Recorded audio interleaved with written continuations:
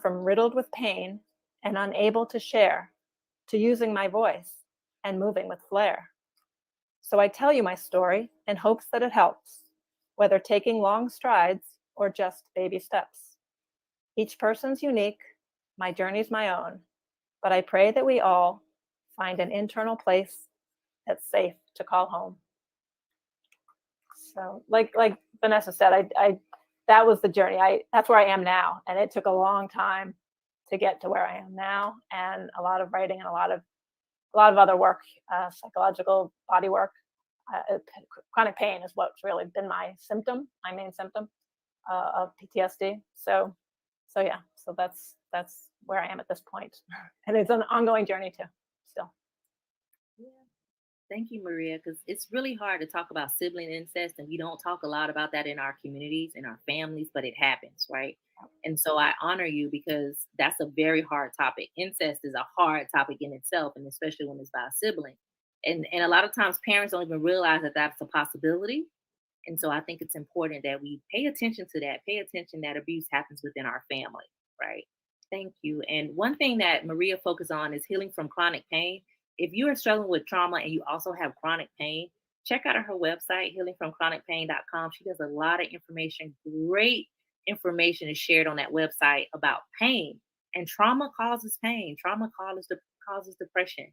It does a lot to us internally. So we really have to heal from it holistically and just get it together. So I think it's important to just check out her information. And you can also invite her out to your organization.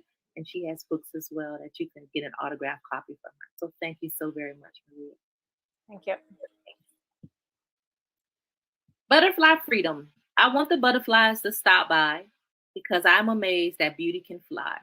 I admire how they transform from a cocoon, then freely bloom.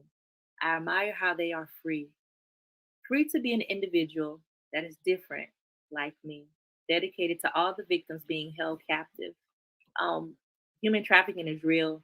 Domestic violence is real. Sexual assault. Even when you're in a family of incest, you feel like you're trapped and you can't get free. You can't get away from that. And so be encouraged that you can turn into the beautiful butterfly. You can get away from the trauma that's in your mind. Just be optimistic. A lot of you see that I use butterflies for everything. Butterflies represent a lot for me in my life. Just transforming. I did feel like I was in a cocoon, and now I feel like I'm a beautiful butterfly and I'm flying free. So freedom is available. There is an opportunity for us to get to the next level and actually heal. All right, Tara Rivers is up next. It is your turn, beautiful. Hello, everyone.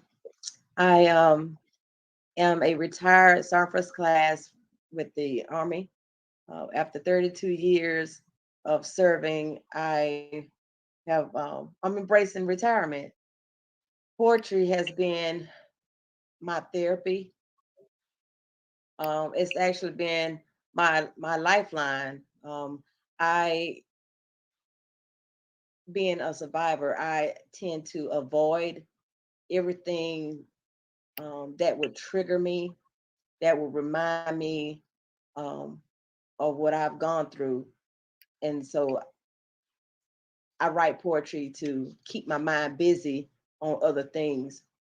And this is the first time that I've actually wrote a poem that actually addresses my abuse.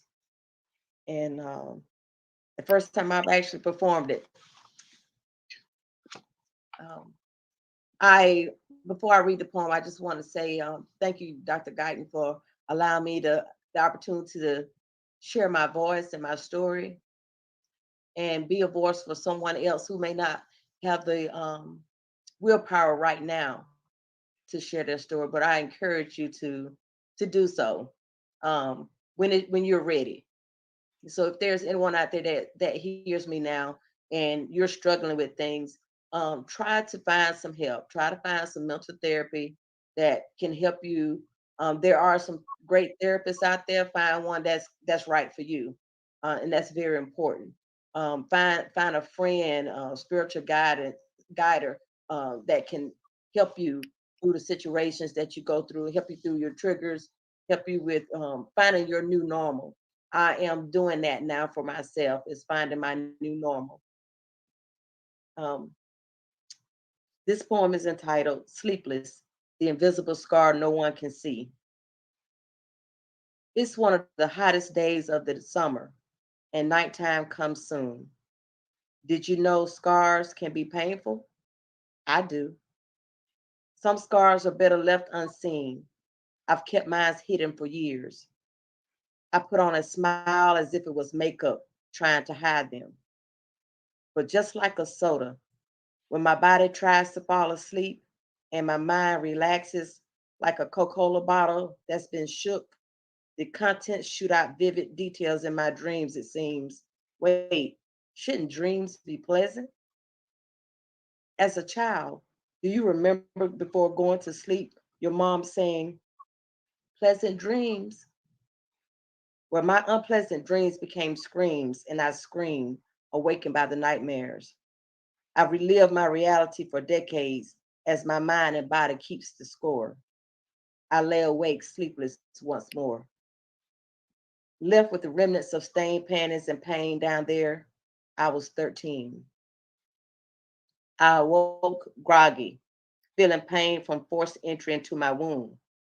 Now I could never offer virginity to my future groom. Stolen was my power and ability to consciously and freely give my consent. In a daze, not quite sure what had happened to me, I'm somehow imprisoned by this reality. After, afraid of what, afraid that I would not be believed but blamed, so I blamed me. I was only a child forced to live my reality in silence. I felt powerless and dirty. He was an adult. Who would believe me? My innocence shattered and my silence gave wings to the perpetrator to escape like a thief. Now I'm afraid to fall asleep. My mind on replay wondering would it ever happen if I was awake?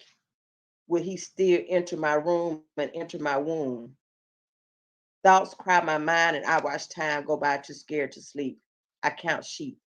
Now it's daylight and I still can't sleep. Ashamed, I blamed me. Fear silenced me.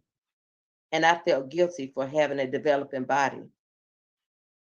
Now scarred and sleepless, I lay awake watching the door, listening to the nighttime noise that doesn't lull me, still sleepless. God, please just make it go away. I cried silently. As the days become weeks, the weeks become months, and the months become years, the tears kept coming. And now I'm 23. Footloose and fancy free, I'm in the military. You see, now I thought I was skilled to protect me. No one would ever again hurt me.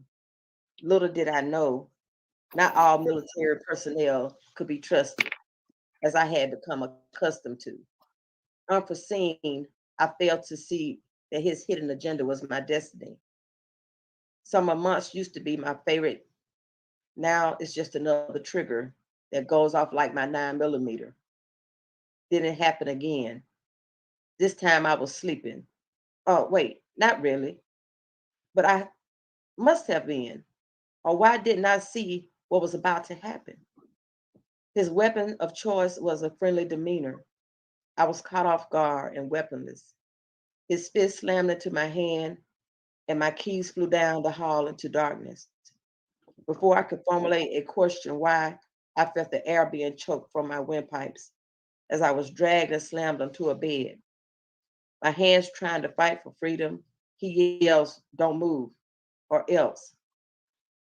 God, please let me wake up from this nightmare.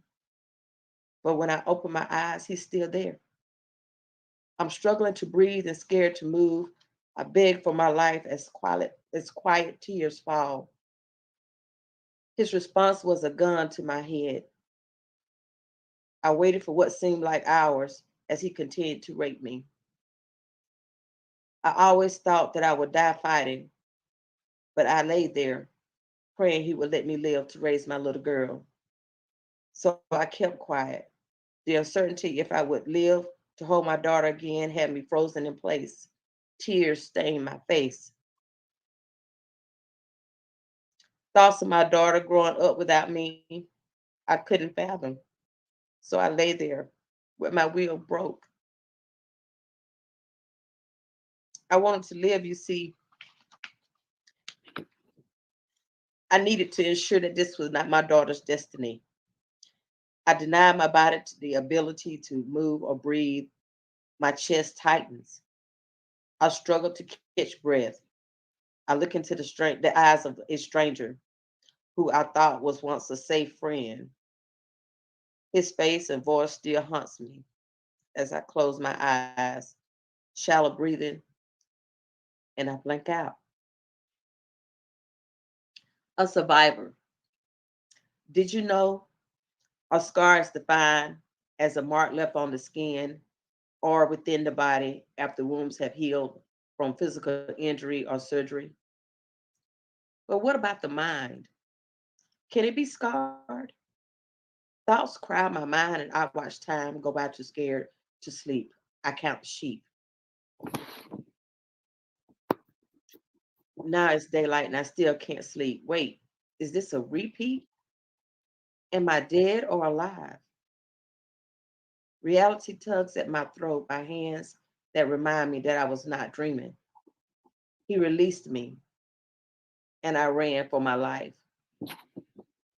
not looking back, just in case he changed his mind. If I die, I would die running, running towards freedom and what will eventually become my new normal. But my life really isn't as normal as it might appear.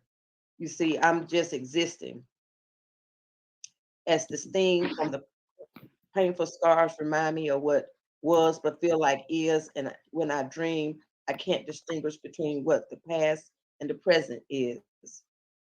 My body keeps the score and my mind the triggers. It is one of the hottest days of the summer. Nighttime comes soon and I'm sleepless. So I hide behind the four walls of my room with locked doors, searching for my new normal, while the invisible scar no one can see waits.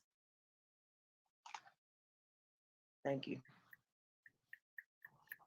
I am so proud of you. Oh man, like I'm saying that you ain't gonna make me cry because my makeup on, you gonna make me cry.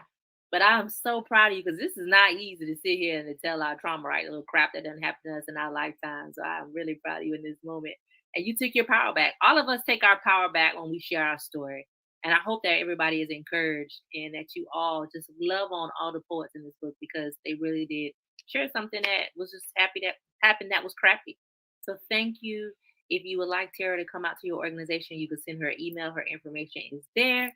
She is an amazing victim advocate. That's how I met her. And a lot of times, a lot of us are victim advocates and we've been through trauma, right? And so we help other people. And she's one of those that help so many soldiers and civilians and family members on a day-to-day basis. So I thank you and I honor each and every one of you. And thank you all for y'all, just your nice comments. It makes us feel so good that you're here and that you're commenting and that you're supporting the poets that are here with you tonight. And like I said at the beginning, some poets are not here because some are in hiding, some had to change their identity, some had other things that they had to do today, but some of them cannot even be able to, not even ready to recite publicly.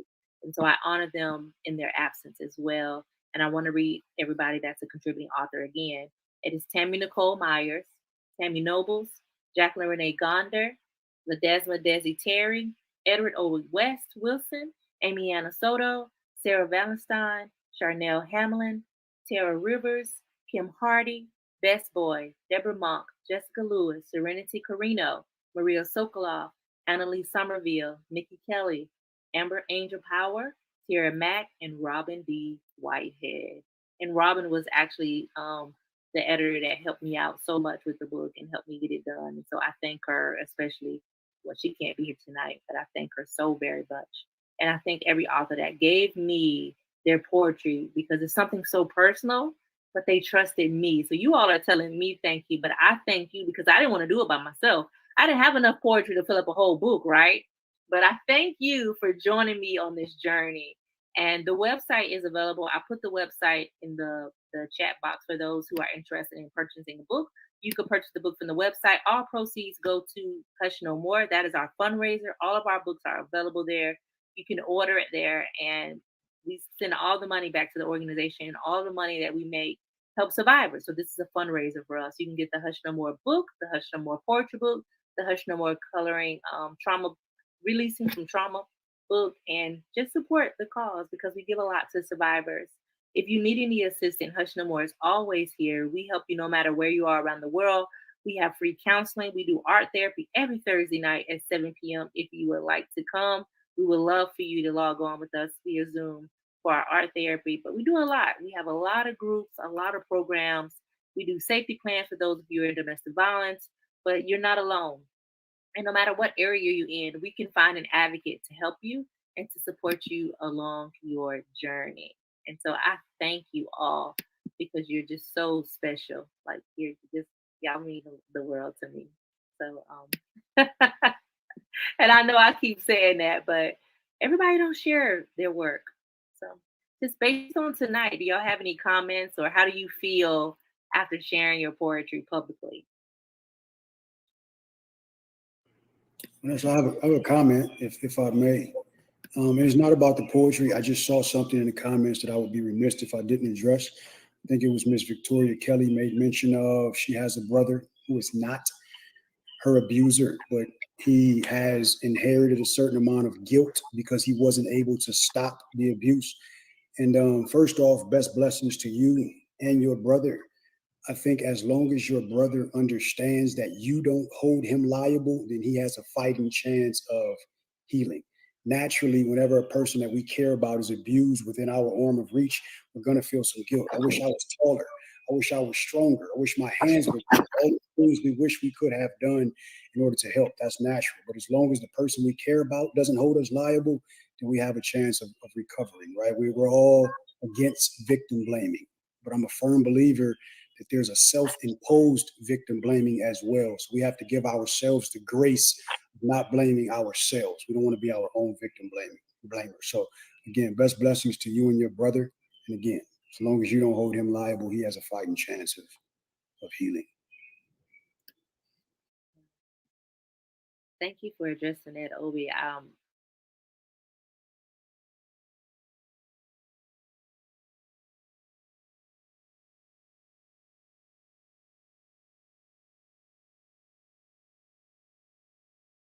I've had some family members that said, "Why didn't I tell them?" And actually got mad. I didn't even tell my parents. So it's hard, and our family they are affected by what we go through sometimes. So it's something really to consider. So I thank all of you. Joy, I have the website. When you go to our website, the Hush No More website, if you're on your phone, you might have to scroll down to get to the bar, to the section that says shop. But it's on our website, and I also put the link so that you all can be able to go. And this video is recorded. It is on my personal Facebook page, the Hush No More page, and it's also on our YouTube page. So you can share it, and you'll also be able to listen to it on our Hush No More Champions podcast that is available on all streaming platforms. We would love for you all to follow us on our podcast. If you would like to be on our podcast and to share your story, you can go to the Hush No More website, click on podcast, and fill out the application and let me know. Several of the poets have already been on our podcast before because I am big on sharing the stories of survivor because it takes awareness and knowledge to heal. That's what leads to prevention. People need to know what's going on. So if you would like to be on our podcast, you can go to our podcast link and fill it out and follow us. And you can also join Hush No More Champions. That is a small group, which I'm hoping that it grows, of individuals who want to champion for others, who wants to just learn how to be there for other survivors as they're moving forward. Right? Does anybody else have any last comments before we get out of here? I would just like to say thank you to everyone for your comments in the chat box. I appreciate those. And I hope that something that I said um,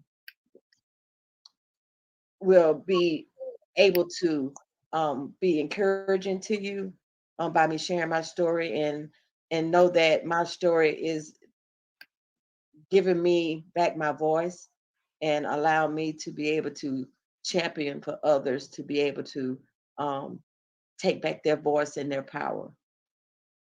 Thank you. Thank you. It's the scariest thing to share. Well, boy, it is so freeing. Like, it feels better. It's hard to do it, right? Every time I share my story, it's hard. Don't think that it's just easy for me and I could just get up there and talk. It's hard. I always pray. We prayed before we started today. So I believe in praying before I share my story, but it's not easy, So thank you all for taking your power back. It means a lot.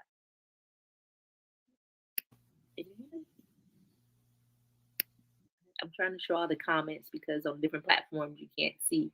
So I'm hoping that I'm getting all your comments. So thank you all. It means a lot. So Hush No More, you can reach us at hushnomore.org. You can go to our website, look at all the events that we're doing, all the resources that we have available, and reach out to us. We're also can be found available on all social media platforms. It's Hush No More Now on Instagram. It's Hush No More Movement on Facebook, and it's Hush No More on Twitter. So you can find us there. You can follow us all on social media. We would love to keep in contact with you. And we have a lot of events coming up. Right now, we are focused on more healing things because healing is how we get to the next level, right? It is so important that we do that together. And so we have a Freedom and Releasing Retreat in Niagara Falls. If you are in New York or anywhere in the country, we would love for you all to join us. We are going to have meditation, a butterfly release, a lot of workshops that is going to be taking place. And we're also the second day going to Canada. If you have a passport, or you don't have to go to Canada if you don't want to. We're going shopping, or you can stay in New York, stay on the United States side of the falls, or go to church. We also have a church that you can attend. And so that is August 13th through the 14th. August the 6th, we have a pet day, a picture pet day for the family, and a back to school bash. We are raising money for individuals with trauma who have service animals. And we're also giving money to other organizations that help survivors that have service animals, because we know that service animals help you when you have some type of trauma, when you're sexually assaulted. You have PTSD, we love service animals. They help. Like some of you have met Bear. And so we are raising money and helping kids as they go back to school and being able to talk to them about protecting themselves. So that is August the 6th in Columbia, South Carolina. July 4th, we have a team here called Fireflies. That is a professional baseball team in Columbia. And Hush No More is the nonprofit of the game. And so we have our own section. The tickets are only $10. We'll be there raising awareness and have a beautiful day. So if you are in South Carolina, you have nothing to do 4th of July, come out to the fireworks show. Come out and support. I have the link on our website, and I'll also share the link in the comments if you want to come out to the firefighter thing. It's a great event, and you can bring your kids, and it's 4th of July. So you can come out and hang out with us. And then October 15th is our annual domestic violence walk. Man, we are getting ready for it. It is going to be amazing. We are expecting about 2,000 people this year. It is going to be huge. It is in Columbia, South Carolina at Riverfront Park, where we are going to focus on healing and meditation. We are doing a survivor tribute to Officer Barr, who was a police officer that was killed in a domestic violence incident. We are doing a butterfly release to survivors. It's a kid family event. We'll have food, vendors, bounce houses, face and body painting. It is just going to be a great day to come out and walk in honor of domestic violence, and especially if you're a survivor, and bring your children so we could talk about it so that they even know what it is, because teen dating violence is real. And look in your communities for the different events that are going on and support them. There's a lot of things that are going on that you can come out and raise awareness. So we would love to see you.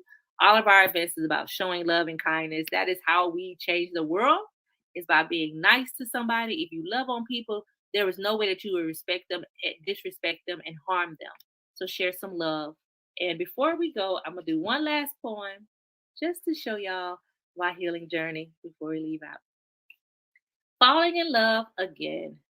After years of protecting my heart and not believing in love, I've met someone who makes me feel like I am floating above the pain, hurt, and strife, which is interesting because it's changing my life. I never thought I would love anymore, but his spirit has opened the door. I feel like a giddy girl the first time a cute boy rocked my world. I am smiling from ear to ear like I want to do a high school cheer. I hope he values the journey we are about to embark and gently handles my heart. I'm going to experience falling in love again, surrendering my heart, and creating a new start. Dedicated to survivors to let you know that there is hope to fall in love again and that everybody out there is not to harm you, but there's some amazing people that just want to love you. Okay. So, peace and blessings to you all. Thank you so much for joining us. It is so today. Anybody want to know about the world's largest customer? I can't hear you all. Anybody want to learn about the world's largest customer? Right? Anybody know who is the world's largest customer? The who? I can't hear y'all. Why? Because they spend over $7 trillion a year. My name is Hamza Sabri. I'm the CEO of Global Connects. We are the world-class government contracting consulting firm where we engage with small businesses and create a bridge for you to cross over into the government world, knowing how to do business in the public sector. Anybody want to learn how to do business in the public sector? Say, let's go. I can't hear y'all. Are we woke? All right. So, the world's largest customer spends over $7 trillion a year, and 23% of it has to be set aside for small businesses. This is a law that's mandated under the Federal Acquisition Regulations. What is the Federal Acquisition Regulations, as I like to call the FAR? My saying is, if you understand the FAR, you will go far in government contracting.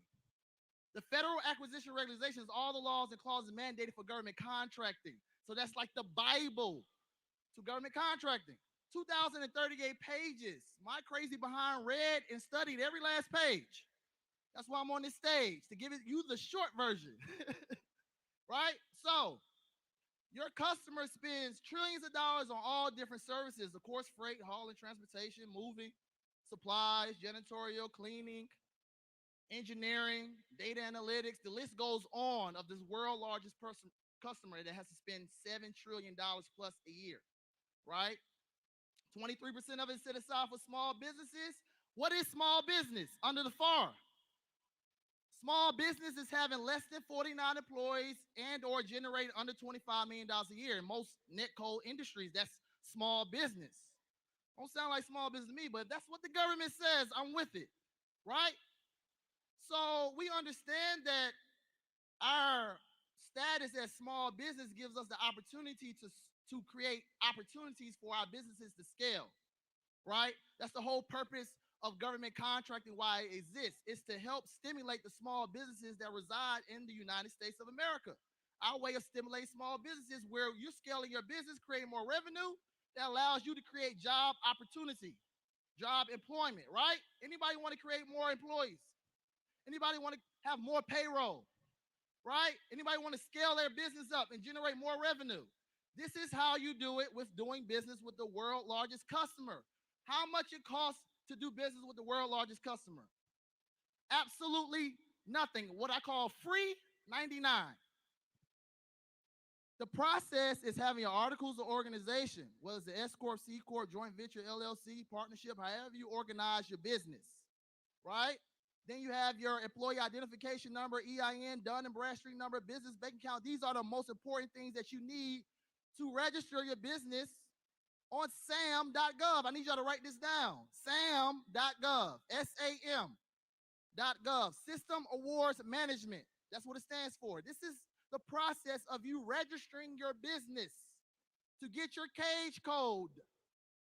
Your cage code can only be issued by the government, a specific agency, actually, which is called DLA, Defense Logistics Agency. This is the agency that issues you out your cage code as a database for you to be able to do business on a federal level. Once you fill out this process, it takes about 10 business days for you to get that email saying, congratulations, you are now a federal contractor. Anybody want to get an email like that? Let me hear you say, we global. I can't hear you. All right, so fun facts and data, 93% of government contracts go to companies that are actively marketing. Do I need to say that again? I might need y'all to write this down too, please. 93% of government contracts go to companies that are actively marketing. The next question should be, well, Hamza, how do you market your business to the government? All right. Capability statement. What is a capability statement? It's a statement of your capability. You're stating what you're capable of doing with your business. You're articulating your strengths, your core competencies, your differentiators, what sets you away from the other competition, your values, your team members, your past performance, your ongoing performance, and all of your social economical status, aka certifications, such as women-owned business, veteran-owned business, minority-owned business, disadvantaged business enterprise, maybe hub zone certification, AA certification, right? You're marketing your business all on one page, this capability statement. It should be on one page, not 2 pages, not 3 pages, not front and back. One page. That means that it needs to have micro content, right, with macro impact. Do y'all understand that? That's important to be able to articulate your business very well on one page to where that for contracting officer or government agency or procurement officers looking at your capability statement, they understand exactly what you can do. And we're not going to lead our business with certifications. We're going to lead our business with actual niche, our actual service. For example, we're not coming in and saying, hey, I am a woman-owned business. That is not a business. Your service, your products, your goods that you offer, that is your business. That is what you're selling. That is what you're presenting to your customer. Your certifications is like icing on the cake. It creates you more opportunities as a set aside. So you have opportunity that's set aside for only women-owned businesses, which means that government agencies can only do business with this particular contract for women-owned businesses. If it's set aside for minority-owned business, it's the same thing. Disadvantaged business enterprise, veteran-owned business, disabled veteran-owned business. These are all particularly set aside that creates more opportunities for your group. Do you all understand that? All right. So now we understand how to market our business to the world's largest customer through a capability statement. You know, in the private sector, non-government agencies, you know, marketing is billboard, banners, commercials, Facebook ads, Instagram ads. It's a lot of overhead. It's expense. I just show you the most minute, cheapest way of marketing to the world's largest customer is through a Microsoft Word document you created, like a job resume, it's a business resume. So you're saving actual money when you're actually just focusing on this one particular customer that all you have to do is secure one contract and change your life. This is the power of doing business with the world's largest customer. So now we understand the capability statement side, marketing, and things of that nature. Let's get to some more fun facts and data. Write this down. 76% of government contracts have 5 or less competitors. 76% of government contracts that get awarded, 5 or less companies were competing for it.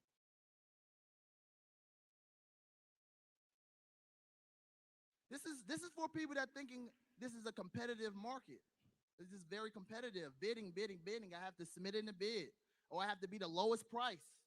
No, your price can be so low you scared the customer away. That's not the evaluation of who's the cheapest price. It's who presents the best value to the customer.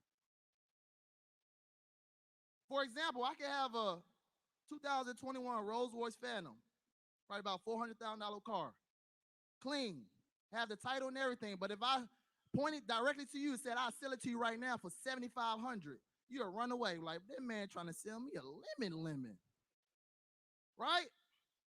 So it's the best value you want to present to your customer because that's what they want to purchase off of: honesty, integrity, and smart work. That's how we operate. That's how you stay in business. That's how you get business. That's how you never go out of business, when you operate off those 3 principles. All right? Do you all agree? Honesty, integrity, and smart work. Within the Federal Acquisition Regulation, they speak on this. Companies of good character and having integrity and having honor. Because the government don't know who you are. They just know what you submit in. So make sure your paperwork is on point. T's crossed, I's dotted. When you're doing business with the world's largest customer, we are signing those contracts, proposals with blue ink. Why?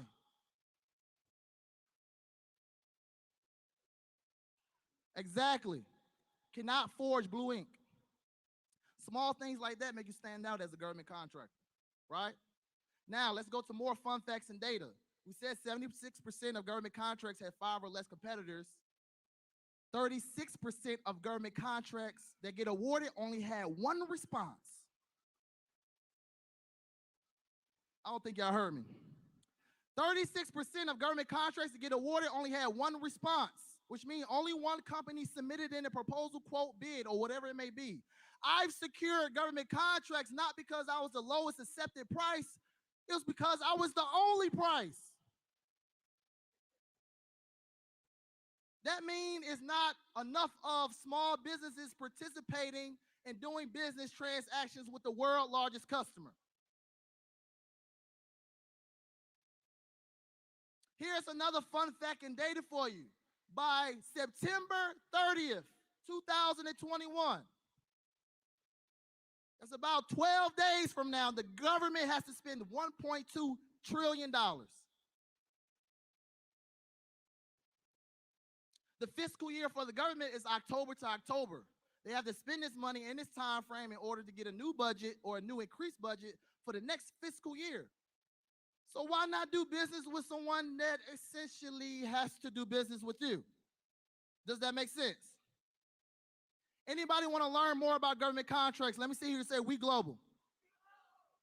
Text this right now to this number right now. I want to text we global to 404-737-1503. Guess what you have access to once you text that to that number? You have access to an awesome bundle pack. You get how to win in your own city, how to secure government contracts in your own city, the ebook, and also in chapter 3, it breaks down how to secure no bid contracts in your own city. And you can actually wash, rinse, repeat this same method in any city, county, state, cross this map. Also, in that ebook, you get a bonus 3-hour webinar, me breaking down the ebook to a T. Last but not least, you also get the world-class bid workbook that allows you how to dissect a contract, do bid analysis, be organized, knowing exactly how to pull all the important things out of 100, 200, 300 page solicitation. It's a lot of reading. So we use the bid workbook. You can all get that together when you text we global to 404-737-1503. I also offer a 5-day boot camp, live training, virtual, where I teach you all the ins and outs of how to procure government contracts. Because that is the most important part, is knowing how to aggregate the important information to write the effective proposals, effective bids, and effective quotes.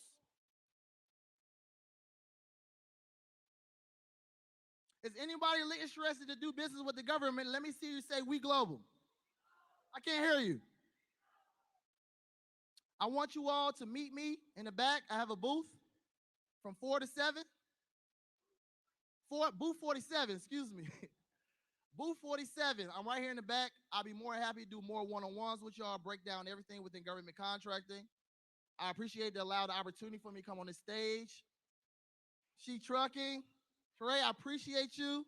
Thank you so much for allowing me to come on your stage. Once again, my name is Hamza Sabri, CEO of Global Connects, world-class government contracting firm. Y'all have a great day.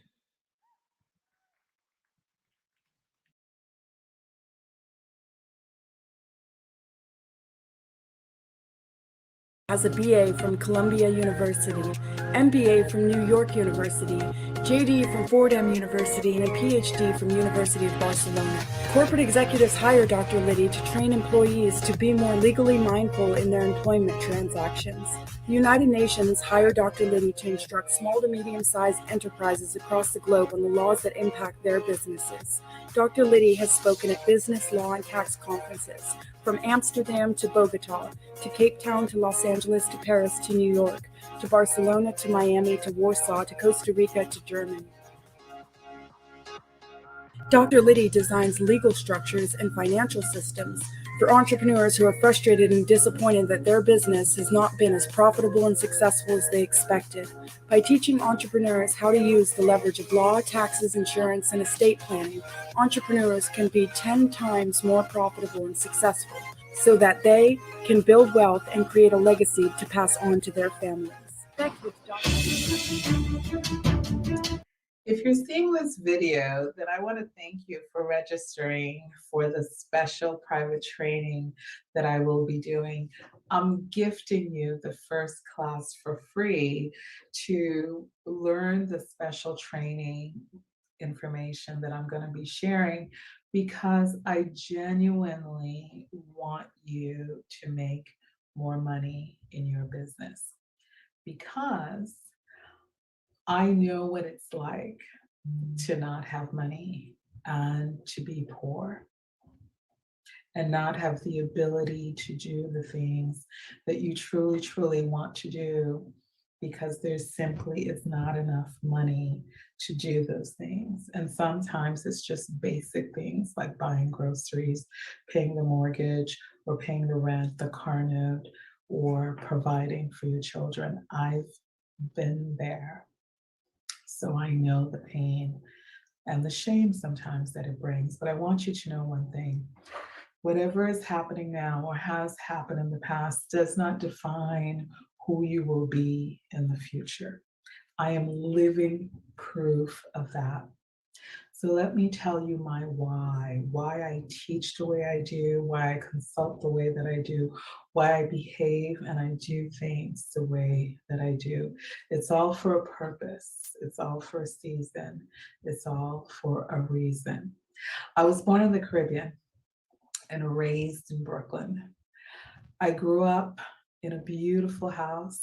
My dad was a business attorney who helped all the small businesses in the community, from the flower shop owner to the gentleman who owned the meat shop, to the dry cleaners, to the small grocery store owner, to the ladies that owned the clothing store. So I am familiar with small businesses at a very young age, because my dad would advise them and give them legal guidance, give them financial guidance, and they would meet at our house.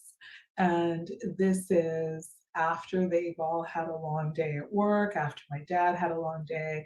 I come from school, and I know at 6:30, people would start arriving on the front porch to ask my dad questions that they had in their business that they knew without a doubt he would answer for them. And he wouldn't charge them because he knew that they were struggling. So it was always free, but he would always ask for someone to give a donation if they could, and just put it in the box as they were leaving. And every Sunday morning, he would take that box to the church, because he was an Episcopalian priest. And from that box, he would give to the community in terms of people that were in the church that would come to him and ask for a little special help to pay bills and things along those lines. So I've seen the power of what my dad would call each one teach one and each one save one. I saw it firsthand up until the age I was about 9. And then my dad never came home one day. And we looked for him. We simply couldn't find him. And weeks went by, and my mom could not pay the cost of running a house, the mortgage, the light, the water bill. She was a mathematician and an artist, but she simply could not make that much money to keep things going without my dad's income. And we lost the house. And for me, it wasn't the loss of the house so much, but it was the safety that the house brought to me. So we stayed with family for a little while. We stayed with friends for a little while, and we back and forth between family and friends. But there comes a point in time that she stopped asking family and friends, because it was uncomfortable to have that conversation, because she knew it was a stretch for them. and we wound up in shelters. So I grew up in shelters in New York City from the age of 9 to the age of 16. So I say that because I want you to know where I'm from, why I do the things that I do, and why I do the things that I do. So in the shelter, it was not a good experience. But I tell you what, in the shelters, there was a sense of camaraderie, a sense of we hold each other up, we look out for each other. There are also some bad things going on in the shelter. I do not want to imply that it was wonderful, but it was what it was at the moment. And I was a sad little girl. But one day I saw a movie, The Wizard of Oz, and I was so excited. It was perhaps the most powerful movie I had ever seen. Oh my God, I sang along, and I still to this day sing that song, right? You guys know this song. Somewhere over the rainbow, way up high, there's a land that I've heard of once in a lullaby. Somewhere where the rainbow skies are blue, and the dreams that you dare to dream really do come true. I love that song. I love the Good Witch Glenda. I wanted to be the Good Witch Glenda. And I just knew from watching that song that things would be different for me one day. But the reality is, I was a little girl. I didn't have wealthy people in my life. I didn't have mentors in my life. I didn't have coaches in my life. I just had my little prayers, my do good, my mom, and the hope and a dream that one day things would change. And one day they did. I got a full scholarship to Columbia University, and everything changed from there. The parents, the wealthy parents of the wealthy kids, took a liking to me. They liked the fact that I was always there to answer their questions. I was always there to explain things. I had made sure that their kids got whatever package it was. Sometimes it was envelopes with money. I never took not $1. That was not who I was. My role was to be the way for them to be able to leave things and pass messages back and forth from parent to child, child to parent. I was always there, right? Because that's how I learned my little dollars to be able to buy my toiletries and things like that. And I was happy to serve in that role, that I was a good person that they could rely on. Glenda the Good Witch, right? The same concept remained. Well, those parents took a liking to me. They liked that I worked with honor, that I was trustworthy, and they taught me how to build a business. And the business that we built, the only one that I really knew how to do, was to provide good service like I was doing for them. But they said, what if you did that for families of wealthy families that wanted someone that they could trust with their children, that could teach their children, that could make their children happy, that they were reliable? Could I do that? Yes, I could. And I did that for tons of families in New York, New Jersey, Connecticut, Rhode Island. And then as it grew, I needed help. So I needed more young ladies to do the same thing. So the business grew. And as the business grew, we became so reliable. They told me to charge more, charge the value of what you're doing, not the value of what I think I was, but the value of the service that I was providing them, peace of mind for their most precious thing in the world, their children, that their children had an enjoyable time and they were learning from me. And that was the beauty. We wound up making quite a bit of money, the ladies and I. There was about almost 40 young ladies that were working with us, and we sold that company years later after I graduated to a Swiss company for millions of dollars. Why was that? It wasn't that they wanted our babysitting service. They had that. They had what they call an au pair service, right? What they wanted was the client list that we had, right? The people that we were providing the service to, they wanted to make that entree into the New York, the New Jersey, Connecticut, Rhode Island, Boston families. And we had, or I had, those contact informations and I could recommend. So I want you to see how an idea, right? Just an idea of what I had in terms of doing good, Glenda the Good Witch, resulted in a trust relationship with these parents, resulted in them training me, teaching me, coaching me, mentoring me. And that I wound up from doing that, creating jobs for other people and creating a revenue stream when we sold the business. So I love that, the ability to train. And that's what I'll be doing with you in the special private training that we're going to be doing for cracking the tax code for small businesses. I can't wait to share with you what I know and how powerful that information is going to be. The truth is, the rich have powerful secrets that they teach their kids to do before they even get to college. They teach their kids about money, they teach their kids about taxes, right? Which is what we're going to be learning. They teach their kids about law, they teach their kids about technology, about real estate, about investing, about building businesses, about luxurious vacationing, about creating income streams, about producing intellectual property assets, one of my favorite things. And one thing they never teach them is how for them to be an employee. So I'm looking forward to seeing you on April 5th. And if you guys want to go ahead and purchase your course early, I'm giving a discount of $200. So until March 28th, just before midnight, you can get $200 off of the course. So it's going to be decreased from $997 to $797, but that ends at midnight on March 29th. So go ahead, get your course early, save the $200, and I'm really looking forward to training you and coaching you and guiding you with all the knowledge that I've learned over the years.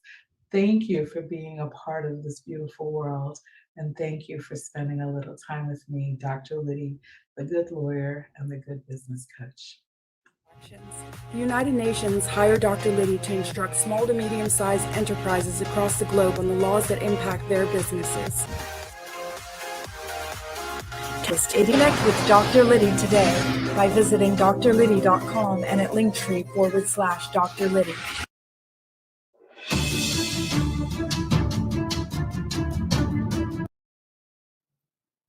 Good evening and welcome to the Speakeasy Podcast. I am your host, Constance Woolard, and this evening we have a phenomenal guest here with us. We have with us Dr. Sandra Wall-Williams, career strategist, an expert, leadership consultant, and she's coming to us this evening to share some information that many of us could benefit from or can benefit from and can use. I am recording live from the beautiful Des Moines, Iowa this evening. So Iowa is in the house and being represented here at the Speakeasy. So without further ado, I am going to bring Dr. Sandra Wall to the stage. And hello. Hello, Constance. How are you? I am fabulous. How about yourself? I'm doing great. Thank you. Great. So Dr. Sandra Wall, I know you are coming to us from North Carolina. Yes, ma'am. Okay, but tell the listening audience who Dr. Sandra Wall-Williams is. Now, I read your bio, and the term I've labeled you is heavy hitter. Oh, my goodness. Okay? Yes, heavy ma'am. hitter. So come and share with the listening audience who you are. Thank you so much. And again, thank you, Constance, for having me here on your podcast. I'm so excited to be with you and your audience tonight. I love talking about moving forward in your career. And so, as Constance said, my name is Dr. Sandra Wall-Williams. Wall is actually my middle name. And I am from Raleigh, North Carolina, lived in North Carolina all of my life. And I work with women, mostly women of color, to break through the barriers that they have in order to move up in their career. So I also help them to gain clarity so that they will know what direction they want to move forward in their career. So I call myself a career strategist because I help you create those strategies to be able to move forward in your career. Okay, wonderful. Now, I was reading your bio and I see that you are an elder in the Full Gospel Baptist Church. Now, come on, talk to me about that. Yes, ma'am, I am. I am an ordained elder in the Full Gospel Baptist Church Fellowship International. And so I am also, of course, I'm an elder there, elder in my church. And at my church, I am responsible for Christian education and all the people ministries. I'm the director of all the people ministries like women's ministry, men's ministry, your couples, your singles, your golden agers, those kinds of things. So Christian education and all the people who take Christian education I'm leading those areas in my church as well. Wow. Wow. Okay. I read that. I was like, oh boy. Okay. Yes. Quite impressive. Quite impressive. Now, and you're also a former faculty member or instructor, professor with Chapel Hill. Am I correct? Oh, come on now. I'm a state girl. I stand corrected. I get it right. Now, you know, we're adamant about that in The University of North Carolina. No, North Carolina State University. That's me. Oh, I'm wrong. Wolfpack. They're calling me a real Wolfpack. Okay. All right. Okay. So I'm going to let you tell about that. Okay. Yeah. Anybody that when you know North Carolina, you know that the biggest rivalry in college athletics is North Carolina State University and University of North Carolina. But we all love each other. We all love each other. But yes, I am a faculty member at the North Carolina State University, the College of Education. I'm also a consultant for the College of Engineering. Actually, one of the reasons why I'm a career strategist today is because of some of the things I saw at NC State amongst women who were trying to move forward in their careers. And before I retired, I was a senior vice president for all 58 community colleges in our state. I was over all the technology, the systems, the data, distance learning, all the things that made, the community colleges work that was non-academic. The technology piece of it was my responsibility. And in those two particular positions, I saw where so many women were not able to move up in their careers where they were. They had to move out and then come back in. But I saw there was a lack there. And I saw there wasn't a lot of people who helped others to move forward in their career. There were people who helped you to get jobs, but when you have a career, you want it to be something that you really love and enjoy doing. You want to be able to get out of bed every morning and really love that. So that's one of those two jobs together kind of really made me want to, when I retired, go down in that road of being a career strategist. Excellent, excellent. And so the community college system, to me, I feel is just so important. Ooh. I just feel that so many people get that good foundation that they maybe missed in high school, a bit of it, and they have a chance to go to the community colleges and get a stronger, firm foundation before they enter into a 4-year. Mm-hmm. Actually, so I'm sorry, go ahead. Yes, ma'am. So just kind of walk us through, what did you see working with students who are coming in fresh out of high school, or maybe years later returning to the workforce and coming into the community college system? How did that work? What kind of things did you see? Well, North Carolina, a lot of people don't know this, but North Carolina has the third largest community college system in the world. So our community college system in North Carolina is only smaller than Texas and California. And so North Carolina has 58 community colleges. Every citizen in North Carolina is 30 minutes or 30 miles from a system of higher education, whether that's 4-year or 2-year. And so the community colleges in North Carolina are structured just a little bit different. So yes, we have people coming out of high school that want to go straight into community college, and they can go 2 different ways. They can either do a college transfer, which means they'll do their first 2 years at a community college and then transfer to one of the 16 public universities, one of them being NC State, Chapel Hill, as we've talked about earlier, or they can come in and get an associate's degree. Or as you described, Constance, they may have worked for a while and then they'll want to come back and get a different degree or a different career. They come back and they want to gain other credentials so they can do something different. Or it could be continuing education, meaning, I want to learn more what to do with my finances. So we literally help people in every area of their life. I'm a trustee here at Wake Tech Community College. I enjoy being a trustee there. I'm appointed by the Wake County Commissioners as a trustee to Wake Technical Community College. And Wake Technical Community College is the largest community college in North Carolina. And we work with students in every single area of their life. I don't get to work with students per se because I'm a trustee, but the community colleges across our state work with people in every area of their life almost. Wow. Now that is something that I did not know about the state of North Carolina. That is just totally interesting. So it tells me that the system was planned very well. Oh, yes. Where each student is at least 30 minutes away from getting the education, or 30 miles away from what they need to better themselves. Yes, exactly. And so the next question I have, and then we're going to go on to career strategies. Okay. So as far as, they have the availability of the educational centers close by them. What about financial resources? Oh, that's a good one. Well, again, at every institution, whether you're talking about a community college or whether you're talking about a four-year institution, I, have my hands in both of them, there are always people on campus who can help with financial resources. Now you know how you have your normal things like your Pell Grants, your financial aid, those sorts of things. But there are also other types of scholarships that a lot of students don't realize. One thing, I tell students all the time, or not all the time, I tell students that I have, that I have communication with, is that make sure that once you get accepted, in addition to applying for financial aid, like the normal route that we have to do, then also ask them, are there any specific financial aid for African American women? Or for my son, my mother died of a disease called ataxia. And there are specific scholarships for students who are heirs of people who died from that disease. So yeah, I didn't know it either until, I started looking. And so there are a lot of scholarships that may not be a part of the financial aid package, but that's where your research comes in.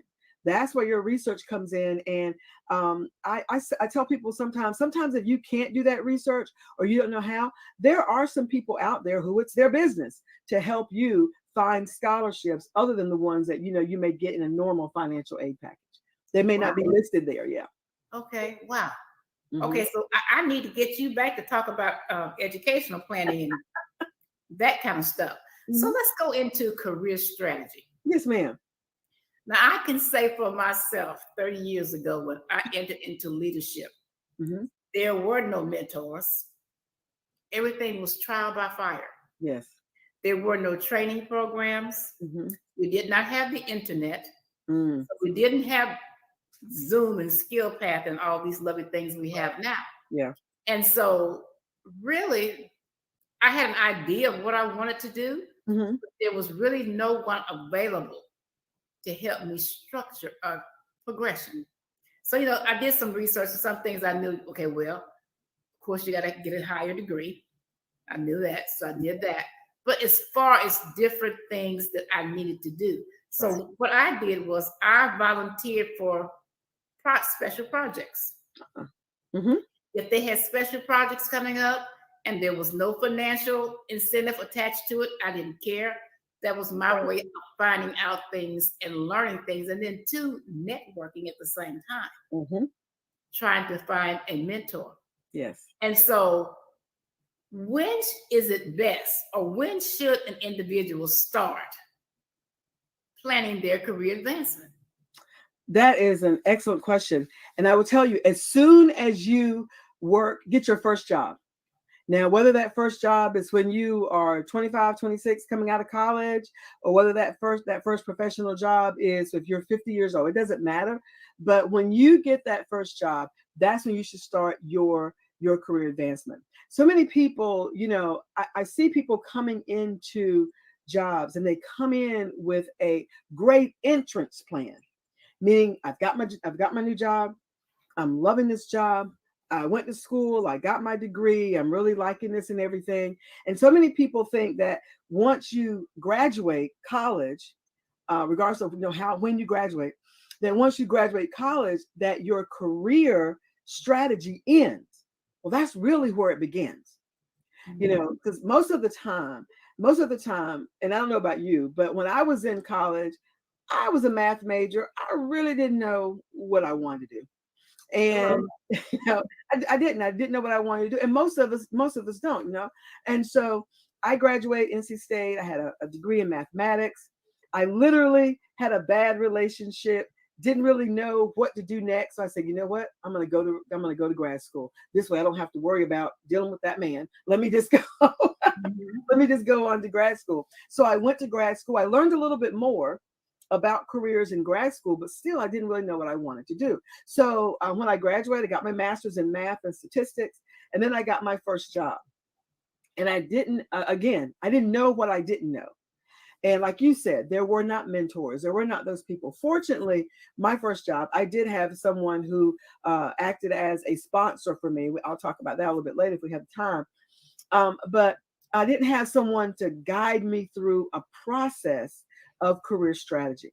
So I tell people today that if you're coming into a job, when you come into the job, one of the first strategies that you should do is you have your entrance plan coming in, but you should also have an exit strategy. You come in with an entrance strategy, learning, growing, knowing everything that you can for that particular job, but your exit strategy helps you to move forward with a career. Your entrance strategy gives you a job and you work that job that you're on.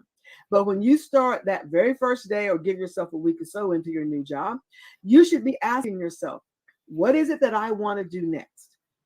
Where do I want to go next? And if it takes you longer, however much time it takes you to do that, and then when you're doing that, you should ask yourself, okay, if my next place that I want to be is manager, whether it's there or whether it's in some other place, what do I need to learn on this job so that I can begin to get the skills, the competencies, whatever it is necessary, that's such that when someone picks up my resume, they'll know that I can do the next job that I want to do. So many times we enter into a job and we do a great job where we are, but we're not preparing ourselves for the next. And so that's what the strategy is all about. Because when you work with a career strategist, then that person helps you not only look at where you are now, but look at where you're going, and then helps you to plan and do some specific things to help you plan out where it is that you want to go next and how you're going to get there. Okay, great. And you're right.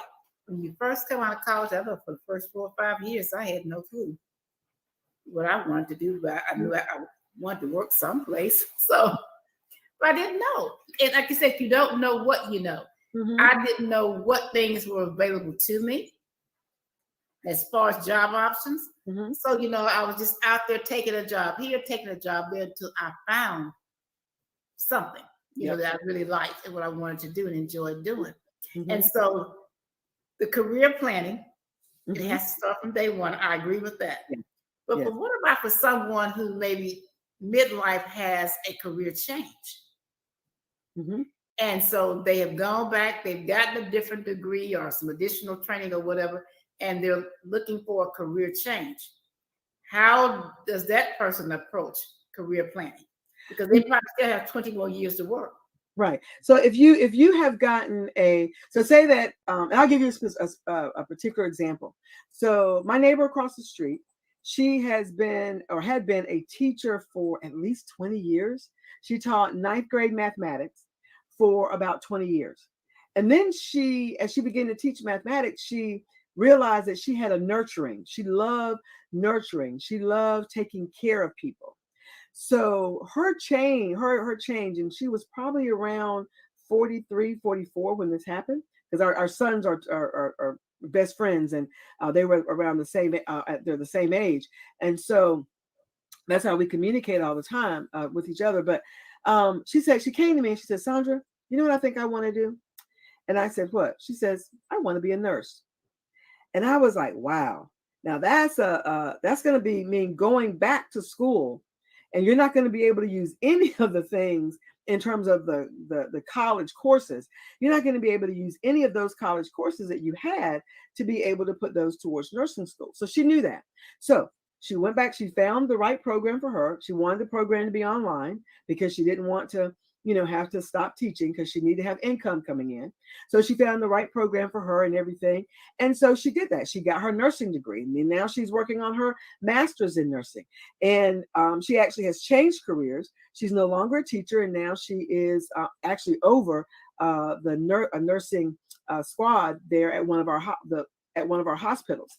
So the thing about it is that when you change careers midlife, you have to, number one, be ready to determine, do I need to go back to school? Do I need to get certain certifications? Or questions that you have to ask yourself.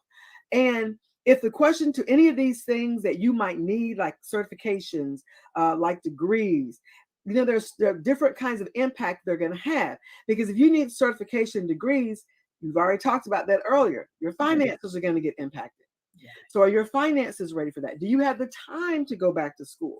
Does going back to school or going whatever kind of education it is, how is that going to impact your family? You got to put all of that into consideration because you don't want to start down a path that you're not going to finish. Okay. And so you got to take all that into consideration. So if you're midlife, when I say midlife, because I'm past midlife, I'm 59. So I'm on the other side of midlife, right? And so when you get to that point, you really have to ask yourself, not do I just want to change careers, but how is making this change going to impact every other area of my life? And if it's a positive thing and you're ready to do it, then move forward, take the classes, get the degree, that sort of thing. And then everything else that we've talked about earlier still holds. When you when you make that change, like my friend, she made that change into nursing. She knew she did not want to be a floor nurse forever. Nothing wrong with that, but she knew that's not where she wanted to stay.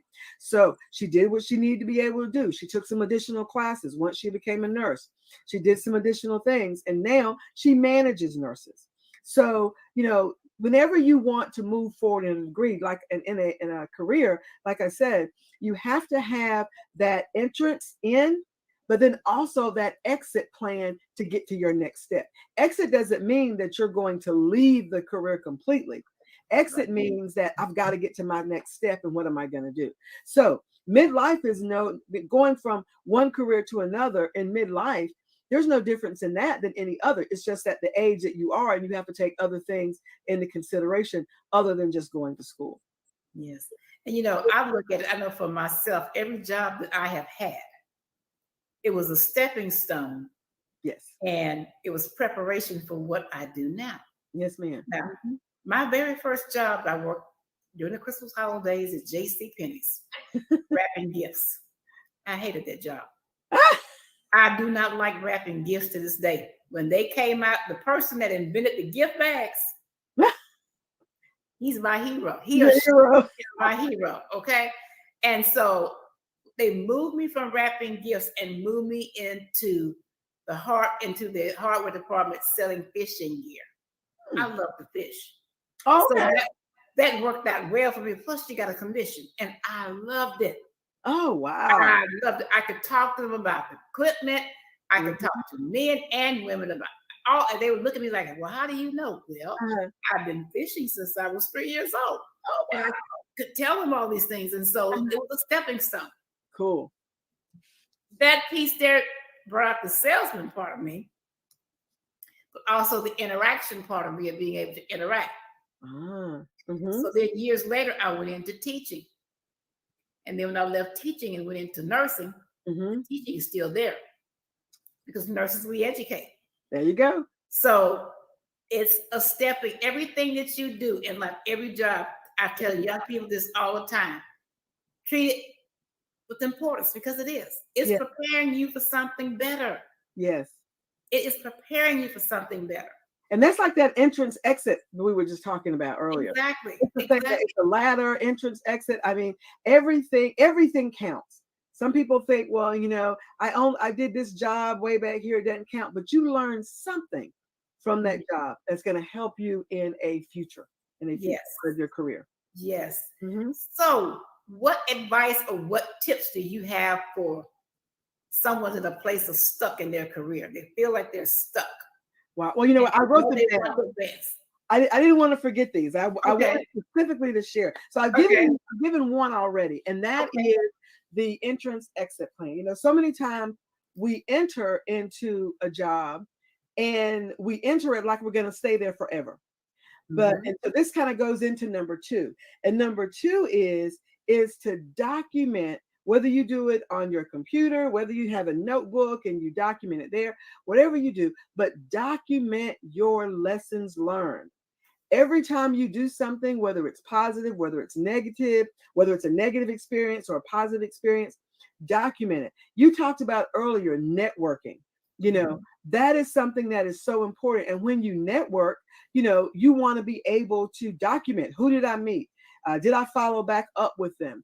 Those sorts of things. So part of your entrance into a job, and then your exit strategy to move to your next level would be to document your lessons learned, document your struggles, document your experiences, document everything that you're doing so that you're preparing yourself for the next job. Now, another one that I would leave is that I had when I was the senior vice president, the chief information officer reported to me. That's the guy that's over, you know, a person. I shouldn't say guy, but it was a guy that reported to me. But that gentleman that reported to me, he was over the different aspects of the technology. So when you're at that level, I always interviewed them, and I took had my hands in their hiring. And the one question that the one question I would always ask someone is, what would make you leave this position? Because I need to know. You're at a very high level and you're reporting to a senior vice president. I need to know, if you leave, then that's going to leave a big hole for me. It's going to take a whole lot of time to hire someone. So I want to know, what would make you leave? And so this is I guess I'm on number 3 now, is that when you're giving more to the job than the job is giving to you, then it's time for you to go. It's time for you to look for something else. What do I mean by that? Jobs as a part of your career don't just give you money. Jobs as a part of your career give you experiences, give you teaching and learning. They give you possible mentors, possible sponsors. They give you so much. And if you're in a career and you're stuck because you're not getting any of that, then it's time for you to move on to something else. So you want to make sure okay. So you want to make sure that every single day, and I'm serious when I say every day, every single day, you should be learning something in your current job that helps you move on to your next. The next one I would leave with you is about mentors and sponsors. Now, I believe in mentors. As a matter of fact, I'm a professional mentor. What that means is that people pay me to mentor them because of my skills and expertise in my background. And so, but one thing that I found, especially with women, is that women tend to be over mentored and under sponsored. We have people will say they're your mentors. Oh, this person is mentoring me. Oh, this person is mentoring me. But know the difference between a mentor and a sponsor. Now you need both. You need both. So one of the things I will leave again, I think I may be on number 4 now, is that you need both. So have mentors and have sponsors, but remember that mentors talk to you, sponsors talk about you. So your mentors can mentor you about certain areas. You know, it could be your career, it could be some other area in your life, but we'll stick to career. So you can have a mentor that actually works with you in your career. But a sponsor is that person that talks about you when you're not in the room. So, for example, I have sponsors. I mean, I'm 59 years old. I'm at the level now where I sit on corporate boards. Boards pay me, companies pay me to sit on their boards. And so when you get to that level, I sponsor other people, but there were people that sponsored me that were my sponsor that said, you know what, you're looking for a particular person with this particular background. I know the person. Sandra Wall Williams would be an excellent fit for your board. You want to get to the point where people are calling your name and they have influence such that when they say your name to someone for an advancement in your career, or for a board appointment, or for whatever it is, that they have that sort of influence, and they can recommend you, and now your name is up higher. I'm not talking about here just dropping names. You know how sometimes people say, well, Yeah. I know this, but I'm not talking about name dropping. I'm talking about someone that knows your work and know that if they say, okay, I recommend Constance for this job, or Constance for this board chair, or Constance for this, whatever the opportunity is, they know that if they recommend you, then they don't have any doubts that what the kind of job you're going to go in there and do. So that's what a sponsor does. A sponsor already knows your work. A sponsor is more than a mentor, because a sponsor has that kind of influence where they can speak about you, and then you get whatever it is that they're talking about. A mentor can help guide you and support you and those sort of things. And sometimes your mentor and your sponsor may be the same person, but not all the time. So if you are in a company that has a mentorship program, then get in it. There should be no reason why anybody that is in a company that has a mentorship program apply to be in that mentorship program. Yes. I've heard people say, Constance, well, I don't want to do it. There's nobody in there that looks like me. Well, you know what? I have mentors and sponsors that don't look like me at all. Mm-hmm. I had one, and that's good. One of my, because you need diversity there also. One of my, he's a mentor and a sponsor for me. He was one of my bosses. He was the president of the community college system. I talk about him to this day. And I don't talk to him every day. He's not somebody that I talk to every day. But when I was at the community college system before I retired, or before he retired first, he would always have me going places with him. And Constance, I would like, I don't have time. I got work to do. I don't have time to ride with you here or there. And so when he retired, I asked him, why did he do that? And you know what he said to me? He said, I need to mentor you because you don't have an old white male at your table. And that's who you're working with every day. And he's right. Yeah, you're right.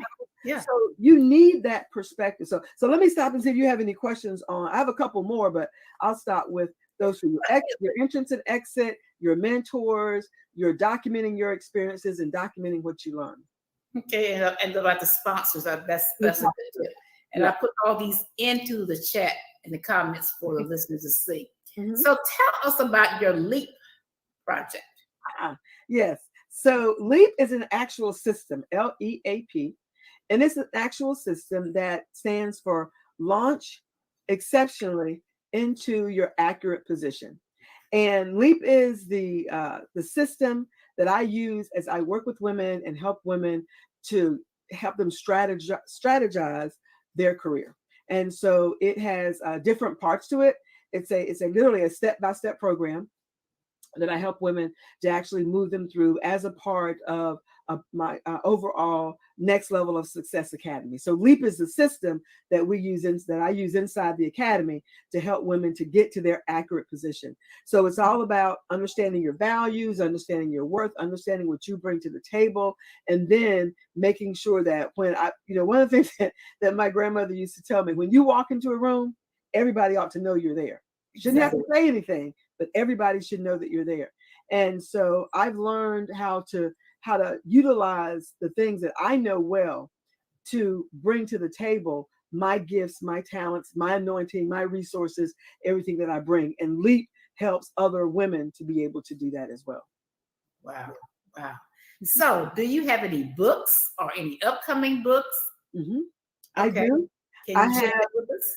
Well, I have a couple of books, and they are all on Amazon. A couple of ones I co-authored.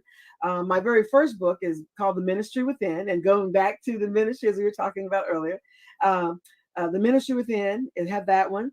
The others are co-authors on leadership, and those are all on Amazon. The Confidence Woman, Women in Vision, those are all that I help to co-author with other amazing authors. I'm working on one right now that is called Black Woman, White Boss. And these are the lessons that I learned from my white bosses as I have moved up. Yeah. Well, I can't wait for that one to be released. And it's the good, the bad, and the ugly. So not Okay. just good things. It's the Oh, good, yeah. the bad, and the ugly. Yeah. Well, we have to give it to them straight. So it That's takes right. the good, the bad, and the ugly to make it work. So yes. Yep. And I Yeah. learned from all three of them. I learned from Yeah. all three of the good, the bad, and the ugly. That all of that made me who I am today. So I get excited about that. Yes, Okay, ma'am. great. Okay, so if anyone wants to reach out to you, Mhm. how would they find you? You can find me on LinkedIn. And on LinkedIn, I'm Dr. Sandra Wall Williams, no hyphen, Sandra Wall Williams. Or you can go on Facebook, it's the same thing.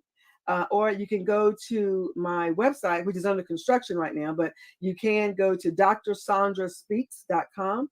That's Dr. Sandra, and Sandra is SAUNDRA, drsandraspeaks.com. And you can put in your name and your email, and you'll get connected to me with that way as well. Okay, and I'll put all this out there so they can have it if they need it. But I'll tell you what, this has just been exciting and it's been very informative to me. Mhm. So I'm sure it has been a benefit for those that's listened today. It's .williams.net or .com. drsandraspeaks.com. Okay. drsandraspeaks.com. Because I'm a speaker as well. I do a lot of speaking. Okay. All right. Well, I have all that out there so people can reach out to you. Yeah. It has been my pleasure having you here today at the Speakeasy. I pray that you will come back and share with us again. Yes, ma'am. Thank you. You are a wealth of information. And that is what my goal is, to provide to my listening audience. Information that can be of a benefit to help them improve themselves and their place in life. Yes, ma'am. So until next Sunday, same time, same place, I thank all of you for coming here and joining us at the Speakeasy podcast today. You could have done anything else, but you chose to come here and to spend the time with us. May God continue to bless you now, tomorrow, and forever. Thank you.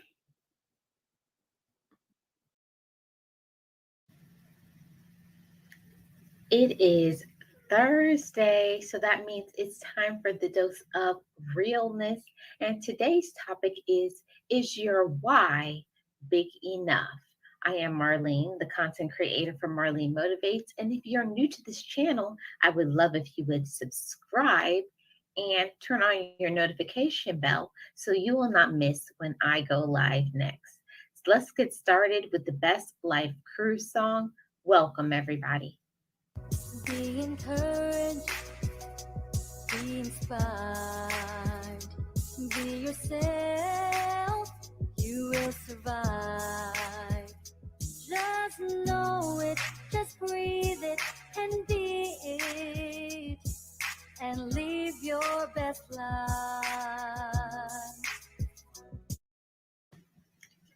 Hi, everyone. I am Marlene. I am the content creator for Marlene Motivates. And on this channel, I talk about positive, motivating, and encouraging videos, inspirational talk, life lessons, story time. And today I have an amazing topic for you all. Today's topic is your why big enough? So, of course, I welcome you to the show. I would love if you could subscribe, like, turn on your notification bell so you won't miss when I go live or upload content. So yes, everyone, today's topic is your why big enough? And I just want to start off by saying thank you so much to all my new subscribers, all of my channel members. I appreciate you all so much. Thank you for being the best part of my channel. Hey, Daily Life with T&E, welcome, welcome, welcome in. I hope you're doing great.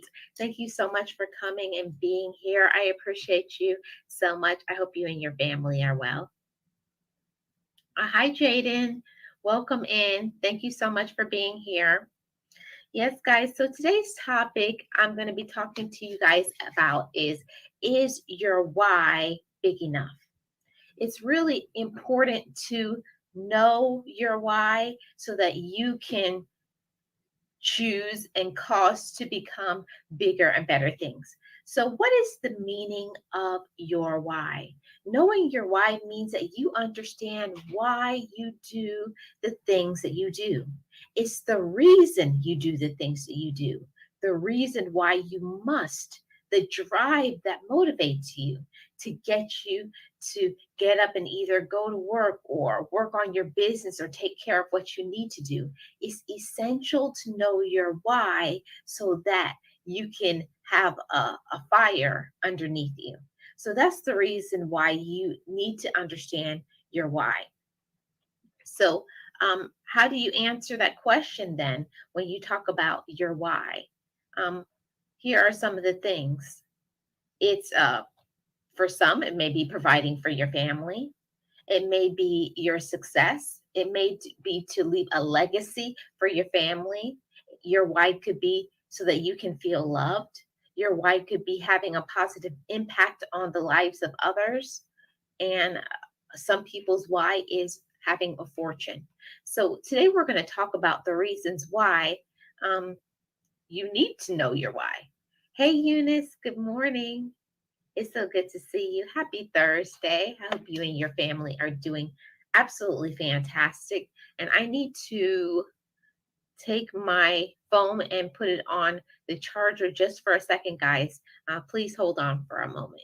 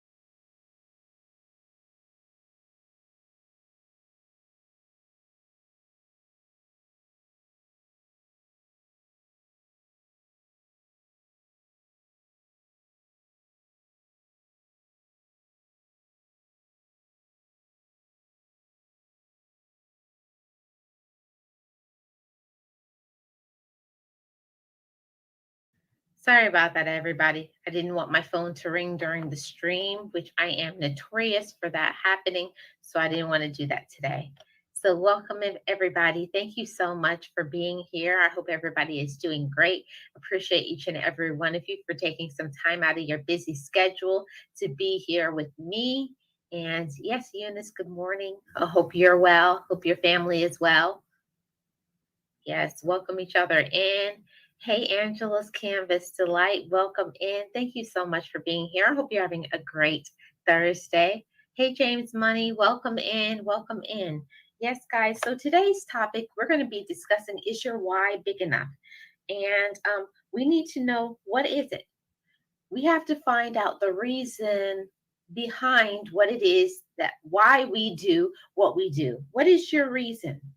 And this would be a good time to have a pencil and a paper, a pen, even maybe a tablet, a notebook, something that you can write down on your paper so that you can jot down and come back to this for future reference.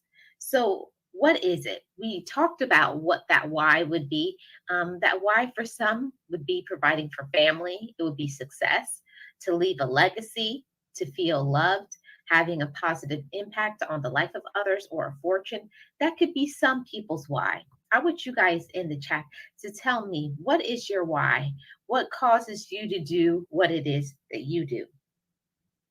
And next, we're going to talk about why it is important to have a why. It's extremely important to have a why, because when you don't have a why, you will just go along with the crowd. You just follow what other people do. You'll follow what other people say. And if something comes along and you get discouraged, then you just give up and give in. See, when your why is strong enough, nothing can stop you and hinder you from your goals. Nothing can stop you when your why is on fire. Your why should make you be on fire that nothing could stop you. It doesn't matter what other people say. It doesn't matter what other people do. It doesn't matter who likes you. It doesn't matter who supports you. It doesn't matter who stabs you in your back. It doesn't matter. It doesn't matter your age, whether you are a young person or you're an older person. Nothing can stop your going towards your success and your goals when you know what your why is, and it should be on fire. And if your why doesn't cause you to be excited, to just be in love with the idea that it wakes you up early in the morning and it keeps you going until you go to bed at night, if you don't have that type of fire, your why isn't big enough. So I want you guys in the chat to tell me, what is your why? Let me go into the chat and see what you guys are saying. Yes, I like this question already. Yes, you got your pen and paper, Angela? Awesome. So Daily Life with T&E says, ensuring my daughter is established for her future. That's a big why. That's a big why. Good one, Daily Life with T&E. Eunice says, family, generational wealth, self-love, gratitude for the gifts that God gives me, and I want to use them to the best of my ability to help myself and others. Well, that's a big why, Eunice. Yes. So you have to be clear about what your why is. And don't compare your why to somebody else, because nobody is not in your shoes. Nobody doesn't know your past experiences, things that you have to be. Your why has to be big enough for you. It has to be something that causes you so much excitement. You have to have so much joy behind doing it. See, a lot of people, they do things, say, for instance, a job, they do it just because I have to do a job in order for me to have somewhere to live. But it's not big enough, because anytime something goes wrong on the job, you just throw in the towel. See, your why has to be big enough for you to want to keep in this for the long haul. This has to have some longevity behind it. It has to be some zest, some oomph, something that gets you so excited that you can't stop talking about it. See, that's when your why is big enough. When your why is big enough, nothing can stop you. There's nothing. There's nobody. You're untouchable, okay? No matter what anybody says, because I have gone through this, that I'll just tell you guys in transparency. But a lot of people around me don't believe in my dreams, but they don't have my why. They don't have my vision. They don't have my story. They don't know what I have been through. See, that's my why. My why is big enough because I have a backstory. I have something to grow into. See, I can see the light at the end of the tunnel, whereas they can't, because they're not me. They don't have my story.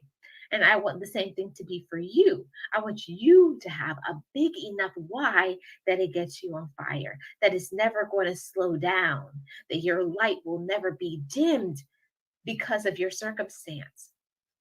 See, a lot of times we allow our life to dim our light and to cause us to slow down in our goals. And that's because your why is not big enough. You got to have something that you can see yourself growing and blossoming into. You got to see some prosperity and some progress. You know, you got to see your joy raise. You got to see your mind get elevated. You got to see yourself in the future doing and being better. See, that's when your why is big enough. Your why shouldn't be having you to see this little small thing, or have you backed into a corner, making you feel I have no other choices. This is all I can do. Your why should cause you to blossom. It should cause you to mature. It should cause you to look at yourself in the future and be encouraged by that. See, that's when your why is big enough, is you can encourage your own self. And I thought that was awesome to think about.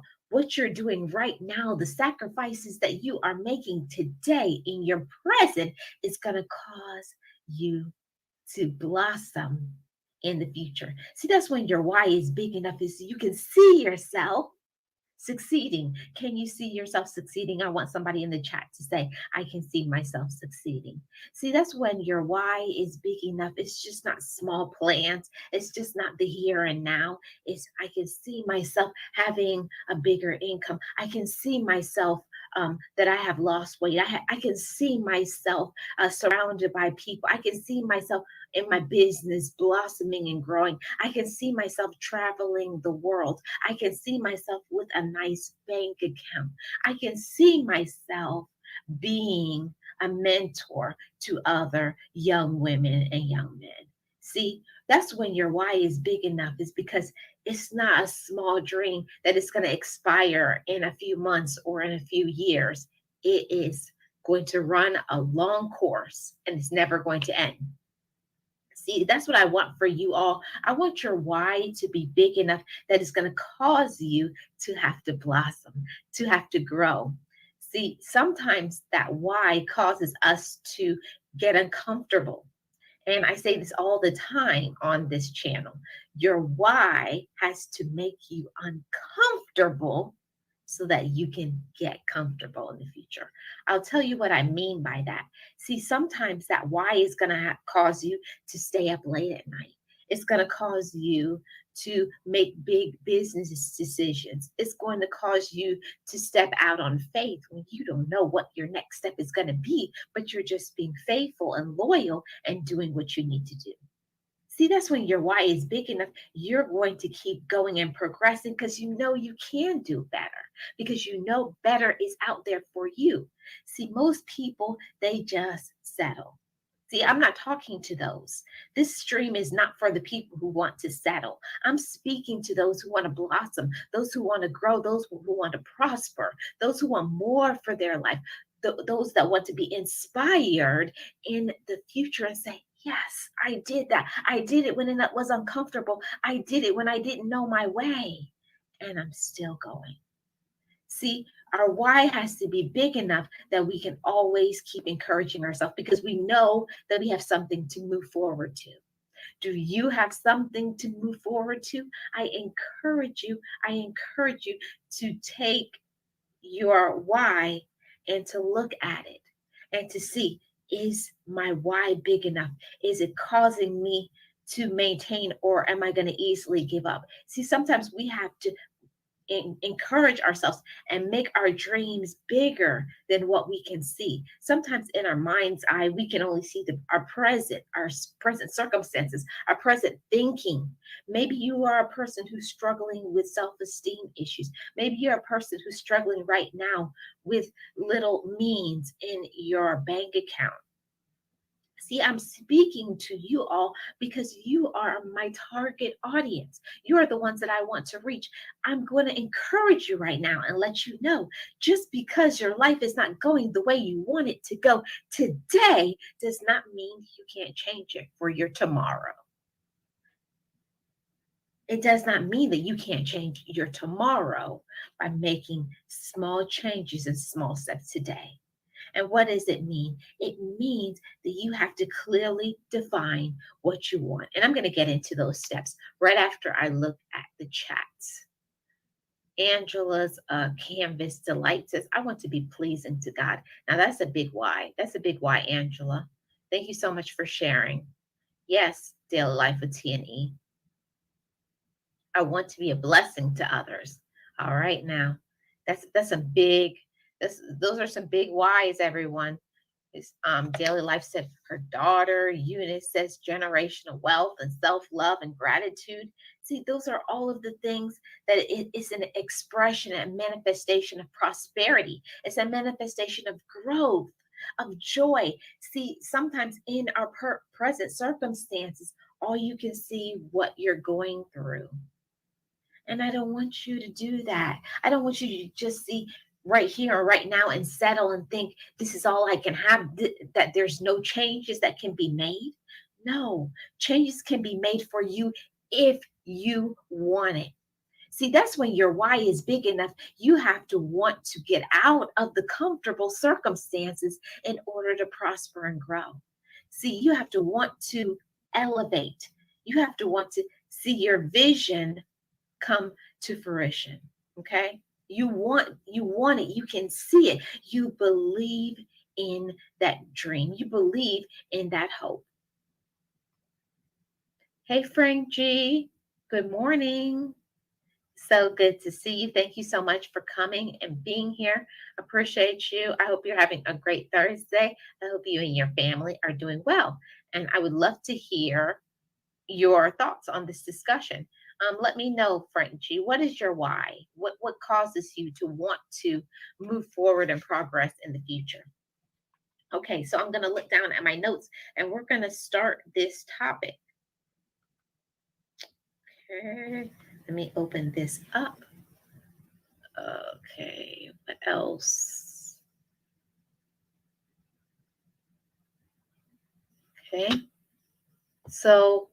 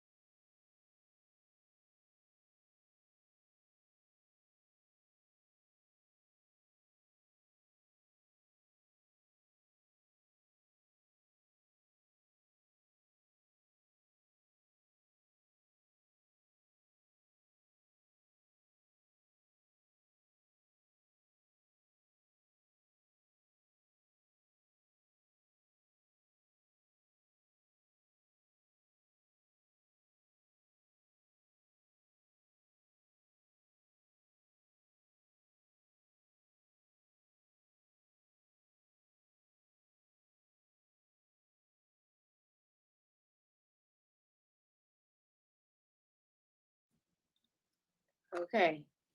I don't know what happened, but it cut off for a second. It froze. Sorry about that, guys. So let's get back to this topic. You guys see me? Let me know in the chat. Hi, Raheem. Welcome in, guys. And thank you guys so much for being here. So let me get back to my notes that is here. Yes, you have to clearly define your why. And you have to, like I just said earlier, you have to clearly define what it is that you want. Oh, thank you so much, Frenchie. Frenchie says he sees me good. I don't know what happened. StreamYard just froze on me. So your why has to be strong enough in order for you to want to move past. See, most of the time when your why isn't strong enough, when you have a fear of something, when you're afraid to do something, most people will just give up. See, that's having your why not strong enough. So you have to believe in yourself enough to know my why is strong enough, so I'm going to stay encouraged. My why is strong enough, so I have to do this. I must do it. That's how strong your why has to be. Your why is going to cause you to move forward even when you're afraid. Your why is going to cause you to move forward when you don't know what is the next step. See, that's when you step out on faith. You step out and you just say, I have to do this. I must do this because this is my why. I have a reason.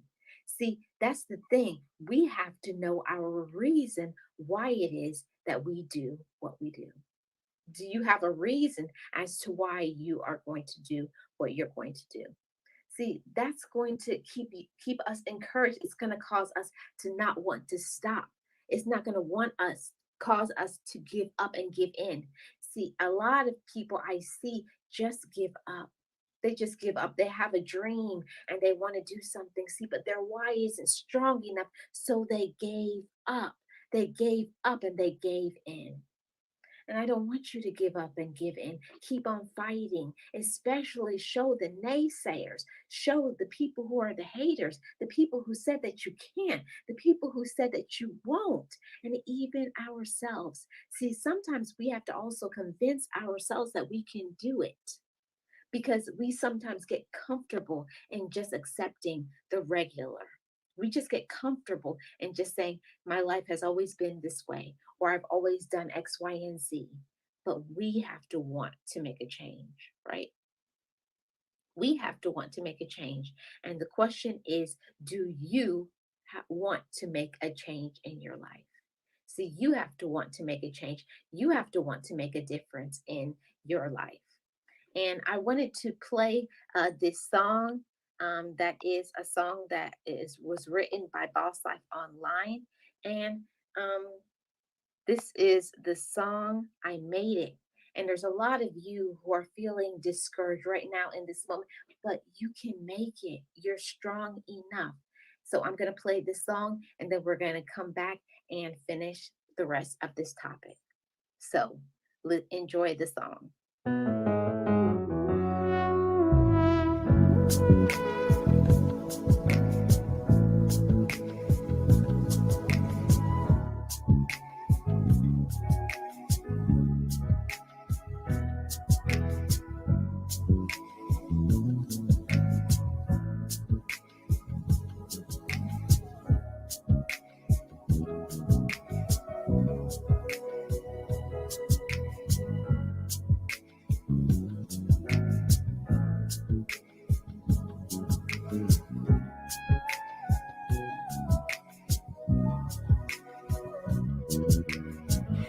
Forgive me, I love me.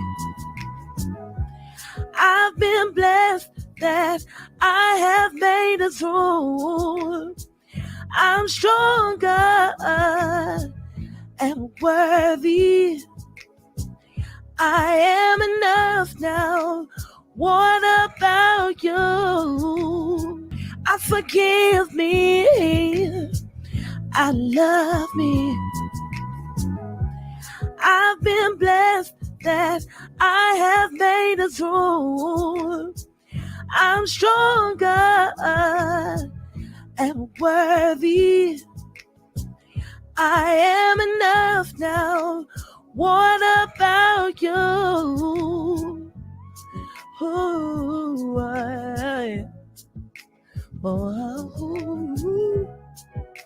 oh, hey, yeah, yeah. Whoa, yeah. Oh.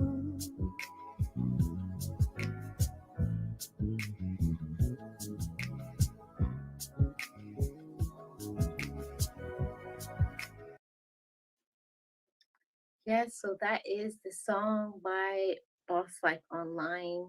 Gio wrote it, and it is I Made It. And anytime that you feel discouraged, know that you're strong enough, know that you are worthy. And we a lot of times have to learn to forgive ourselves in order for us to make progress, in order for us to be able to see our why.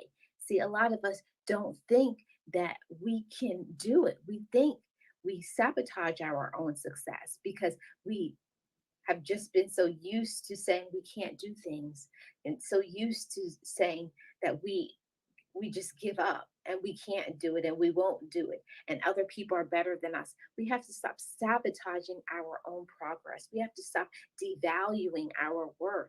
See, you are worth enough. You are good enough. You are smart enough. You are capable enough. Know that you are somebody. I just wanted to encourage you guys with this topic. Is your why good enough? And now I want to get into the point of now what to do if your why isn't big enough. Okay. So going back to my notes here. Okay. My notes, scrolling down. Okay, so what about the phenomenon that happens to people when they don't know their why? See, what would happen if your why was not big enough? If your why was not big enough, you would not be inspired. Hi, Rashonda.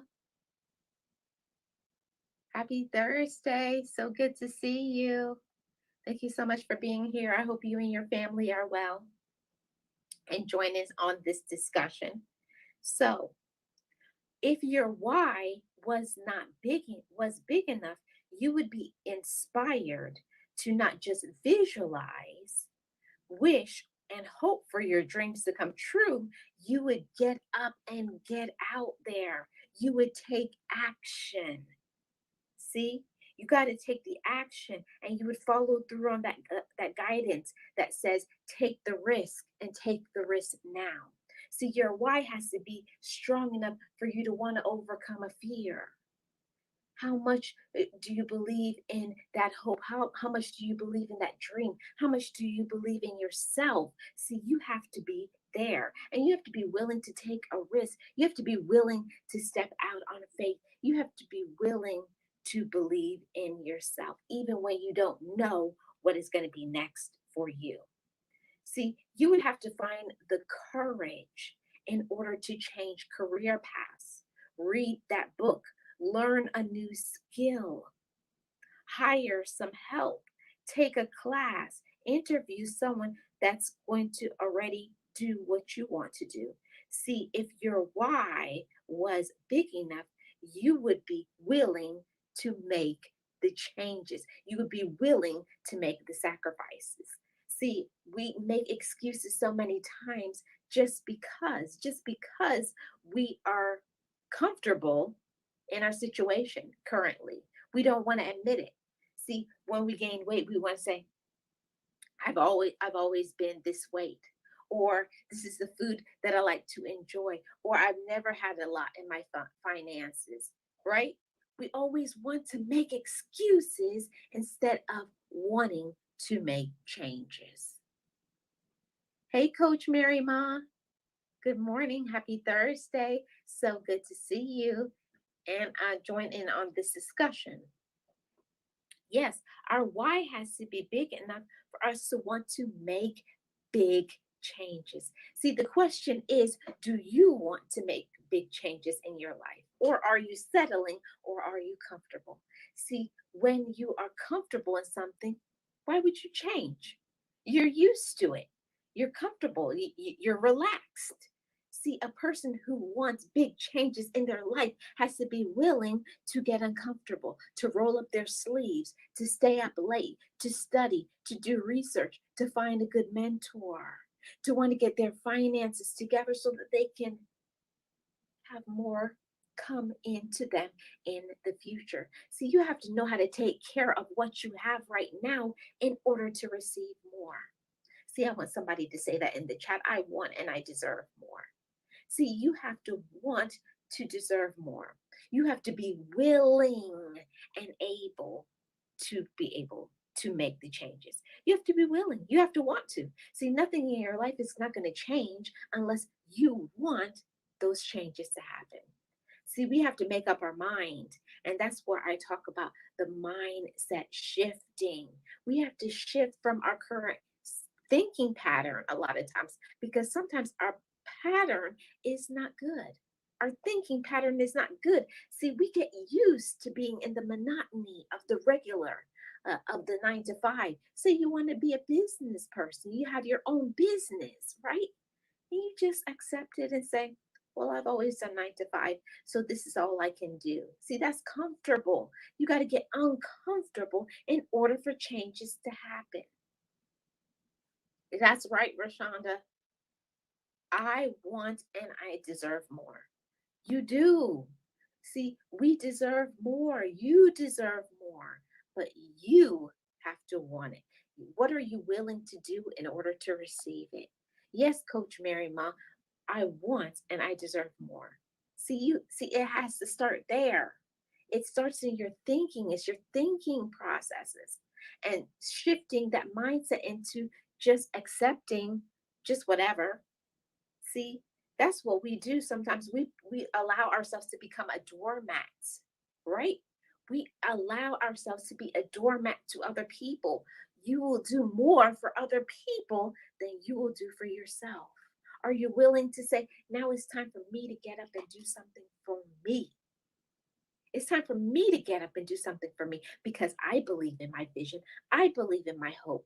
I believe in big changes for myself. I want more in my finances, right?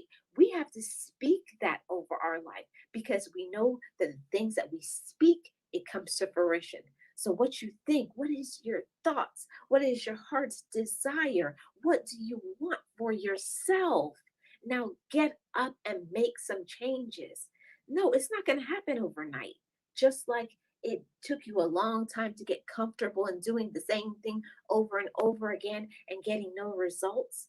See, you have to become results driven. You have to want to become results driven. And it can't happen for you unless you make a decision. You have to make a decision. Ding, ding. You have to be uncomfortable for change to happen. Yes, you do, Mary Ma. And it's not easy. Who wants to be uncomfortable? Nobody does. Nobody wants to be uncomfortable. We all want a comfortable life. But if you never change what's not working, how can things work out for you? How can you have big changes in your health? How can you have big changes in your finances? How can you have big changes in your business? How can you have big changes in whatever it is that you want for your life if you keep sitting on the sidelines, if you keep letting everybody else, all the things that you could have just passing you by because you're not willing to do what it takes. So you have to be willing and able to do what it takes. Yes, Rashonda, you have to believe in yourself. And that's why I play that song that you're worthy. You can forgive yourself and you can move forward. That just because something happened to you in the past does not mean this is your full life course. I know I'm talking to somebody right now. Just because something happened to you in your past. See, we label ourselves as damaged goods, that this happened to me before. And I can't make any changes. I'm too young. I'm too old. I'm too damaged. My heart has been broken. I can never find love again. I can never get my finances together. I can never lose the weight. We always put all of these things in front of us and we tell ourselves that. That's the conversation that you're having with yourself in your head. I can't do it. I won't do it. I'm too old. I wasted my money. Nobody believes in me. Nobody supports me. But what about the novel idea of supporting yourself? What about the idea of encouraging yourself? See, you gotta pat yourself on the back and say, it's gonna be okay. You're gonna get there. Get up and try again. See, we can't just give up because it didn't work out this time or the next time or the time after that. If you really want something, you're gonna get up, you're gonna fight, and you're gonna fight and fight and fight until you get what you want to receive, right? Yes, big action steps equals big changes. Yes, you can't just sit on the sidelines. It's just like watching other people that are successful. We have to think a person who had success, it didn't just happen for them. So many times they failed. So many times they were disappointed. So many times their finances weren't right. So many times they fell flat on their face. So many times people pointed at them and told them that you'll never make it. You'll never do it. And I'm sure that there's somebody right now who's watching this now in the chat or in the replay that is going, you'll never do it. You'll never make it. Show them. Show people. Don't just say it. Do it and be it. See, the best way to get revenge on other people is to become more successful.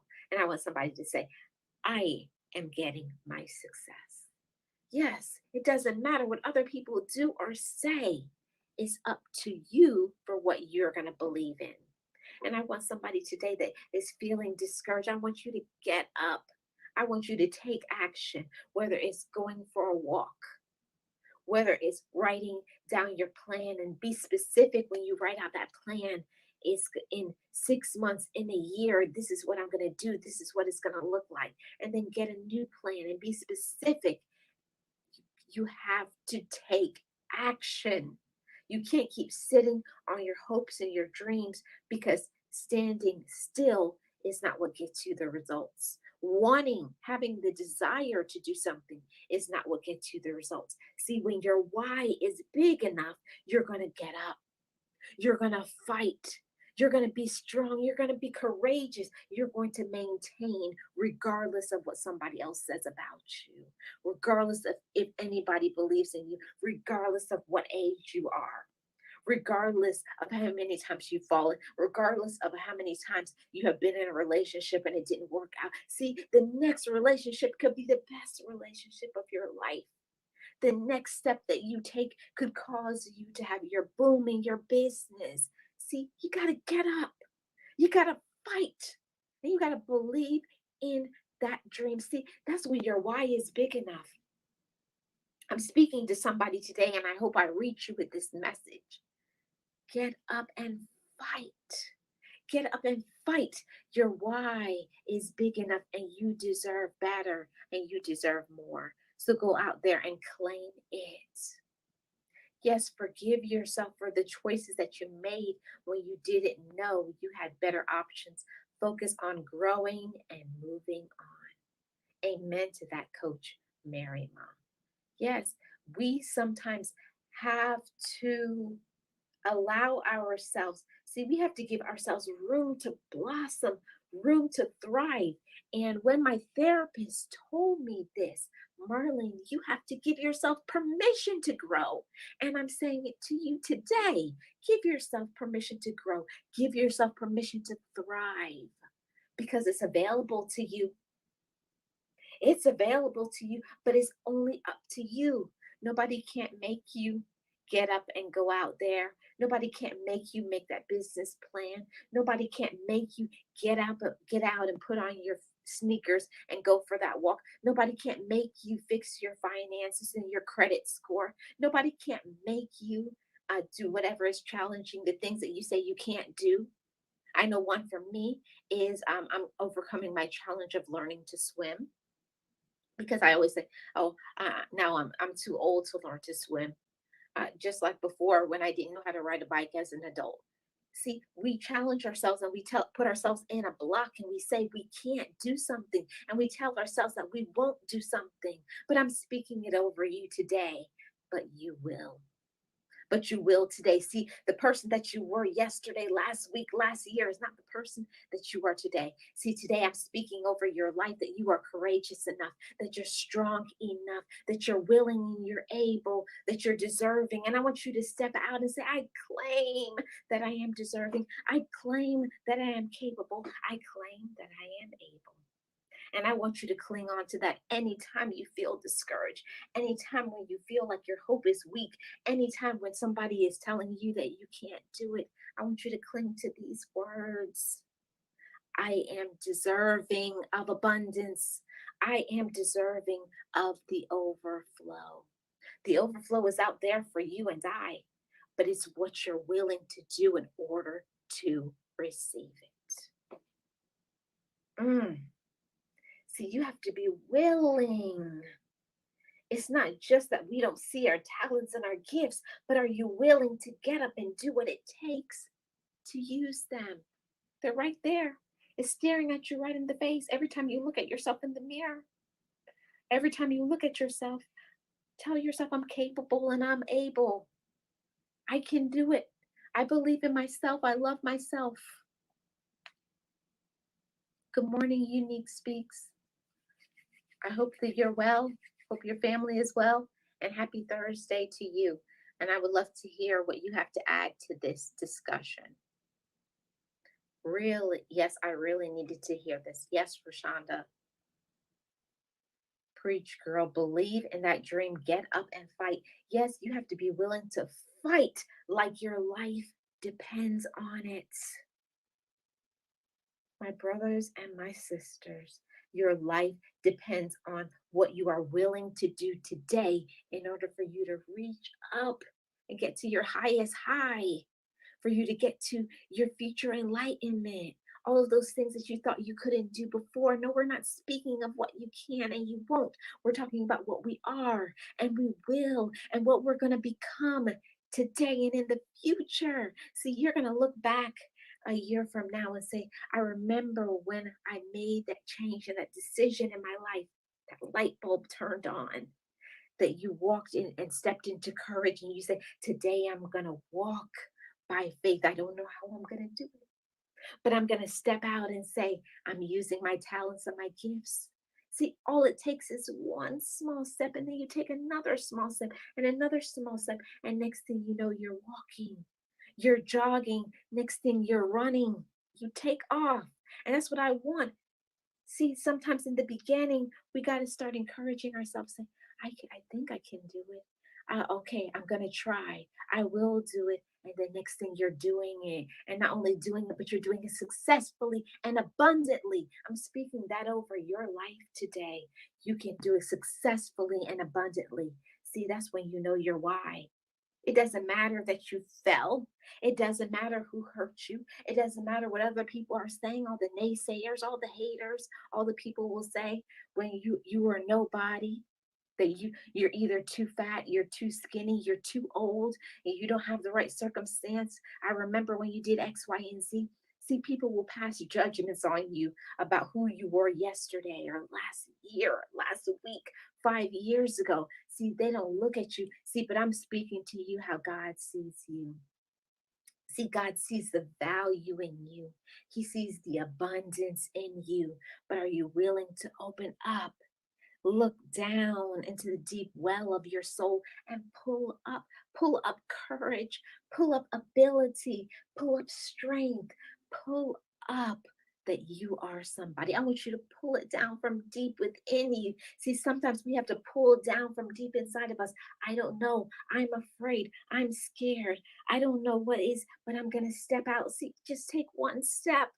And God will walk with you to the next one. And you take another one, and God will walk with you to the next one and take another one. Next thing, you're not walking, you're running. You're on fire. I want you to be on fire for your life.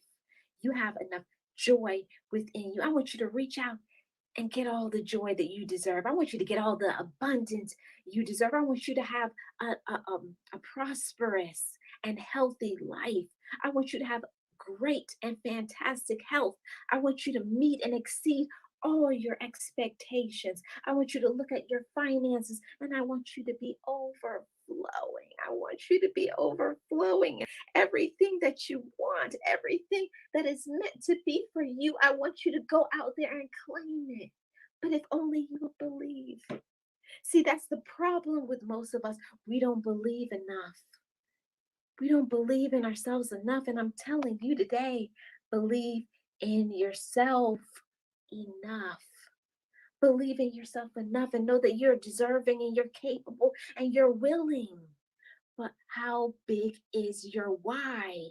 Is your why big enough for you to be able to go out there and cling on to, grab out of reach? See, this is mine. This is my gift. This is my blessing. This is my vision. This is what is meant for me, and nobody can stop me in getting it. See, that's when your why is big enough. Nothing can stand in front of you. It doesn't matter what other people are saying to you. It doesn't matter all the times where you were crying, all the times where you were hurt, all the times when you didn't feel that you were worth anything, when you felt hollow inside. See, today I'm pouring into that hollowness love, encouragement, support, love. I manifest the abundance and I'm putting it out there in the atmosphere and I'm giving it to you. And I want you to grab onto it and I want you to receive it. I'm grabbing onto my abundance and I'm grabbing onto my abundance today because it's meant to be for me. And there's nothing that can stop my abundance because I know who I am and I know where I'm going. Woo! See, when you know where you're going, there is nothing that can stop you. Amen. I am willing. I am willing. I am willing. Yes. Yes. Yes. Hey, 1SP. So good to see you. Joining on this discussion. Yes, yes, be on fire for your life. You have to. If you don't have abundance and fire for yourself, who's going to give it to you? Nobody is going to give you that brightness, that light. And that's why I say all the time, we have to learn to encourage ourselves. And I'm speaking it over you, and I'm speaking it over you today. Get up, fight. Don't give in to discouragement. Don't listen to the naysayers. They're saying it because they don't have love for themselves. Have empathy for them. Say, I feel sorry for you today. I feel sorry for you today, but that's not me. That's you. See, we're claiming the abundance over our light. We're walking in the manifestation of our light. See, we're not afraid to get uncomfortable to receive the change that is waiting. See, it's waiting for you, my brothers and sisters. If only you would reach out your hand and grab on tight to it. Grab on tight to it. Believe in it. Walk in it. Search for it. Make the changes. Believe in yourself. Believe in yourself enough. And I feel that somebody needs to hear the song again, so I'm going to play it. And the song is made by Boss Life Online, and it's I Made It.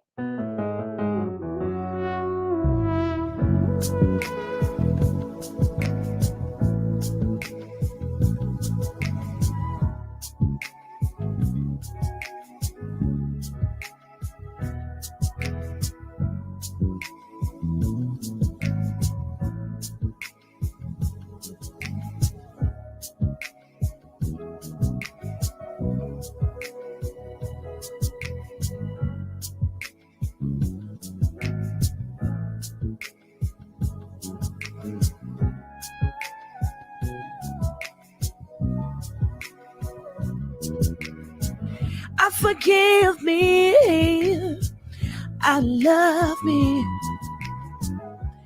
I've been blessed that I have made it through.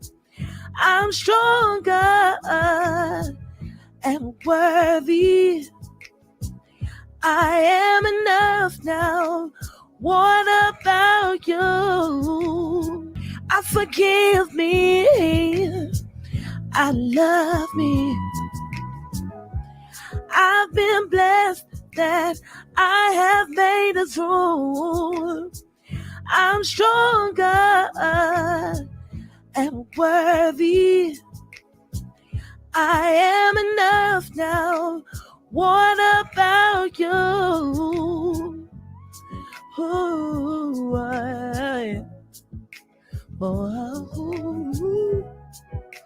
oh, hey, yeah, yeah. Whoa, yeah, oh.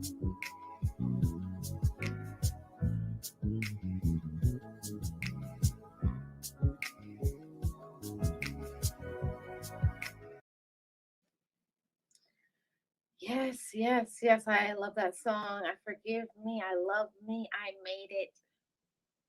That's a powerful, powerful song. Yes. Amen. I receive it with faith and gratitude. Yes, Lord. Exactly. Marlon, preach it. Yes. Yes, we have to get comfortable being uncomfortable. And that's where your growth is, where your endurance is where your peace is, where God is shifting is uncomfortable. Elevation is uncomfortable. Yes. Yes, Unique speaks. Yes. Yes, Lord, I made it through. See, there's somebody today that this message is for. I don't know if it's somebody in the chat or somebody who needs to watch this on the replay. See, you are not your circumstance. Just because you're struggling, just because somebody doesn't believe in you. I know there's somebody who they're speaking over your life and they're telling you that you're nobody when you are somebody.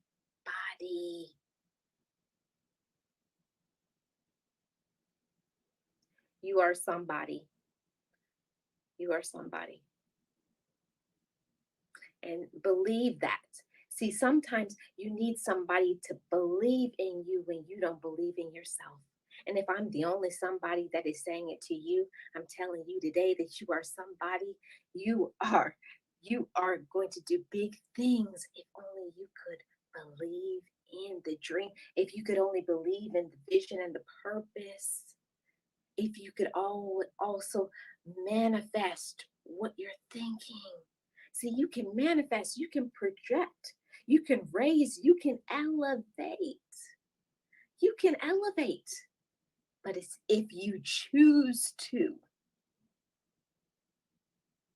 See, we have to choose to elevate, or we can choose to have that downward thinking, that negative thinking.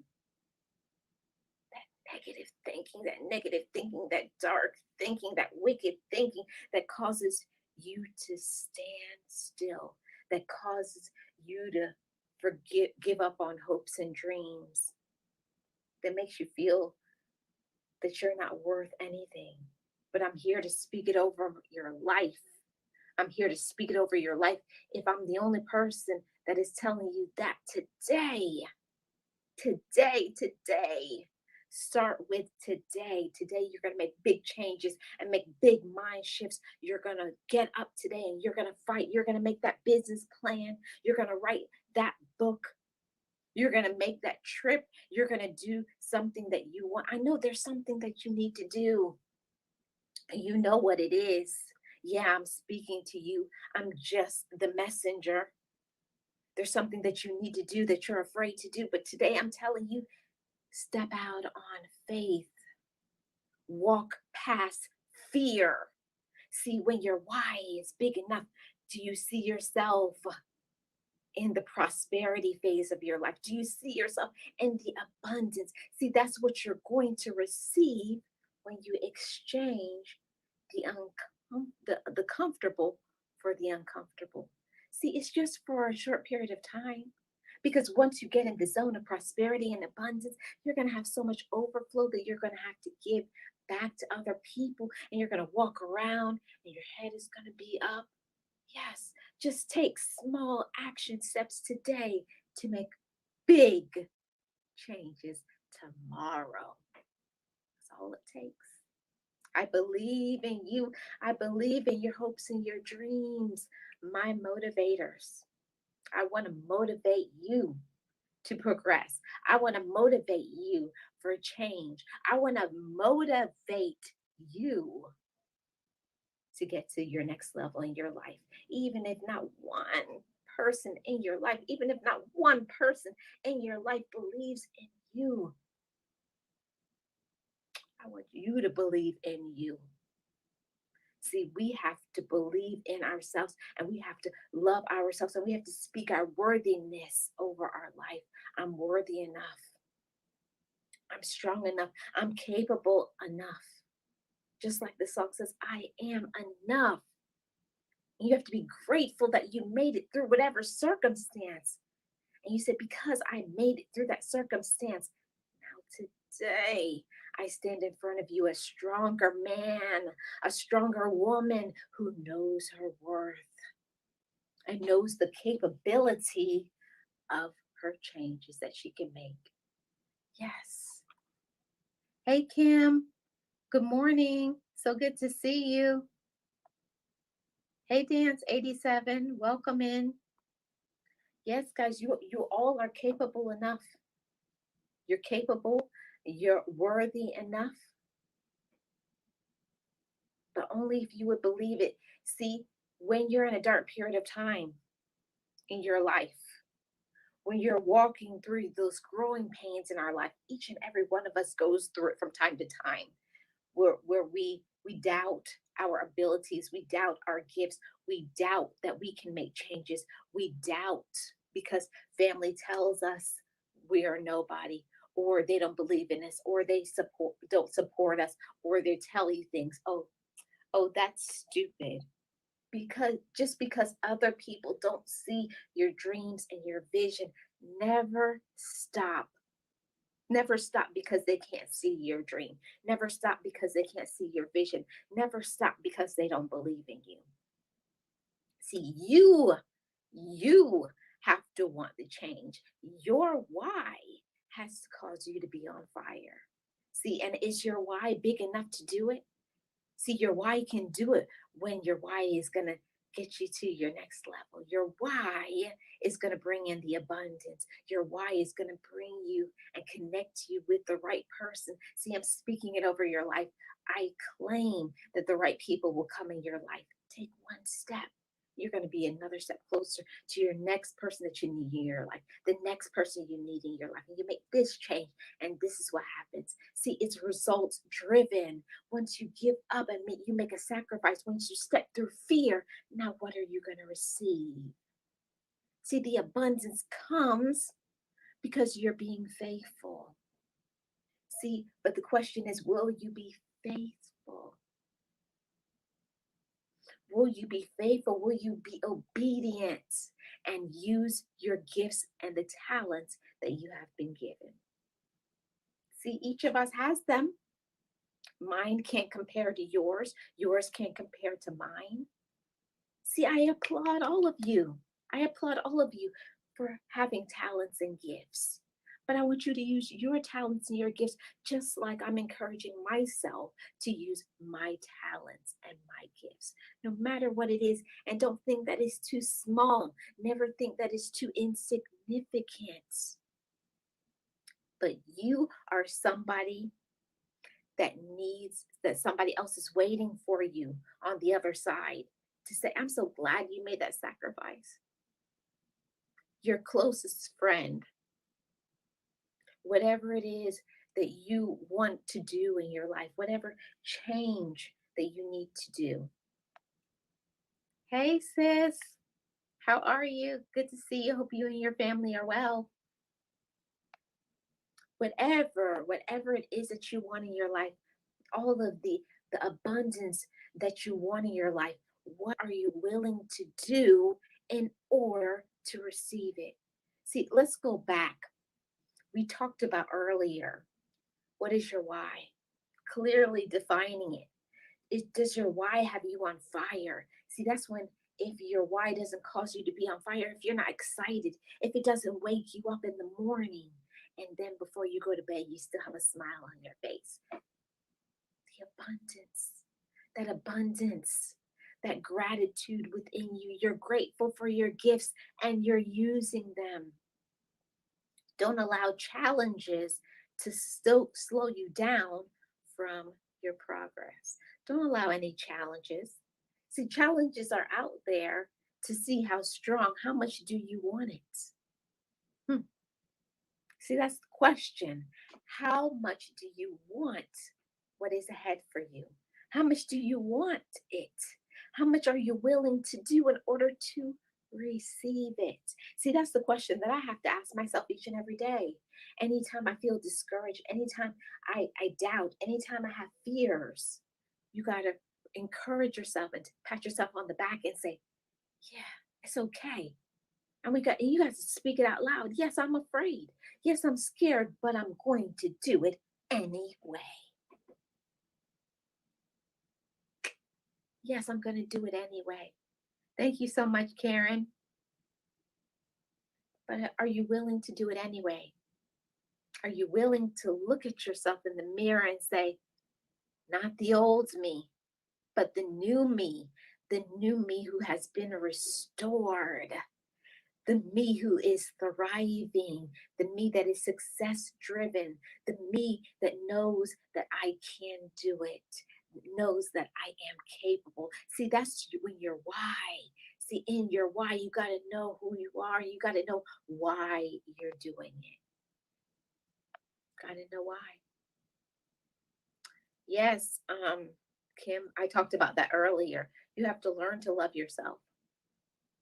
Yep, I began to look at my life in a different way, and I intentionally speak life over myself and give it to the Most High. Yes, exactly, Kim. I completely agree. Yes, I'm going to step out and do it anyways. I'm capable. Yes, Angela, you are. Everybody who's in the chat and in the replay. See, a lot of times in our life, we spend so much energy looking to people who aren't giving us what we want, who aren't giving us what we deserve.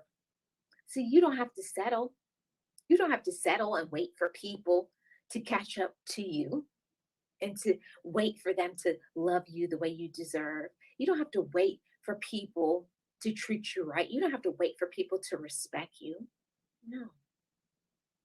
Pull away from those negative. See, the more that you pull away from the negative is the more the positive energy can come in. See, we got to see all those things are distractions. All of those negative, they try to get into your head and make you think that's not good.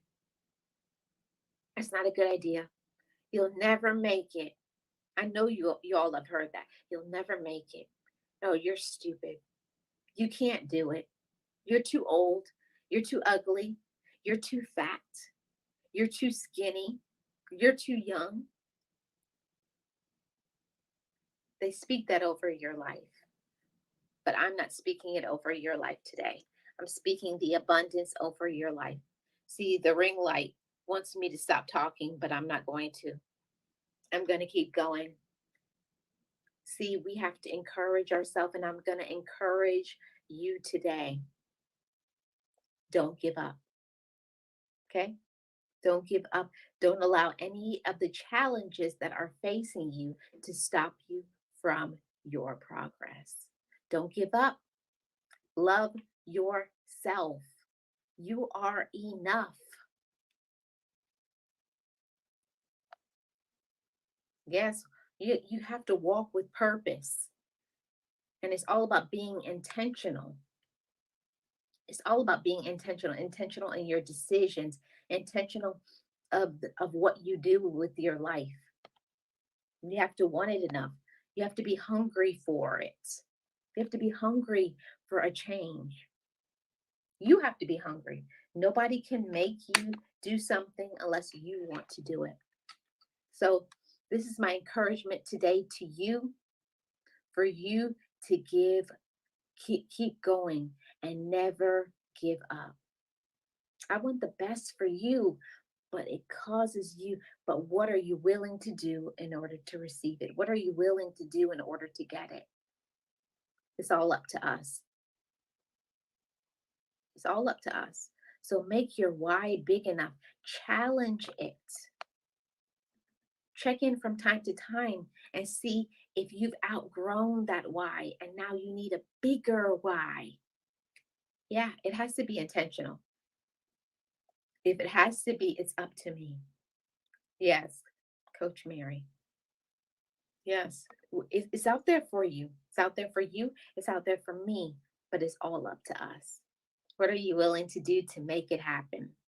Don't allow the challenges or the obstacles, the naysayers, the lack of support, lack of finances to stop you from moving forward with whatever it is that you want to do. Because if you really want to do something, nothing can stop you. You will find and make a way for anything that you want. If you got that fire, if you have the desire, if you're willing to make changes, if you're willing to go after what you want, you can have it and you can do it. But your why has to be big enough. Overcome the challenges, and it first starts in your mind. Have the conversation with yourself and tell yourself, even though I may not believe it, I don't know how I'm going to do it, but I do know why. And I'm not going to stop until I get to where I want to go. And I want you to say and speak the same thing over your life. I'm not going to stop until I get where I want to go. I've enjoyed this discussion. I thank you so much, guys, for all of you who are here. Thank you so much to all my subscribers, all my channel members. Thank you guys for rocking with me, even through my technical issues today. It didn't stop the message. It didn't stop the message. I appreciate all of you, and I hope you guys have a great day. I hope you guys go after your hopes, go after your dreams. See, nothing can stop you unless you allow it. Don't allow the negativity to go down inside of you. Pull up that positivity and move out that negative, out of your space, out of your thoughts, out of your head, and out of your heart, and forgive yourself and get up and get busy doing what you need to do. I'm Marlene. I'm the content creator for Marlene Motivates. And on this channel, I talk about positive, motivating, and encouraging videos. And on Sundays and Thursdays, I go live. I would love for you guys to come to those discussions. I also have channel membership on this channel. I would love if you guys could join my channel membership. And like I say every single time, just know it. Just breathe it and be it and live your best life. Bye-bye, guys. Be encouraged, be inspired, be yourself, you will survive. Just know it, just breathe it and be it, and live your best life.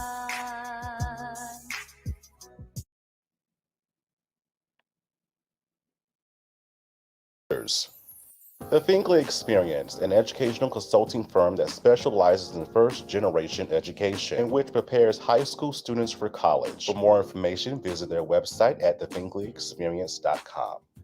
Father to Father Incorporated, a nonprofit organization that strengthens families through father engagement with a goal to help men in our communities to be great dads. For more information, visit their website, fathertofatherinc.org.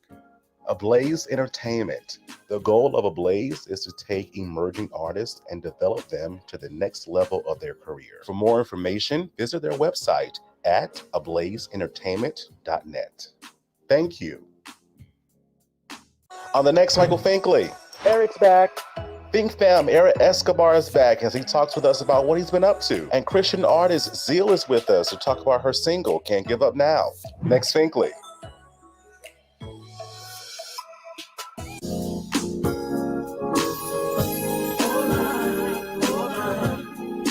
Biggest dream come true. Hold on, hold on. It's my biggest dream come true.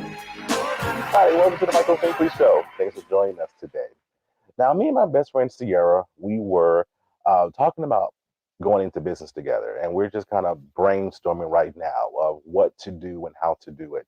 The idea came about in making passive income, making money while we sleep or while we're doing our other things as well, our own businesses as well. And so I think that's a good idea. See, I got a lot of people on these Instagram and Facebook streets. That's what they're doing. I've seen people do it all the time to uh, just making that income, the extra income. One of my good friends, please check him out. His name is JT Hustles, and he is on IG, and he posts various things to support persons and open their minds, saying, work for yourself, work for yourself.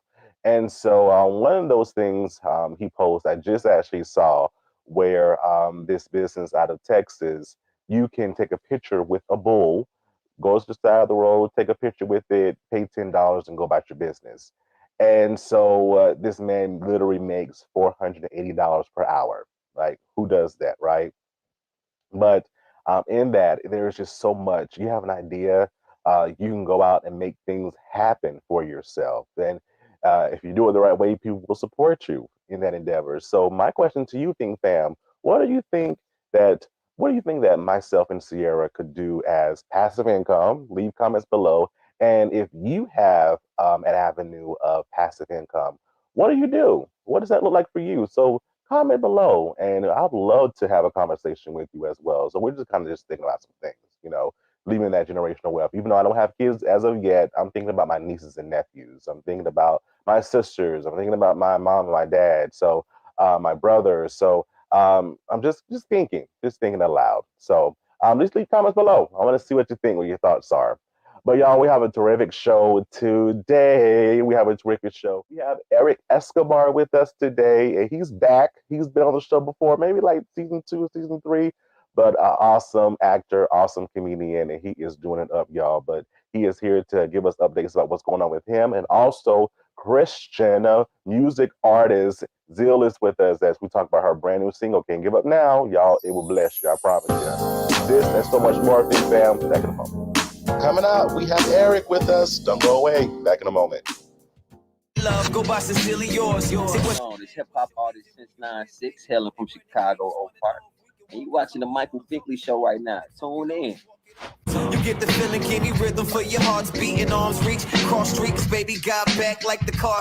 On the next Michael Finkley. Hey, Big Fam, put a ring on it. Charlie and Otis are here from Owns, Put a Ring on it. They talk about their time on the reality show and the new addition to their family. Next, Michael Finkley.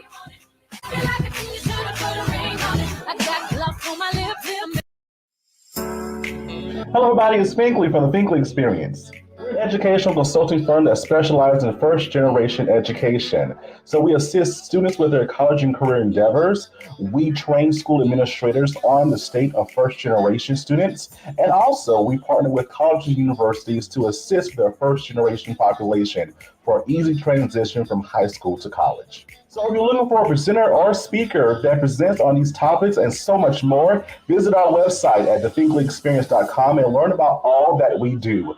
We're looking forward to working with you.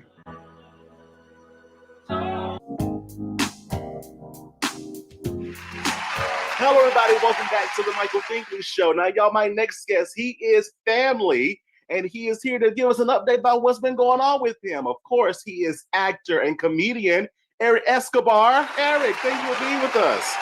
Hello, I'm happy to be back with fam. If you guys don't know, I'm Michael's great-grandfather. You know what I mean? I don't know what's going on. Something about just drinking a lot of water. But as you can see, great resemblance. And things have been great, Finkley. Things have been great.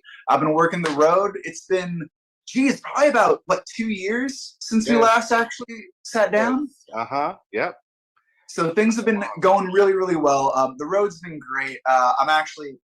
I just came back from Oregon, heading back to Oregon this weekend, which is kind of crazy, hitting up Little Rock, hitting up Alaska pretty soon. So I like to think that all of this success and all this great road work, doing theaters, doing clubs and shows, is a little plug I got on Finkley last time I was on the show. So if it wasn't for this, people wouldn't be coming out trying to book me. So thank you. Thank you. As we say in the Philippines, salamat po.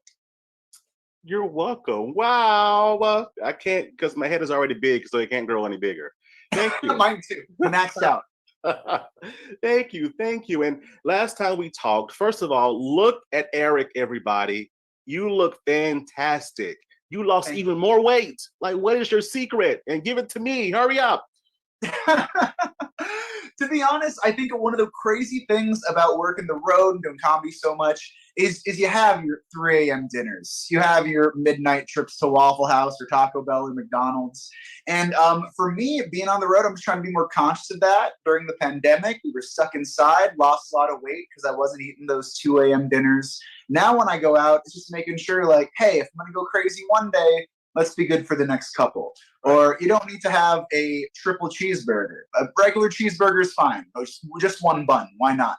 So just really making those little decisions or those conscious efforts to make sure, like every time I go eat, before it was a celebration, now it's just a little party. It's not super crazy. Gotcha. Do you work out or you just watch what you eat? Mostly watch what I eat. I feel like before I would take any opportunity to be lazy. If I could park super close somewhere or not go on a walk or take an Uber when I'm on the road, now it's a little more like, hey, if it's half a mile away, let's just take that walk to the coffee shop. Or if I get a chance, if I'm not doing anything in the morning, let's just walk around my hotel room a couple of times just to get the blood moving. So I'm not, lifting crazy weights or doing 4 hours in the gym, but always keeping conscious. If you can move around a little bit, do a little something for yourself, treat yourself to that little exercise. I love it. Tips by Eric. Yes. I love it. I love it. But just watching you on social media doing your thing, it's like when you post where you're going to be, it's like a list of different places. And what season 5 is all about this time around is your dreams. We're living in our dreams. We're going to our biggest dreams come true. Was this a part of the dream, just going around and entertaining folks? What's wild is it was a part of the dream. I think what's super crazy about like artists and creatives and people who hustle and try to achieve those goals is sometimes those goals change a little bit, which is very fascinating because for years, I loved working on the road. I loved going to these clubs, being that interactive, hey, you're right there, I'm right here, let's laugh, let's have a good time. And I dreamed about that lifestyle so much. I finally achieved it. I'm finally where I wanted to be 5, 6, 7 years ago. But as we talked before, right before we started recording, I just got engaged. And my partner, my fiance, I love her so much. She's so great. And it's interesting because I've dreamed of being on the road for so long. Now I'm on the road. And I'm like, well, I wish I was back home hanging out with my wonderful partner. She's my best friend. This is great. So as much as I am achieving my dreams in this part of the goal, now the new goals are really trying to stay on the road a little bit, but transition a little more, staying at home and doing more acting, doing more theater work, doing more stuff that I'm in LA. Why not take advantage of all the studios and castings and amazing things out here? So to answer your question, the goal has been achieved and I'm still wanting to get that road work. I still love it. But it's changed a little bit to really focus on that acting in 2023 and really making sure that, if I can get those TV things, get those movie things, that'll be a little more the focus than, doing jokes 5 hours away in a dive bar for 10 people. I love it, sir. And since you mentioned television, you've been on a few things since the last time we talked. Where have you been? Bingley, this has been the game show era for Eric Escobar's life. I don't know what's going on. I'm not trying to actively pursue him. But I just did Let's Make a Deal, did People Puzzler on Game Show Network. I'm on a really fun new show this September called Person, Place, or Thing. I believe that's on Fox. And so many game shows. I believe last time we spoke, I Can See Your Voice just came out. And that was like my first big thing. And I've gone from that to having just boom, boom, boom, boom, boom, game show. I love it. It's a thrill, but it's a weird thing. I would have never thought that would have been a part of my life ever. Never thought I would be the game show guy. Oh my goodness. But you do it so well. Have you been winning? I feel like game shows are a little bit of a gamble. Where sometimes you win big, sometimes you don't win. But at the end of the day, are you having fun? Great. Go have fun. Exactly. It looks like you're having lots of fun. But you mentioned that you just got engaged. I did. How is love?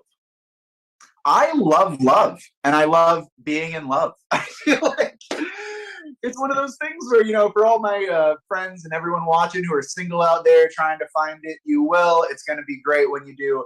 But I got to a point in my life where I was like, hey, I'm fine being single. I'm on the road so much. Probably can't be there for a partner as much as I want to be. This is the life, and I've accepted it. I loved it.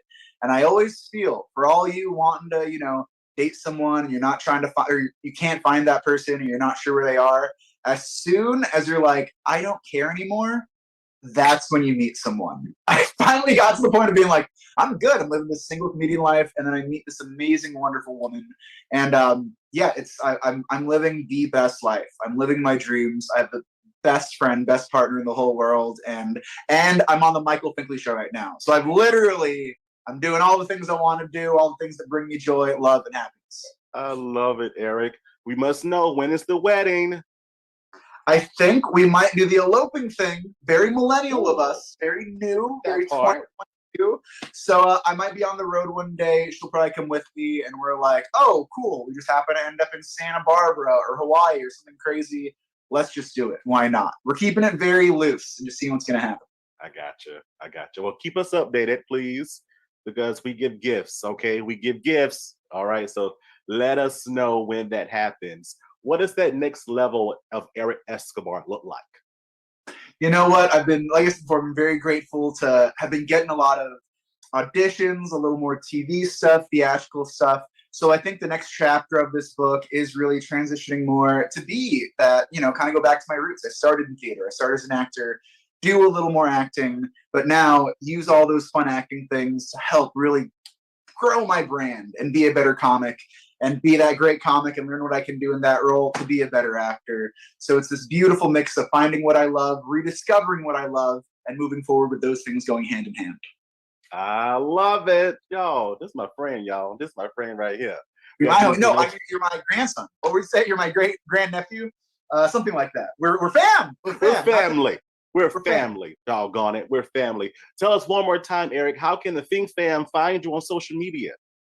Think Fam, you can find me at Eric Escobar. That is Eric with a K.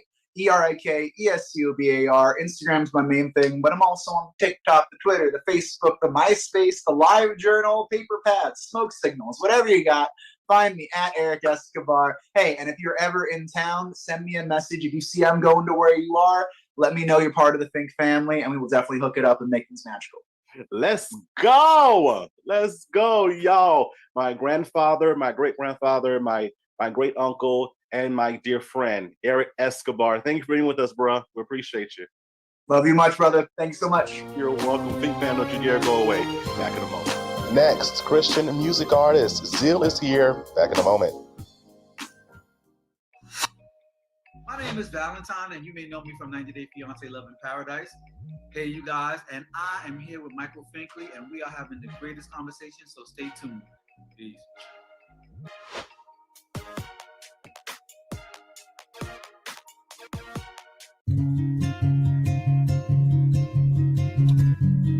Welcome to Father to Father.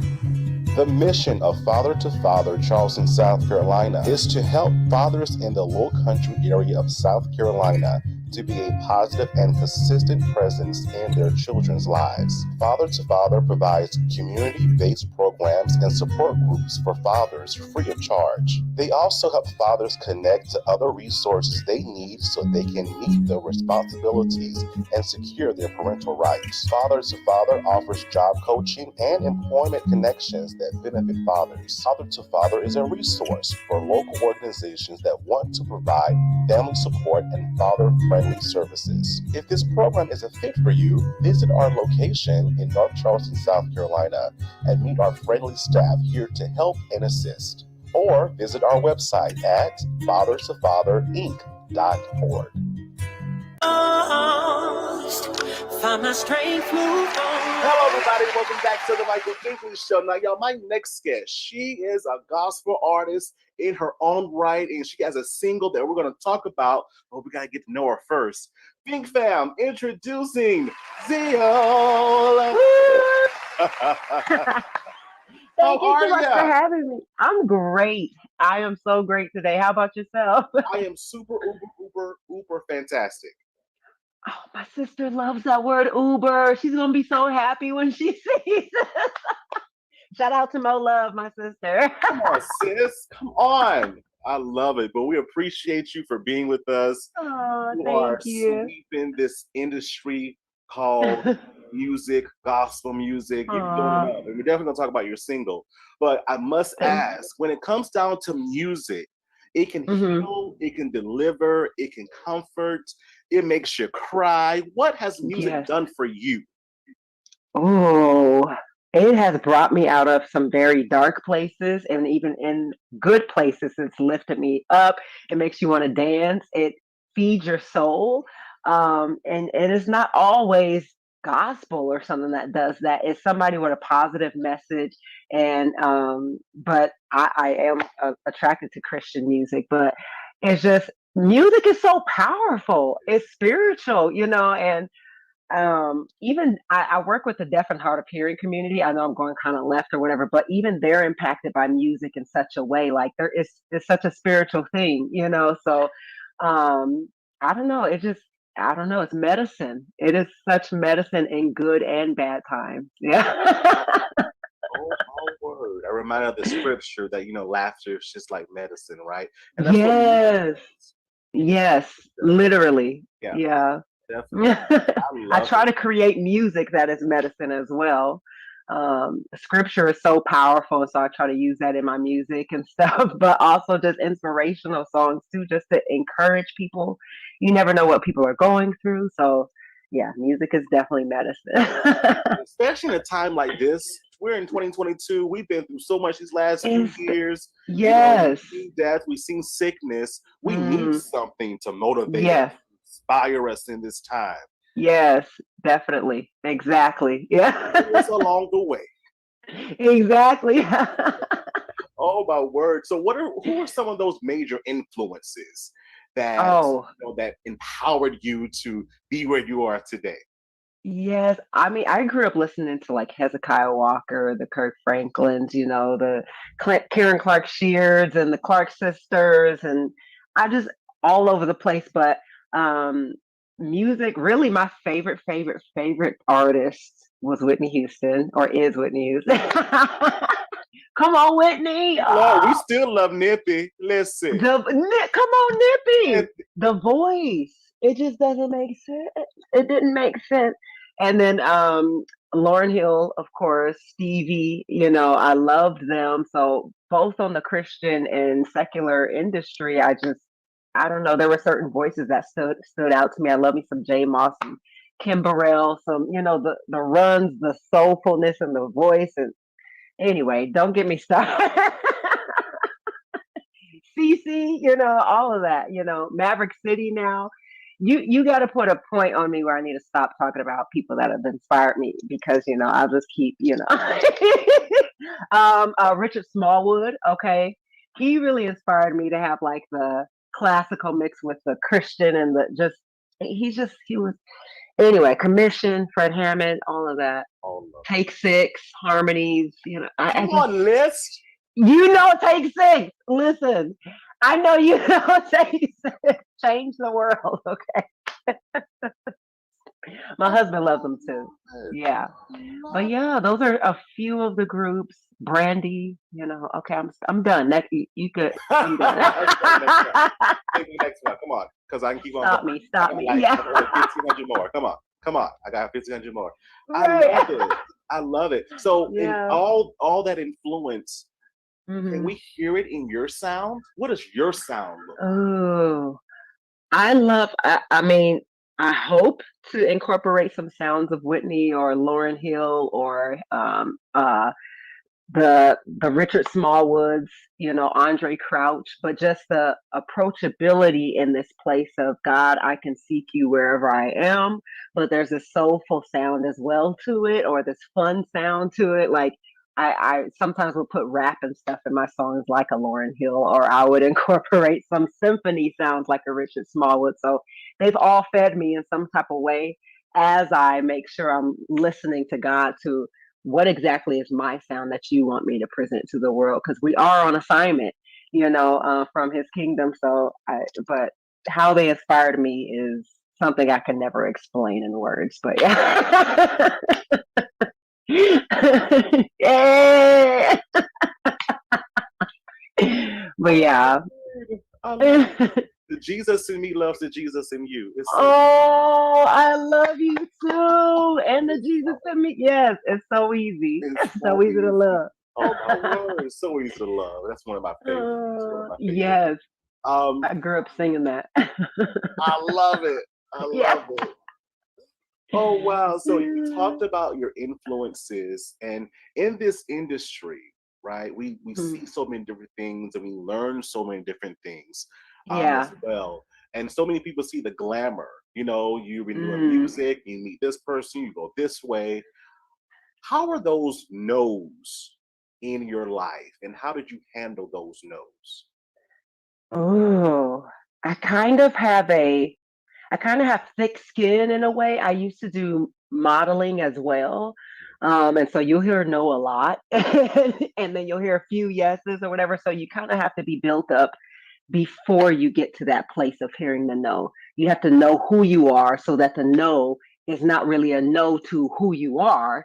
It's just a no to this particular situation, to this place of remembering. Okay, let me back up a little bit. When you don't know who you are, and you don't know, for me particularly as a Christian, and us, if you don't know the word of who you are, knowing that all things work together for the good of those who love God, the no doesn't feel like a no. It feels like a not yet sometimes, or not this situation, or I am protecting you, or just straight up no, that's not a part of the path I have for you. And always remembering that it's coming from a place of love from your Father. That's where your faith has to be so aligned, where it's just like, well, it all works together for my good because I do love them, So am I going to worry about it? However, in the full human side of it all, sometimes the no's do hurt. Sometimes the no's are frustrating.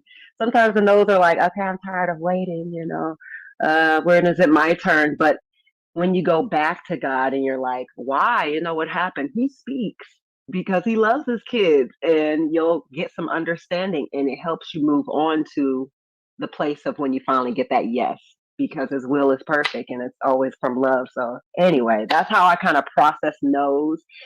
And you do have to have thick skin. You have to just understand not everything is for you, and understand sometimes you're just not the fit for certain situations, and that is okay. Like, there's billions of people out here, and somebody's going to fit it a little bit better than you sometimes. But just don't give up. You can't give up now, like my single. You can't give up now. Don't give up. This sequel, okay, can't give up now. Because big family, if you have not heard it, I need you. Amazingly encouraging. So yeah, let's talk about it. Where did it come from? How was it inspired? And then how was? Where did it come from?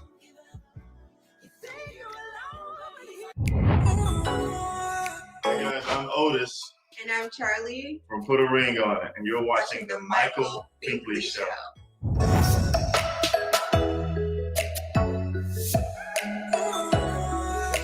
CTR Media Network was created for today's podcasters. We provide a safe haven for content creators that are everyday people doing extraordinary things. We have a system of positioning, monetization training, coaching, and support for our podcasters' success. CTR Media Network simply bridges that gap with a level playing field for your dreams to come true cost effectively. Our team provides a premium service and experience for our podcasters to grow. CTR Media Network provides access, support, resources, coaching, and community for our podcasters to win, if you put in the work. We believe that we are living in a unique time which requires you to share your message of hope with millions of people around the world. Remember that the world is never too saturated for you, your voice and message. A platform for positive, impactful media where the content creators are in the driver's seat. Visit our website today by going to www.ctrmedianetwork.com.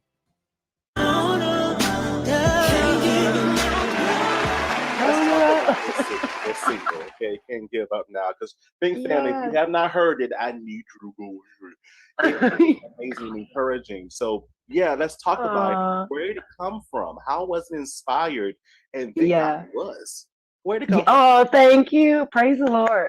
Honestly, it was birthed from a place of pain.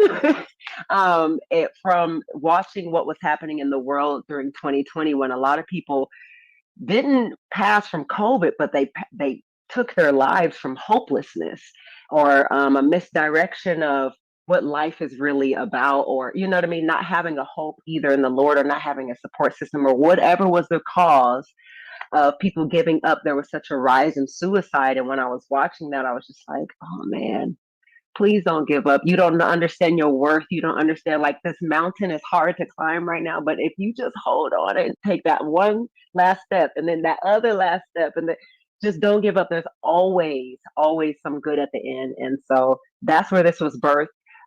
Because I've experienced depression or heaviness or times of wanting to give up. But I had such a hope in Jesus where I wasn't in a place of wanting to take my life, but I was just tired, like, okay, Lord God, help me, you know. So I understood heaviness, but from a place of I still have a hope in Jesus, but not everybody has that. And so that's where the message was birthed. And it gave me a new appreciation those years ago when I went through that, for suffering. You know, when you read the Bible and you hear disciples like, "I thank God for my suffering," it's just like, why? Why would you want that and stuff? But the strength I gained from going through almost losing my mind or crying myself to sleep or feeling like nobody else was around but God.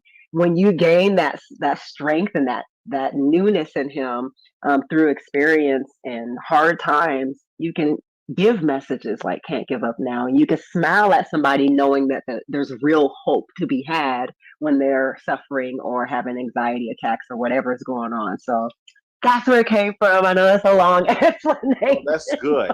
That's good because you know I love to ask that question because you know I love to hear the origin behind it.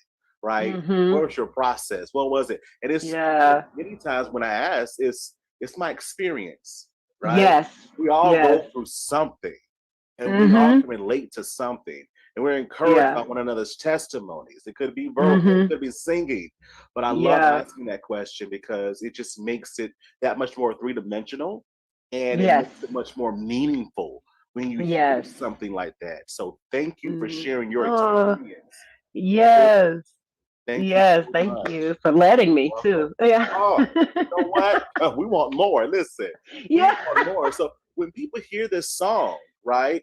And they come to you, what are some of the reactions that you've gotten thus far? A lot of it, praise God, is this was so on time. You don't know how much I needed this or what I've been going through in this season, but basically I would say the number one reaction was this was so timely. And I thank God because it's so funny. The process of even getting it out was a longer process than I wanted, you know. But at the same time, that's not putting down my co-producer Chaz Mason, by the way. It was just the time frame and everything happening, you know. But I give glory to God because it was timely for the exact time when I put it out, but it took a little bit longer than I'd like or whatever. But it was just that blesses me so much because our time is not like God's time, you know. So, thank God for that. Right. Thank God for that. Right. And then I have had friends where specifically the assignment or the reason I put it out as far as preventing suicide or hope for people that are experiencing those thoughts or desires for taking their own life, they said how it touched them specifically as well. So those two categories have been big as far as people coming back saying how it blessed them. And I was just like, thank you, Lord, because you know, sometimes you feel like you don't know what you're doing or something's not good enough or whatever, but you're just trying to be obedient. And so when you get that back, it's just like, wow, thank you, Jesus. What's next, Lord? You know, it's for your kingdom. Let's go. You know, people are being blessed. So cool. You know, it's not about me. It's about His kingdom. So I don't know. That really helped. That really blessed me. You know, their feedback like that. So I love it, and it keeps you going. Yes, you know. When you want to give up, zeal. You know, you just can't give up now because other people might need that to come out, another song or something. So that goes out to anybody using their gifts. So yeah. Exactly. I love the way you said gift. Yes. Yes. And put you Yes. Exactly. Exactly. Yes, ma'am. So what are we working on next? I do have another song actually already completed. Me and my team, Pam Brouchard, shout out to you. I love you for PR, and Adrian Anderson is a part of my team as well. She's with Trinity 57 and my husband Trig. We all work together on different projects, but we're figuring out the right timing to put out my next song. It's called Every Step, talking about how God was literally there every step of the way. That's I'm really excited about that one too. And I am working on new music always, and I don't know, surprises to come. You know, I just got to keep creating. What's updated? Yes, I will. You have a Yeah. friend over here in South Carolina.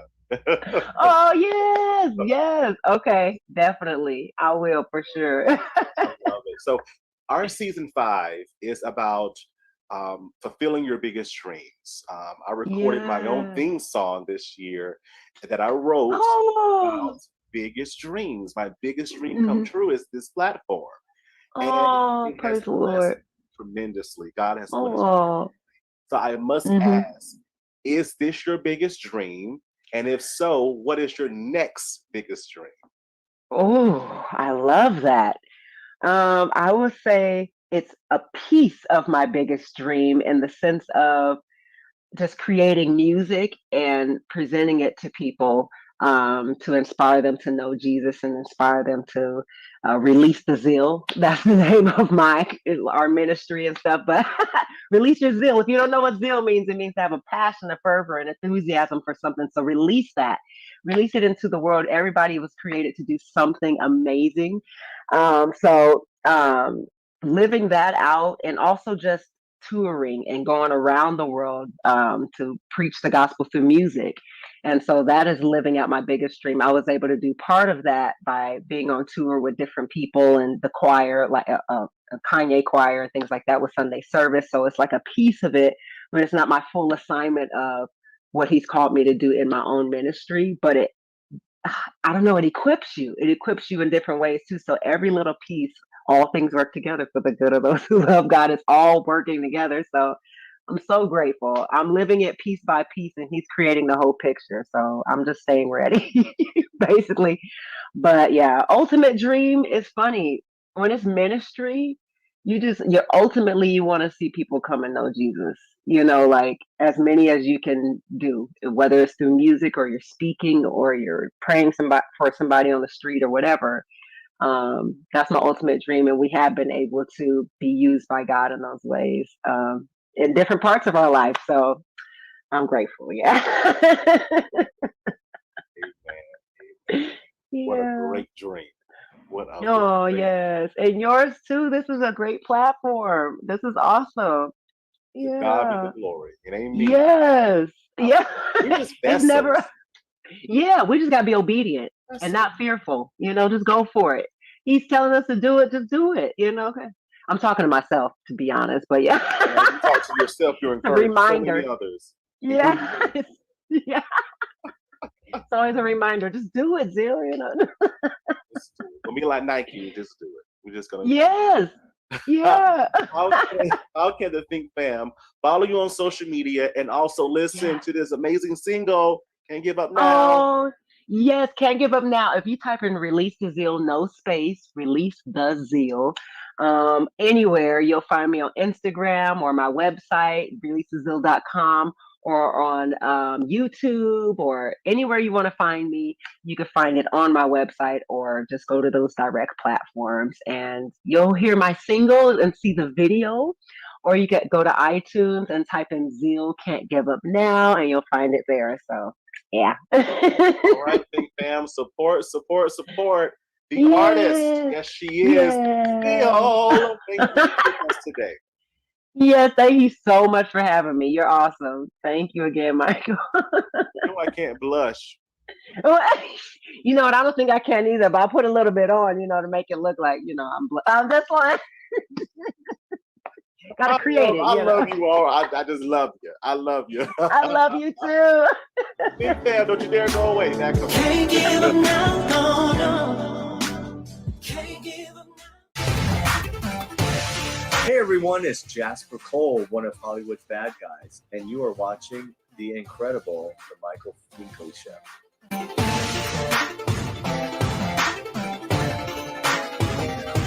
On the next Michael Finkley. Hey, big fam, put a ring on it. Charlie and Otis are here from Owns, Put a Ring on It. They talk about their time on the reality show and the new addition to their family. Next, Michael Finkley.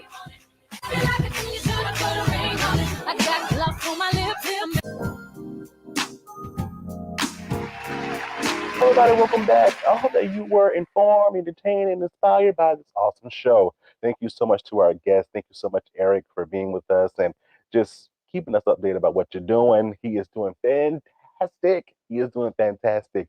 And thank you for those words of inspiration. We hope that being on this platform has helped you tremendously. So thank you so much. And you better keep us updated on that wedding. Like, I want an invite. If you elope, I just want you to tell us what's up. All right. So just keep us informed on what's going on with you. We really appreciate you. And you better come back. Best to come back. And also, Zio, we can't forget about you. And please go out and get the music, y'all. Go out and get it. It's in the description below. Y'all, it is a fantastic single. Can't Give Up Now. Thank you so much, Zio, for your words and in blessing us with your gift. Thank you so much. If you haven't already, please subscribe to our YouTube channel, The Michael Finkley Show. Ring that bell for notification. We'll send you an email saying, hey, new content's uploaded. Listen to us on Spotify and Apple Podcasts. And for more information about what we do, visit our website at michaelfinkleyshow.com. And y'all, please don't forget to purchase your awesome merch there. We have shirts, we have mugs, we have masks. What else we got up there? Autograph pictures. So go check us out at michaelfinkleyshow.com. Of course, we're also on U42 and also on Roku TV as well. And as always, Fink Fam, thank you so much for watching us. Please continue. Tell others about us as well. We're doing some awesome things over here. I think so. But please tell others about us. Don't forget about us as well. Thank you so much for watching us. And until next time, there we go. Until next time, Big Fam. Have a good one.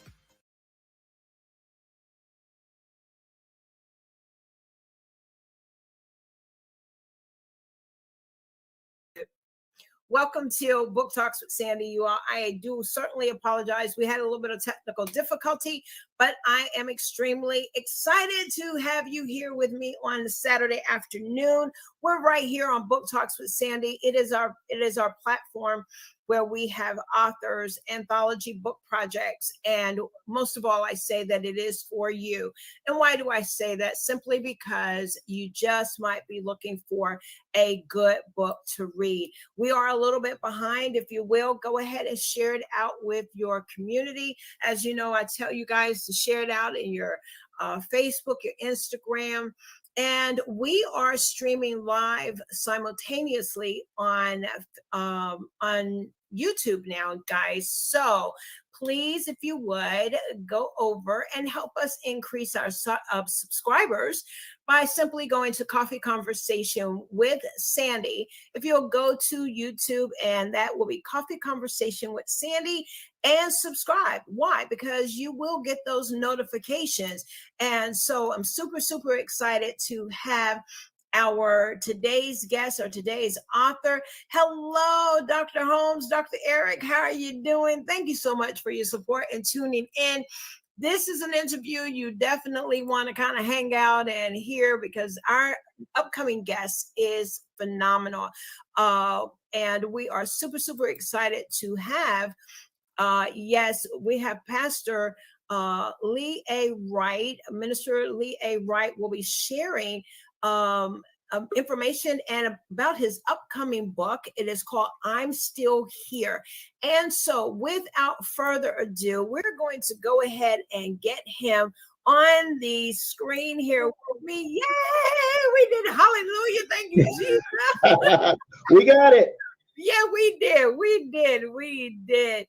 Super, super excited. Thank you, Dr. Eric, for sharing it out. And so we're going to take a moment. You all go ahead, get this shared out. We thank our audience. Thank you, Pastor Wright, for coming on and being with us on today. We are super, super excited. Yes, indeed. Sheila Farr, she's at the table, in the audience, in our listening lounge. Thank you so much, Sheila, for your support and being with us on today. And while I'm speaking of that, Sheila has an anthology book project that we will be hosting their authors on tomorrow. Super excited about this book project. This book project definitely is one you want to definitely have it on your to-do list. You want to put it on your calendar to come and share tomorrow. This book is called Let Go and Be Dragged. What does that mean? Let go or be dragged is an experiencing freedom from negativity and trauma. You do not want to miss that interview that I will be having with these phenomenal authors on tomorrow. Sheila Farr, our dear friend and a big supporter of our broadcast, is the visionary author of that book. So we're looking forward to it. So listen, we want to say hello. Thank you, Minister Smith. Thank you so much. Happy to join you all. She says, good afternoon. Yes, indeed. My love. Yes, your love. She's there to support. And so we honor you on today, Lady Smith. How are you all? So how are you doing, sir? I am well. It's a beautiful day. It's raining outside, but that's okay. That means I don't have to run up the water bill to get my stuff watered. I'm good. I love it. I love it. I love it. Well, listen, we're super excited about this project. I want to share with our audience a little bit who you are, and we'll go from there. You are a motivational speaker. Definitely, we're excited about that part of you, and we're learning more and more that you're a comedian. And in case, as you say, in case you haven't noticed, I'm Lee A. Wright, an acclaimed speaker, mentor, author. Yes, you're a published author. You're a #1 Amazon bestseller, and also a DJ. Music has always been a part of your life, as you let us know, since you were a youth. Your father was a DJ, and so that comes naturally to you. As a motivational speaker, your top areas of expertise are without a doubt military matters. You are a retired Air Force and combat wounded veteran. You speak on matters such as overcoming obstacles, finance, empowering adults, as well as youth. You speak on the importance of not only being book smart, but street smart. From a young student to a single parent, particularly fathers, you speak to the soon to be wed and beyond. The book, there are more books to come, as you've written, as you said, is that as God gives you what to say, God gives you the vision to write. And so we're looking forward to more books from you. As you let us know in your bio, is that you're like a transformer. There's more to me that meets the eye. And so without further ado, and our book talk audience, welcome again. Welcome again. Yes, sir. Thank you so much. Thank you. Glad to be here, Dr. Sandy. Yes, indeed. It's happy to be here. You accepted I call it really just you had on the cape and you came in and you saved the day for me. You did. You interviewed, you were a co-author, a co-host with me. We interviewed together, we tag team, and that was such an appreciation. You stood in the stead of my husband. My husband had to work, and I reached out to you, and you were phenomenal. Yes, the audience loved you. Yes, indeed. Well, let's talk about a couple of book projects. I want to share with our audience is that, as we mentioned, you are a #1 Amazon bestseller. You were part of the book called My Walk Past Hell, Volume 2, the men version. Yes. And it is an anthology with some amazing experiences of men and women. Your visionary author, which is Dr. Yolanda Jerry. Hello, big supporter. Hello. And so come on and share before we get into I'm Still Here. Share with us a little bit about entering into the author world, as this is a platform for authors. So Yes. let's speak to that. So thank you so much. The entering into the author world, I'd always wanted to, I just didn't know when. And so it's like, okay, when do I get in? How do I get in? Do I dip a toe in? Do I jump in 2 feet? I'm not quite sure. And then, as you mentioned, Dr. Yolanda Jerry, I've known her for over 20 years, and she put out a call for men authors on this project called My Walk Past Hell, Volume 2, The Men. And the interesting thing about when you put the call, I had read Volume 1 of that anthology, which was all women. Yeah. And so the stories in that were just inspiring and thought provoking, and it just put me in a place where I thought, wow, men have a story to tell as well. Yeah. And this so happened that Dr. Jerry came out with this second anthology for men, and so I was like, yeah, I'm on board. And I think the draw, Dr. Sandy, that really got me is that as I read My Walk Past Hell, Volume 1, Dr. Jerry, who put her story out there about domestic abuse survivor, and I knew that about her already. I've known her for years. But the thing that caught me in the first one were there were 2 other co-authors in the book that I knew. And I did not know that that was part of their story. I'd known them for several years. I'd worked with them and did not know that they had gone through that in their lives. Not only did I not know it, but one of the particular authors, I had actually had her abuser in my home, visiting. And so, it kind of hit me hard. It's like, wow, did I miss the sign? Could I have helped? And that got me thinking. And so as the call came for My Walk Past Hell Volume 2, The Men, I was like, okay, let me see if I can help some men in their journey to maybe find another way to see if maybe they don't have to hold things in. They can let it out. Because sometimes when we hold things in, sometimes it comes out in a negative way. And so I figured if I can put something in my chapter that not only says these are things that I've experienced in my life, these are some of the hells that I've gone through, and this is how I've overcome it. So prayerfully, when people read it, they can say, hey, I can overcome this as well, because I know someone, or at least I've read about someone who has. And so that's why I put a lot of things in my chapter, again, that would help prayerfully other men. And a lot of the feedback that we've gotten over it has been phenomenal. So it's great when you know that you're putting something out there and you're opening yourself up, not only to criticism, because some people are going, well, why did you do this, or why did you do that, or why did why didn't you leave, or there's so many things that people say. Exactly. And it's important that the story gets out there. So again, it's about finding your own healing, I believe, as an author, but also helping someone else heal from a trauma that they may have experienced in their life. That is really good. I just want to share my screen here. These are the 2 books that we're going to talk about.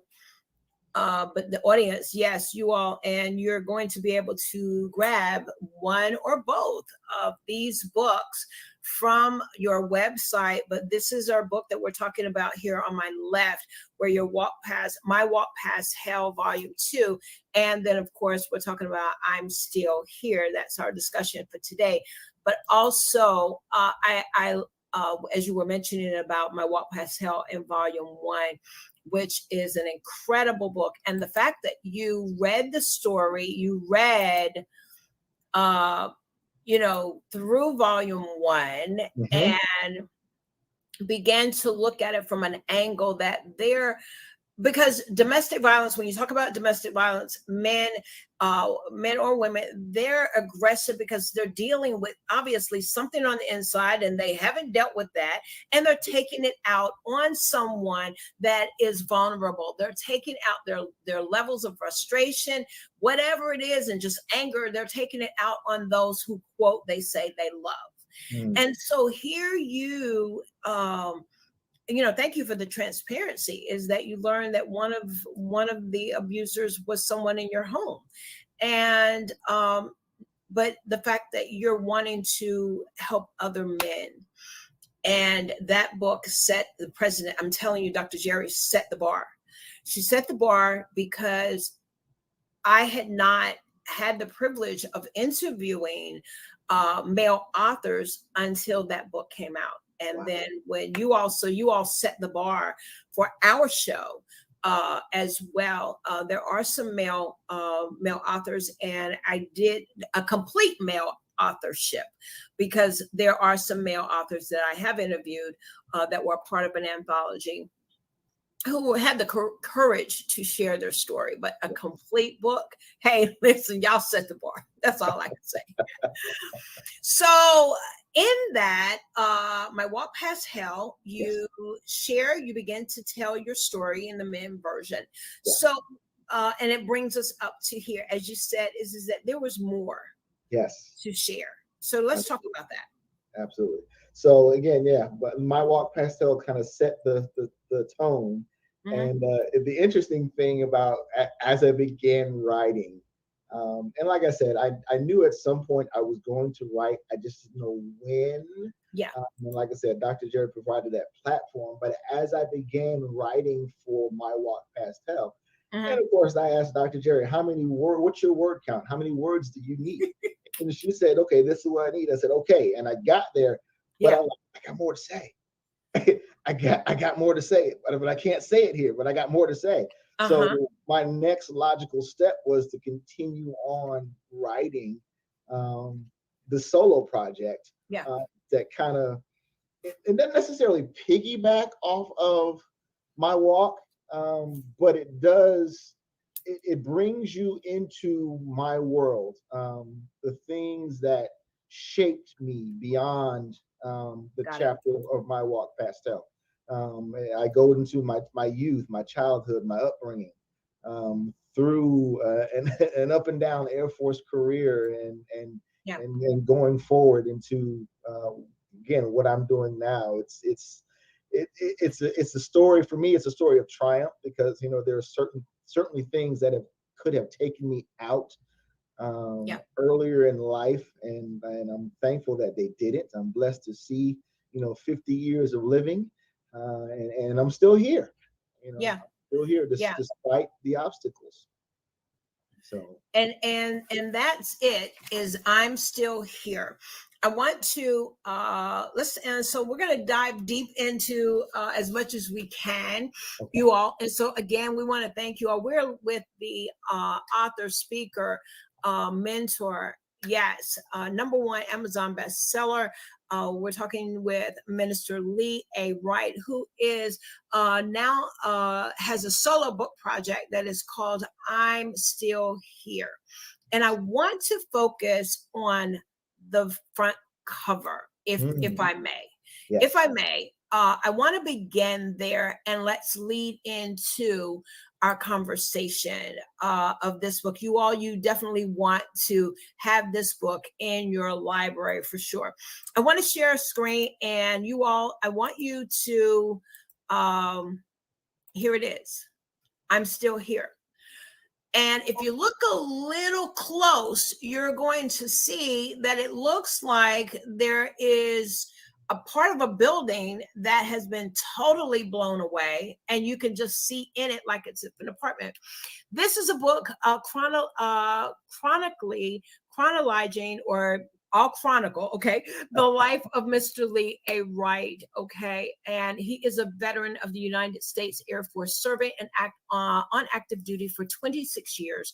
You share about the early years of your life in this book, growing up as a child, as you said, overcoming every obstacle that was set before you.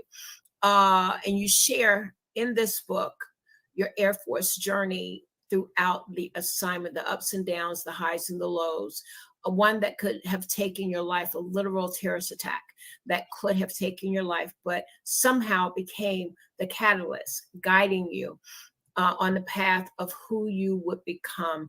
And so let's start here. You say you're not a product of your circumstances. This is your quote. I am a product of my decisions. So what made you go into military? So the military, I like to say I was a C student in high school with A student potential. So I was a classic underachiever. I did just enough to get by. It's like, okay, this will do it. I don't have to study that hard. I'll just kind of wing it. But I learned very quickly that from winging it, scholarships weren't coming my way. So I didn't necessarily apply myself academically at that time in my life, and probably should have. But fast forwarding was like, okay, what am I going to do with my life? I have not really a lot of options. I'm working at a fast food restaurant, and it was good, but I was like, okay, there's got to be more to life than this. Yeah. And so I decided, ironically, when you're in high school, recruiters for some reason like to come your way. They visit the school. They have all these seminars, and they brief you on the wonderful joys of the career day. Don't you remember we had career day at school? Yes. We had all the business people, military, and all coming through. They coming and they want you. You. And so I was approached by the Army. I was approached by the Navy. I was approached by the Marine Corps, and I did not want to be a part of any of them. Wow. So my father, when he was still living, he was a Marine product of Vietnam. And I knew, I was like, well, that's not happening, because my dad was a little crazy. So I'm like, I'm not going that way. And I'm just being honest. I was like, no, that's not for me. Navy, I was like, I can swim, however, I don't think if anything happens to the boat, I can drink that much water. So I need to be, pretty closer to the land. And so the Army, I was like, well, they kind of crawl around a lot in the dirt. And I was like, no, so that left the Air Force for me. And again, they were the only service that did not approach me, which I was like, oh, well, why ain't they coming after me? Oh, okay, well, I'll go after them. So I actually approached the Air Force through one of my teachers, actually, who ironically got married to my Air Force recruiter. So that kind of that tie there. I decided Air Force was going to be the way to go for me. And of course, that image that you put up there for the book, that was very important to me to have that as my cover, because that is one of the, like I said, it's a catalyst that kind of launched me forward, because being a terrorist attack survivor, you can go many ways if you're serving the country and something like that happens to you. A lot of my friends were like, you know what, I'm done. I'm getting out. I'm going back home, and this is a little too much for me. But I decided to stay. I decided to stick it out. I think I'd been in about 7 years or so at that point, maybe 6-7 years.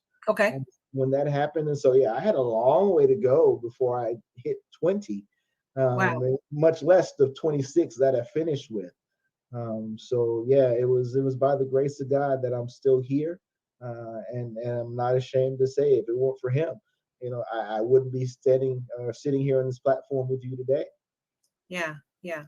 And that is amazing. Like you said, you were this was only in your 7th year of doing tour. Yes. And you wanted to go the long haul. And even after that, you did not throw in the towel, as they say. This book here, and just reviewing, you all, if you we want you to get this book in your hand, absolutely. I'm Still Here is lined with chapters that you're going to learn about the writer, Lee Wright. You're going to learn of his humble beginnings, his teenage years. You're going to learn what he's sharing now about aiming high. And then one chapter here is called Land of the Rising. Where were you going with that particular chapter? Let's talk about chapter number 6, Land of the Rising. Land of the Rising Sun, I believe that was chapter 6. So that was actually what they called I guess Japan is where I was. And so they kind of called it, each area for some reason had its own little name when you go to it. So they called it the Land of the Rising Sun. I guess that's what they call Japan. So that was appropriate to have a title of a chapter called Land of the Rising Sun. Yes. And so I noticed that you talk about, you were in Misawa. Am I saying that correct? Yes, Misawa. And you were at Misawa Air Force Base. And I noticed, and you all, he's lining it with the Word of God. Y'all, we did, and we're going to end with prayer. I didn't start out with prayer, but you guys, y'all hang out with us, and we're going to have a word of prayer. But Land of the Rise, yes. And each chapter with the title, God giving you the scripture to go along with it. And then this one, it says, "You are the light of the world. A city that is set on a hill cannot be hidden." Pulling that from Matthew 5:14. But again, as you were saying, that what was happening with this particular chapter, that you would call it Land of the Rising Sun. Yes. So Japan was an interesting place, interesting assignment. A lot of things happened there.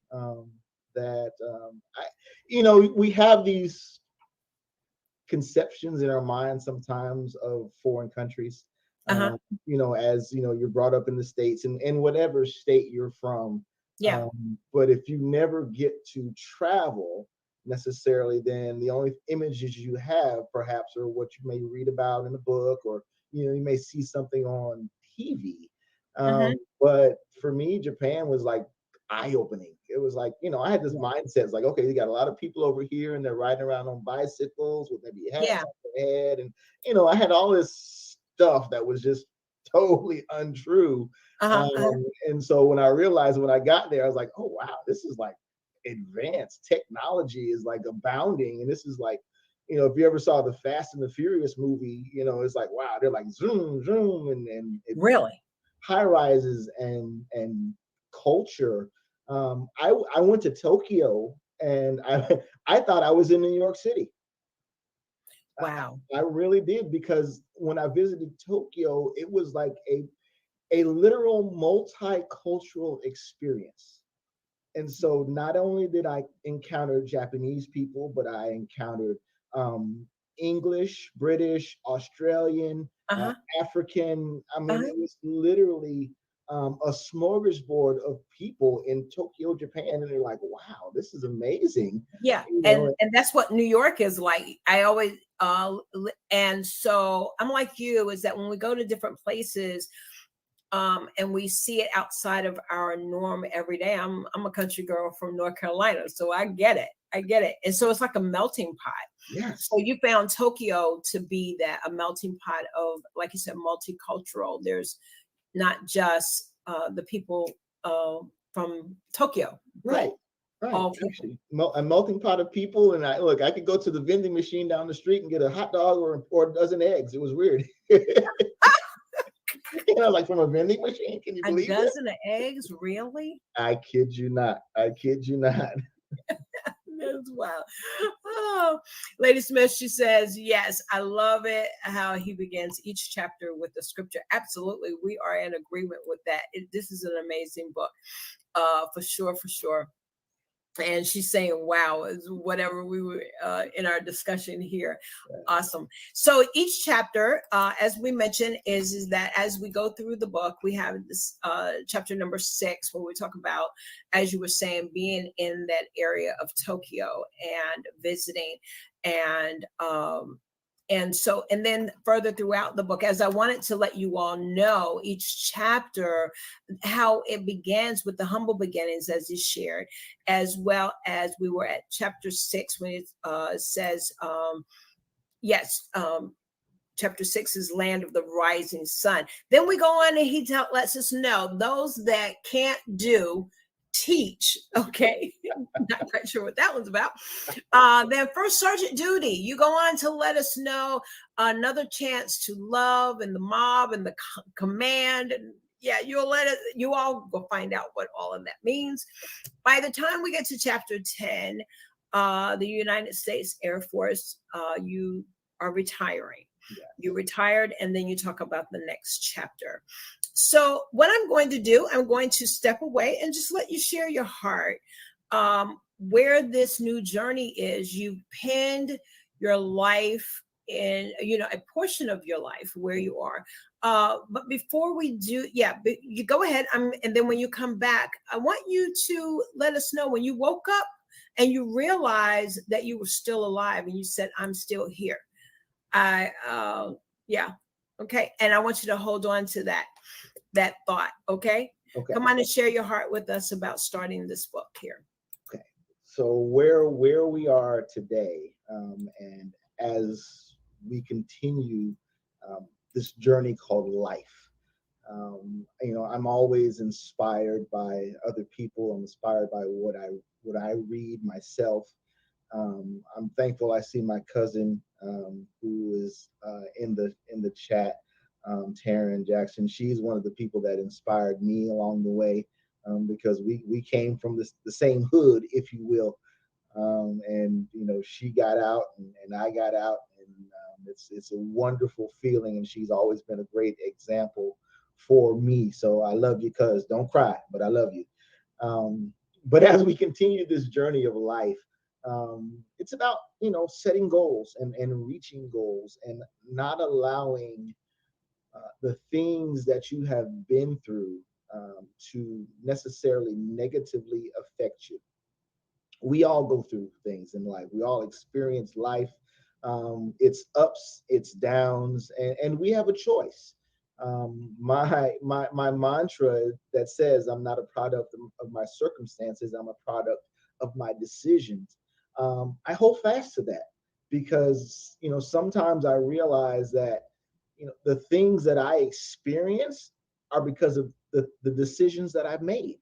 A lot of times we try to blame other people on what has happened to us and the things that we've gone through. But at the end of the day, the person that we have the most control over is ourselves. It is our actions, or sometimes our reactions to the external stimuli that affects us in our life. So you can do one of two things when things come.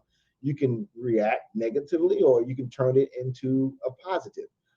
So for me in my life and my journey, I've decided that I'm going to turn all negative things that happen into a positive situation.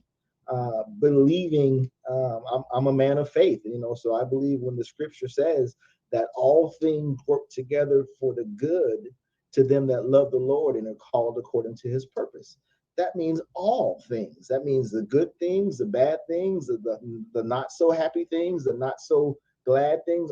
Everything that happens to us works together for the good. Did it say that bad things weren't going to happen? Absolutely not. They're going to come, but it's how we deal with them. It's how we cope with them. And each one of us, everyone out here listening, each one of us has a different coping mechanism. Gosh, I got to say that part again, Dr. Sandy. every one of us has a different coping mechanism. And I pray that the coping mechanism that you have is a positive one. There are ways that you can fight and endure the battles that you go through without turning it into something worse. Turning into, I know those who have turned to drugs. I know those who have turned to the bottle. And I'm here to tell you that there are other ways that you can deal with the situation that you are going through or that you have experienced in your life. There is a better way. There is a communication that can be had with a counselor, with a pastor, with a close confidant. You are not in this by yourself. Okay, there is someone there who is able and willing to help you, or at least point you in the direction that you should go. I had one person in my military career. He told me he was an officer, and he'd often call on me to help him teach certain courses. And he said, "Lee, I want you to understand something in life." He said, "You don't always have to be the sharpest knife in the drawer, but you do have to know where the sharpest knife is." And so I took that as like, wow, that's pretty good. And so that I took that to mean as like, I don't proclaim, nor will I ever proclaim that I have all the answers. But I can tell you, if I don't have the answer, I'm going to do my best to try to help you find someone who does have the right answer for you.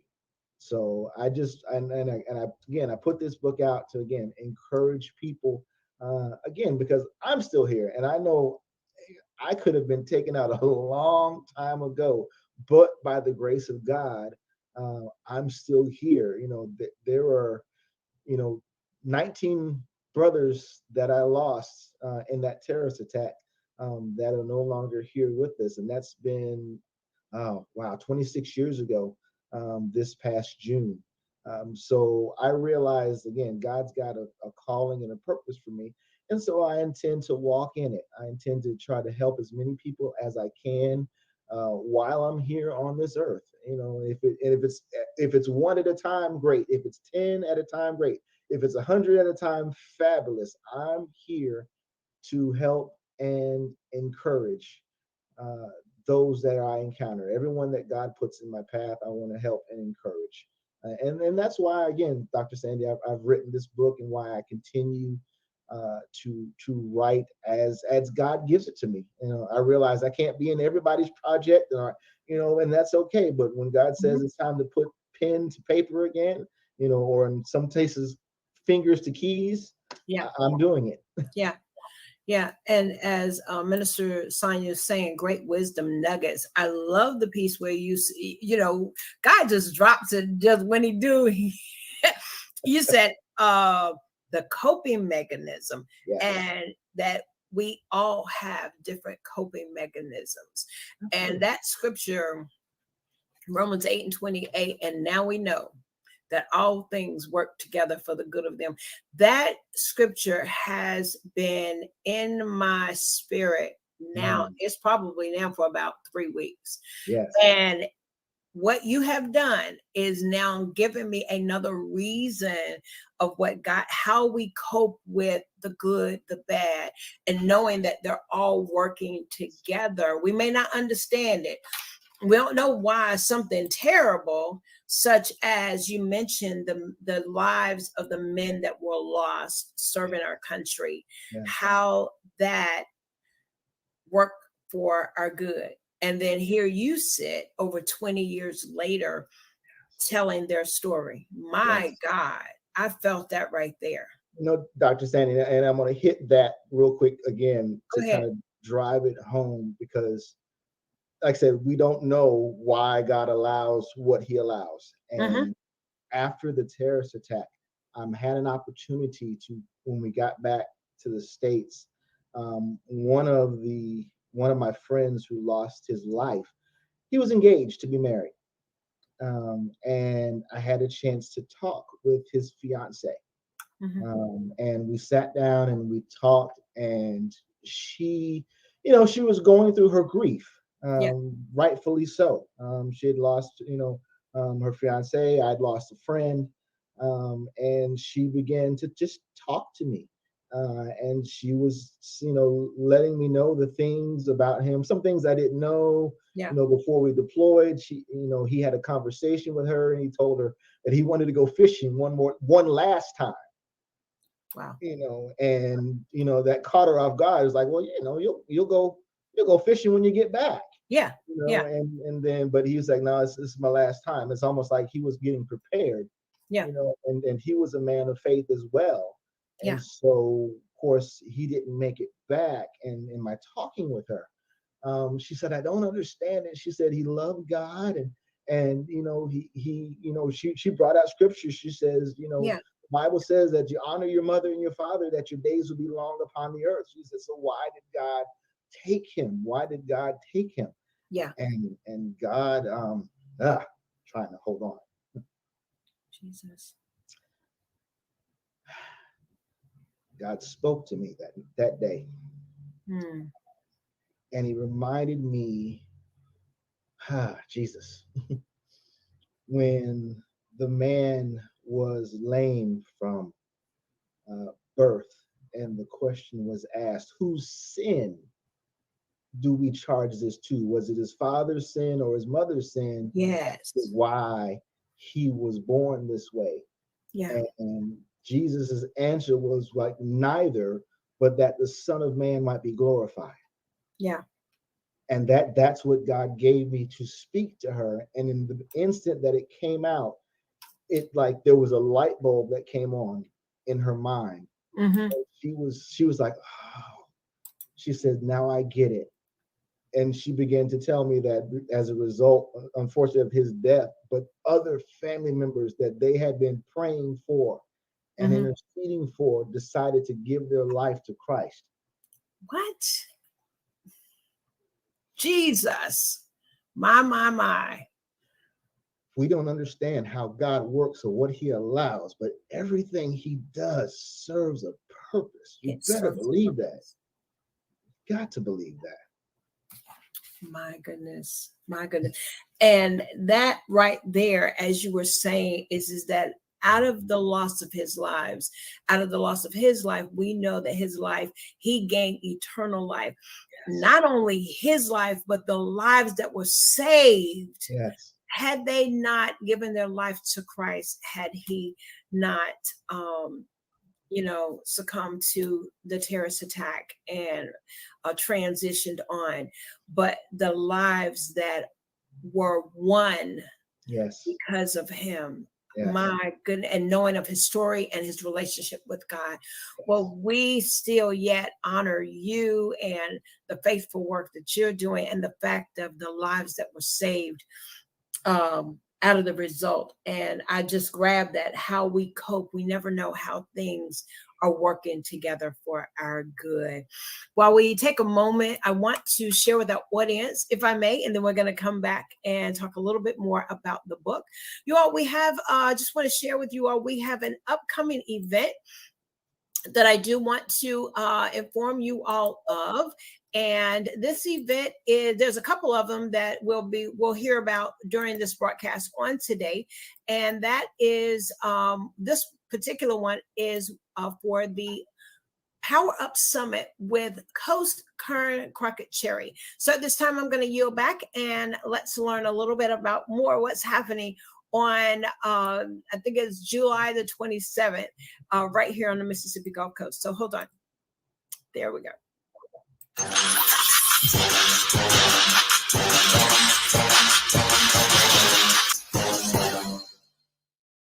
Join Cynthia Bailey of the Real Housewives of Atlanta and Robbie Montgomery of Sweetie Pie for the Power Up Summit in Biloxi, Mississippi. Become one of our power speakers by going to speakatpowerup.com, speakatpowerup.com, and register right now to become one of the Power Up speakers. It is your time to share your message with the world. So go to speakatpowerup.com, speakatpowerup.com. The Power Up Summit will be virtually the July the 27th through the 31st, and we will be in person in Biloxi, Mississippi, July the 29th through the 31st. And we will have workshops, vendor booths. We will have networking, meet and greet with our keynotes, and we will have an awards gala that recognizes over 100 people from around the world.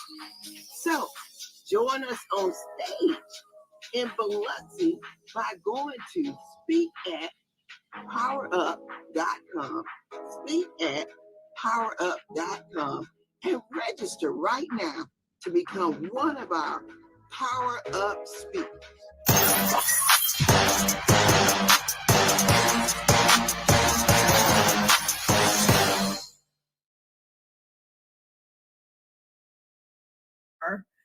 Unleash your power. Yes, indeed. You do not want to miss that opportunity to be a part of this amazing conference that it will be happening in July. It is virtual for the Wednesday and Thursday. And then on Friday, it will be hybrid, which will be at the IP Casino. And we will have workshops all throughout the day. The conference is absolutely free. It is, you heard me. Yes, the conference to register, even in person. So those of you that I always say, if you're within an hour drive, you're in Atlanta, you're up north, Mississippi, you're in New Orleans, Louisiana, you're in Texas. Listen, come on to Mississippi Gulf Coast and be with us for a weekend of empowerment, unleashing your power. Yes, she's bringing in the heavy hitters, and we'll be talking about that a little bit more on the end. But back with our current guest today, we have the phenomenal, yes, pastor, speaker, motivator, yes, and what else? You all, I learned something. Yes, DJ, and he's a Christian comedian. So we're learning a lot about the author on today, who, as I said, is Lee A. Wright, speaker, mentor, author, and DJ. So we're talking about his current project, which is called I'm Still Here. I'm Still Here. And so where can our audience find this book, or what's upcoming with the book availability? So the book is actually, if you go to my personal website, IamLeeAWright.com, you can order this book, and I will personally autograph it and mail it out to you myself. I guarantee it. Yes. You can also get my first anthology, My Walk Past Hell Volume 2. It is there on my website as well.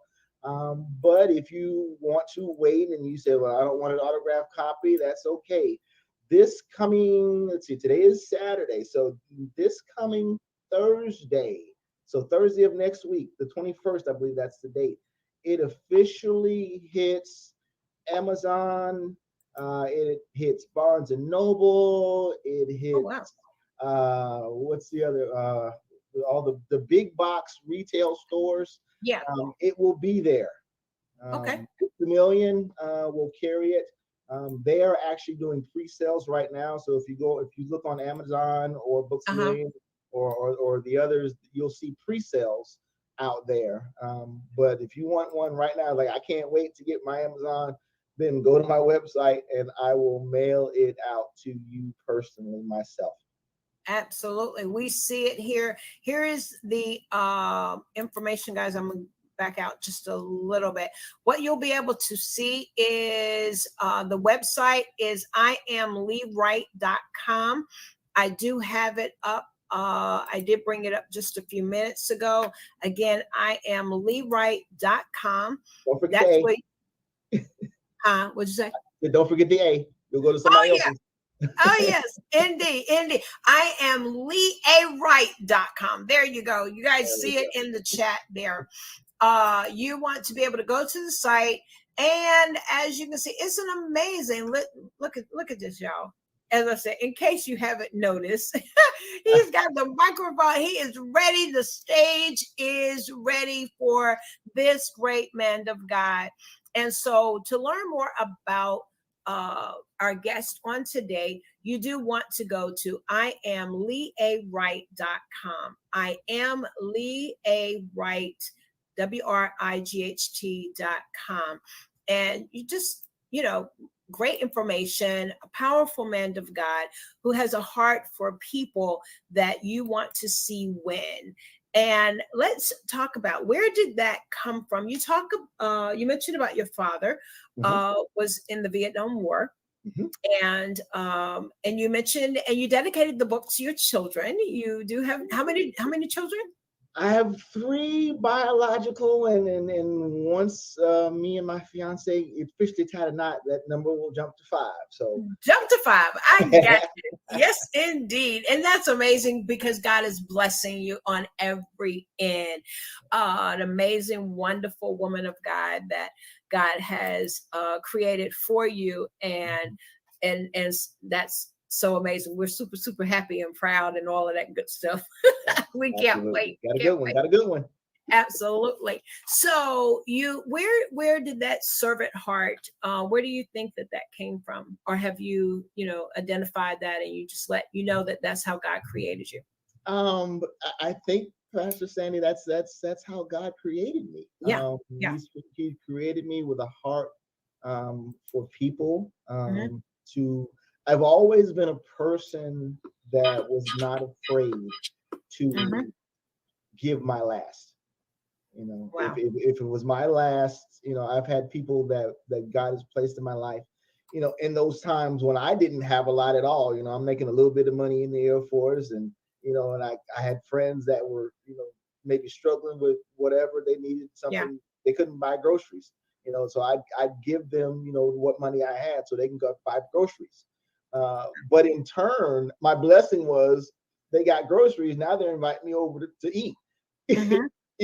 So I've never been one to shy away from those in need, and as long as God says do it, then I do. I'm definitely, I don't, like I tell people, I don't give to everybody.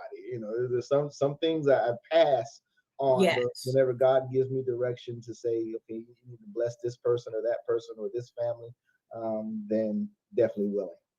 Absolutely. Absolutely.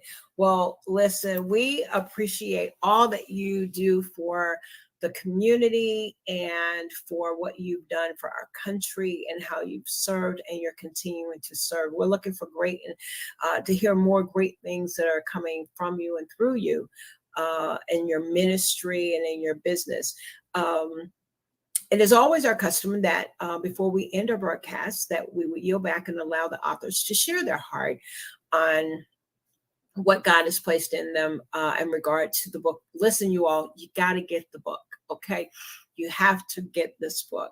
And again, we want to direct you to get that personal signed copy, direct you to the website. And the website where you can get your personal autographed copy of both books. That way it'll kind of line up together. We want to put both of those books in your hand. At this time, we're going to yield back just for a few moments and let you speak to our audience. And then we're going to come back and share a little bit of more information. Will that be okay? That's okay. All right. Awesome. So again, thank you, Dr. Sandy. I'm blessed to be on this platform with you and just share just a portion of my story, portion of in this book called I'm Still Here. I want to encourage you this afternoon as you are listening, whatever you may be doing.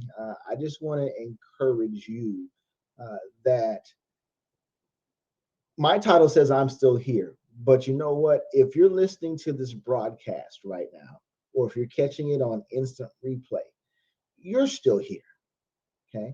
So that means it's not too late to do whatever it is that you set your heart to do.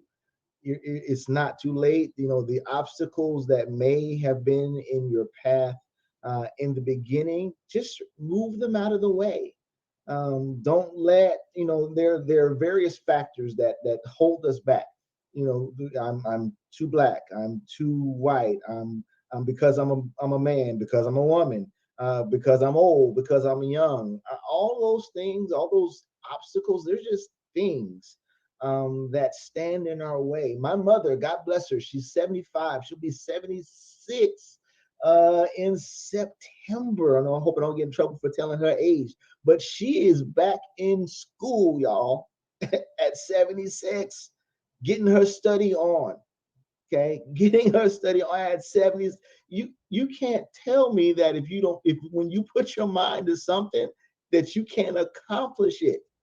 So again, don't let what your age, your status, whatever obstacle, excuse that you may have come up with and put in your own mind. Look, I see my mom popping in there. She's like, "Oh, Mom, I'm proud of you. I'm gonna say it on the air. I am proud of you for continuing on. Even though I know it's Bible school and you're doing it, and I'm excited for you and everything that you're doing. But again, that's a perfect example. Just don't let anything stop you from your goal and doing those things that you are purposed in your heart to do. So if you got a vision, if you dreamt about something, God has showed it to you, then put it into action. Don't wait on it. Put it into action. God will provide everything that you need. If it's a business, do it. I tell people often, I said, the reason I am where I am now and the projects that I've written during the pandemic, mind you, are things that were always on my plate that I said I never had time to do. But guess what? The pandemic gave me all the time in the world to do it. So if you didn't rebrand or recreate you or find another avenue during the pandemic wasn't your problem. You were your problem. And you might still be your problem. So if you move self out of the way, then I believe you can press forward into the things that God might have for you to do. So just I want to put that nugget out there to encourage you, and say, hey, the pandemic, it did a lot of people in, and it put obstacles, and we lost loved ones. But guess what? If you are still here right now, today, there is still yet time for you to accomplish what you're supposed to accomplish. All you need is just get off the bench. I'm gonna use that term. Get off the bench and go for it. Okay, go for it. Pray, seek God, seek Him in all things, and then go for it. And let Him bless you. Let Him bless you. So don't be afraid. Don't be afraid. Press toward the mark. As scripture, Philippians, I press toward the mark for the prize of the high calling of God in Christ Jesus.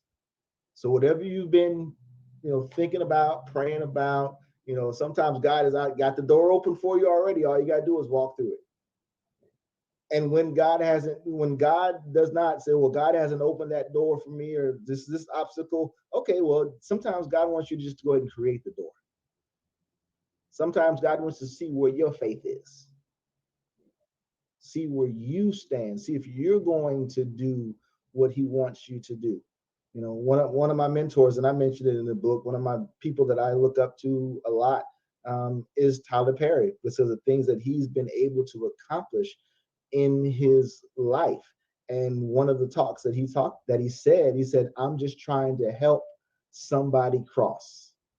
And that's all I'm trying to do. I'm just trying to help others get to where they need to go, to get to their destination. With young, old men, women, boys, girls, I'm just trying to help you get there. Do I have all the answers? Absolutely not. Am I a resident expert in all things? Absolutely not. But I promise you, between me and the people that I know, we can help get you to where you need to go. So just be encouraged, my brothers and sisters. that is what message I want to leave with the viewers on today, Dr. Sandy.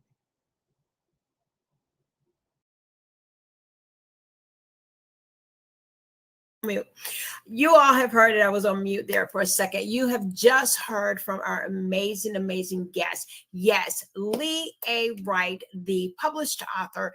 And one of the nuggets that he said was so powerful, pressing toward the mark.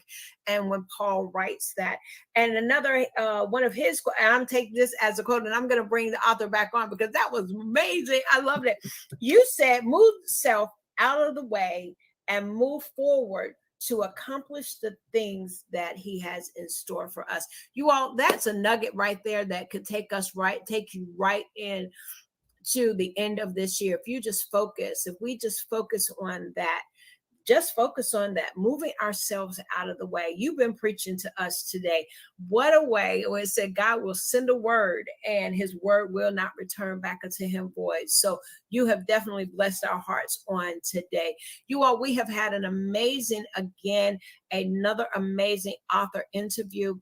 And you do want to get this book. The book is called I'm Still Here.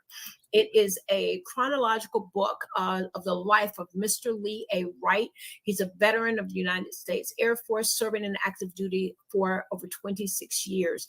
Came out of a terrorist attack after only serving his first 7 years. My goodness, I just got a revelation right there. Oh my. Come on. 7 years, God's his completion. So whatever God, there were some souls that were saved. There were some lives that were lost. Yes. There was some that then, and here's the thing is that what you said about the dear friend that you went to talk with his fiance was a man of God, but God allowed some lives to be saved, even at the risk of his life being lost. Yes. Oh my, the 7 years, I could just sit right there, but I got a revelation out of that right there. That hit my spirit. Thank you, Lord. Thank you, Lord. Yes, indeed. So as always, you all, we do appreciate you all for tuning in. Go back and listen to the replay. And if you're listening to the replay now, thank you so much. Continue to tune in to our broadcast each and every week. Here at 3 o'clock p.m. at Book Talks with Sandy. On tomorrow, as I mentioned earlier, we will have the authors at 3 o'clock p.m. that will be sharing from their book, and their particular book is called Let Go or Be Dragged. And yes, that is with the amazing Sheila Farr, who is the visionary author of that book. And we're just going to come back, and I want to share my screen. So you all want to tune in tomorrow. This book is really going to be a book, I believe, too, that will speak volumes as well to you. And listen, you want to not forget about this one. I can't pull up her picture, but you all go look for it. Go to Sheila Farr's page. Her book is called, again, it is called Let Go or Be Dragged. The authors that will be joining me on tomorrow: Gloria Nesley, Kimberly Woodcock, Jennifer Mello, Cher Graham, and Liz Hoop. It is a story of letting go or be dragged, experiencing freedom from negativity and trauma. You definitely want to tune in. Well, Pastor Lee, we're gonna say goodbye. But before we do, if you will, go ahead and lead us in prayer. And then you all hang out with me. I'm gonna be on for a few more minutes. There's some other events I need to share with you before we totally end our broadcast. But if you will, pray us out. Absolutely. Father, we thank you for this time. We thank you for this platform and this venue that you have provided to share your gospel. This is the good news. Each guest that Dr. Sandy has, each person that she brings on, God, you have blessed in your own way. Many of them are survivors, many of them are thrivers, but most importantly, God, they are all still here. So we ask you to continue to pour out your blessings upon this broadcast, upon Dr. Sandy and her family. God, all those that you bring across her path, oh God, continue to bless them, God, that they may get the message out to help encourage someone in this journey that we call life. We give all these things to you, everything, every situation. We cast all of our cares upon you because you care for us. We give you praise, we give you honor, we give you glory. It is in Jesus' name that we pray. Amen. Amen. Thank you so much. We certainly receive those prayers and those blessings speaking over our broadcast. And again, yes, this virtual table and venue where lives are being changed and set free and delivered. We do believe that. Thank you guys for tuning in. Thank you for subscribing to our YouTube channel, which is Coffee Conversations with Sandy. Yes, do go ahead and subscribe over there. So whenever we do go live, you will get the notification. We are also sponsored each and every week in broadcast by Swag Her Magazine. Swag Her Magazine can be found on virtual. It can also be found in print. And so if you look for them on Instagram as well as Facebook, and Instagram, Facebook, and I believe some other social media platforms, but Swag Her Magazine. You don't want to miss out on the amazing things that they have there. At this time, I want to just let you all know about one more upcoming event. That event is with the amazing Miss Dorothy P. Wilson, who is the creator and host of the upcoming conference that is called Living Faith Out Loud. And so I want to just share her message to you all, and then we'll be ending our broadcast for today. Hold one moment. As you enter the weekend, I just had to come on and share this message with you. It is time for you to stop sitting on the purpose that God placed inside of you. It's time to step out bigger and bolder and be more intentional. The Living Faith Out Loud conference is coming up August 5th through the 7th. We have so many fantastic speakers, nationally known, world-known speakers. Jacqueline Carr, Emmy, Grammy nominee, is going to be coming on. Dr. Cheryl Wood, Dr. George C. Frazier, Dr. Sandra Dalton-Smith, Yvonne Capehart, Amy Walker, Jesse Bradley, Sean Lovejoy, and many other ones will be sharing on the stage. This is free. It's all free. It's time for you to really begin to take that step out on the water and what God has called you to. And so we're going to be equipping you. We're going to be inspiring you. We're going to be empowering you. I don't want you to miss this. And so I'm going to tell you about it as many times as I can coming up, sharing more information. Go ahead and get registered free at faithconference.info.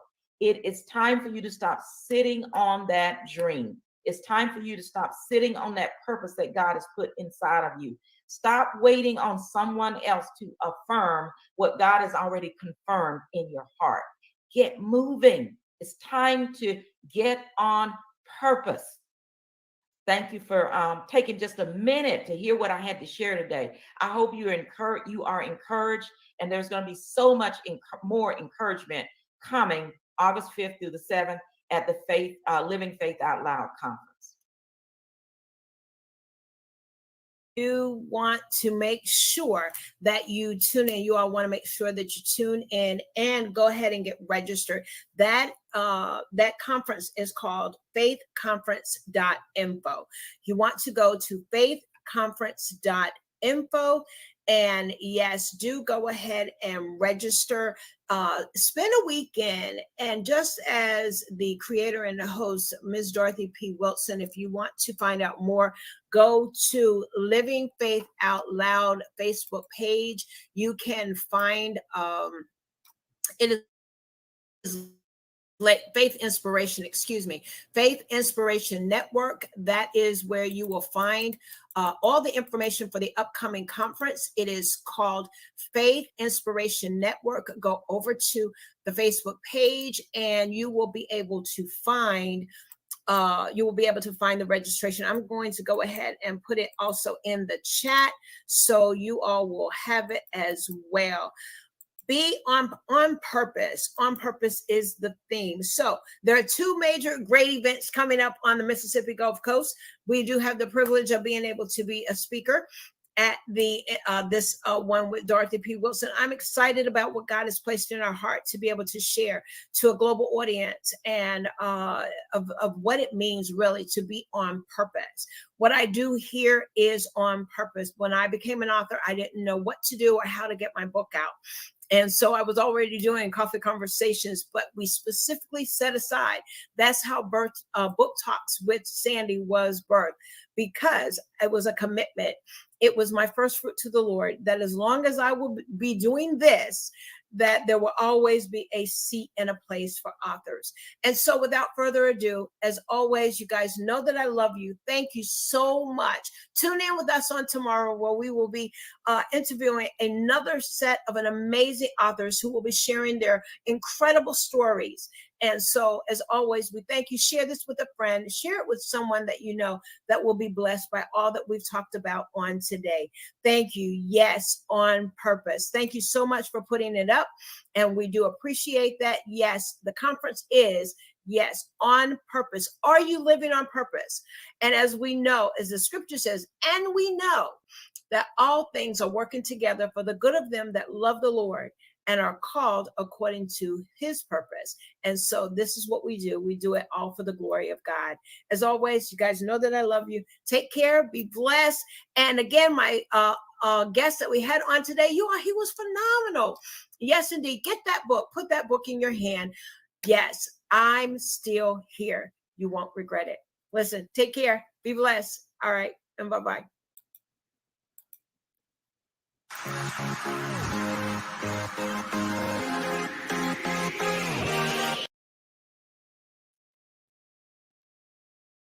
Hello, everyone, and welcome to Thought for Thursday. It's been a little while, huh? It's been a little while since I've been on, and I apologize. A little late, was trying to decide if I was going to come on or not. We are having some bad weather here in the DMV, so I am on now, but that doesn't mean I'm going to stay on long. Hey, Thought for Thursday is all of 15 minutes, and as long as the thunder and lightning can kind of hold off that long, we will be here. So I am very happy to see you coming on in over on Instagram, and of course here on Facebook, and I'm on LinkedIn also. Again, happy Thursday, y'all. It is Thursday. I hope that you have had a wonderful week. Like I said, it's been a little while. It's been a minute since I've been on here to talk to you. So I'm very happy to be here today. And I have to admit, I've been on fire since a few weeks ago when we did Journey Share the Experience, which was absolutely awesome. We have some podcasts coming up that's going to talk about that, and some things coming up on Reinvent to Rise that's going to be, we're going to talk about that as well. So we've got some things coming next week. But this week, I wanted to come on and tell you that it's time out for excuses. It is time out for excuses. It is time out for the stinking thinking. It's time to get rid of that. It's time to let that go. And it's time to walk in your purpose, realize who you are, and let those negative beliefs go that have been holding you back for so long. We talk about them all the time. And we're going to keep talking about them because it's something that I know we need to do. We have something to do. We have a purpose about our lives, and we need to fulfill that. Life is not meant to just be for us to just live it as is and just go through life. We're supposed to enjoy life. We're supposed to live it to the fullest, doing the things that we're supposed to do. And for some of us, that means that we have got to let go of some things, and some things that have to be done away with mainly include the way that we think. Yes, there are things that we're going to have to do to implement what we want. There are things that we're going to have to do to get what we want. But the very first step in making sure that we get there is ensuring that we have the right beliefs that we're holding on to, the right values that we're holding on to. So, talking about beliefs, that brings me to what we're going to talk about here for the next hour, I don't know, 12 minutes or so. We're going to talk about the fact that what you believe, so a man thinketh, so he is. You know, you've heard that, I'm sure, before. What you believe really does determine what you do, who you believe you are, or how you operate in your daily life, how you think, what you think of yourself. And if you're not careful, it will leave you susceptible to believing what anybody else thinks about you, which could be totally different from who you really are and what you really believe and what you're really capable of and what you stand for. So, what are these things that I'm talking about? There are few beliefs, there are many beliefs that keep us from moving and operating in the genre in which we need to operate, in the vein, in the place, in the avenue, in the lane in which we need to move. But today we're going to talk about just 5 of them. 5 beliefs that keep you from attacking your goals and going after those things that you really need to go after. Hey guys, I see you over there on Instagram. Thanks so much for jumping in. So what are those 5 beliefs? What are five beliefs that we need to attack here and now? First one, not enough time. We stare away from our goals because we feel like we don't have enough time to do them. And the fact of the matter is, you don't have enough time not to do them. I know a double negative there. But my point is, it is time for you to jump on what it is that you desire to do. Because procrastination will have you putting that off forever and ever, and you never get around to completing it. Then that leads to feelings of defeat. And of course, those feelings of defeat have you in a situation where you don't ever want to try doing anything again. So it's a vicious cycle. You think about it at the beginning of the year when it comes time to make those New Year's resolutions, and then you forget about them and you think, well, no, I'm not going to do it. I don't have enough time. I was supposed to do it last year and I didn't do it. And that will keep you on that hamster wheel going back and forth over the fact that you want to do it. There are goals that you really desire to achieve. However, you feel as though you don't have enough time. You make the time. You chisel some time in your day, even if it's just 15 minutes in the evenings, 15 minutes in the morning, where you will actually dedicate some time to working on that goal. Say that goal has something to do with weight loss. Take that 15 minutes before you even start a plan. Take 15 minutes one morning to just start about and write down, what are those things that I know I need to eat that are going to help me to get to my goal. Then the next morning, you may go through and write out a whole day's worth of a menu. Then the next day, you can plan to go to the grocery store. The next day, maybe you can go. The point is, you're doing things towards hitting that goal. You're doing them in increments so that you will help, and that will help you to realize that it doesn't require a whole lot of time to reach your goal if you take it into bite-sized pieces. So not enough time is a belief that's definitely going to keep you from reaching your goal and hold you back from getting to where you want to be. What's another one? After I will do it. You fill in the blank. Whatever is holding you, whatever you're hiding behind and saying, well, I'm going to wait until after I get the money. I'm going to wait until after I get a new car. I'm going to wait until I buy that house. I'm going to wait till the kids finish school. I'm going to wait until I'm finally able to retire. You're going to wait, you're going to wait, you're going to wait. And waiting until after you do whatever that thing is going to keep you from hitting your goal. Again, take it back to the first one. Do little by little bits of pieces of what you're trying to do. Do it day by day, and you will see that you will get, number one, momentum. You'll start to believe, hey, this can actually happen. Maybe I can actually accomplish something. And then the more you accomplish, the more you will feel pulled and compelled to actually go after those things that you keep telling yourself you don't have the time, you don't have the patience, it's too late for you to do, right? Okay, so leave out the after I will, after whatever you will. Realize, stop that and say, what can I do before I do whatever that is? What can I do before the kids get out of school? What can I do before I retire? And then start working from that point and then go forward.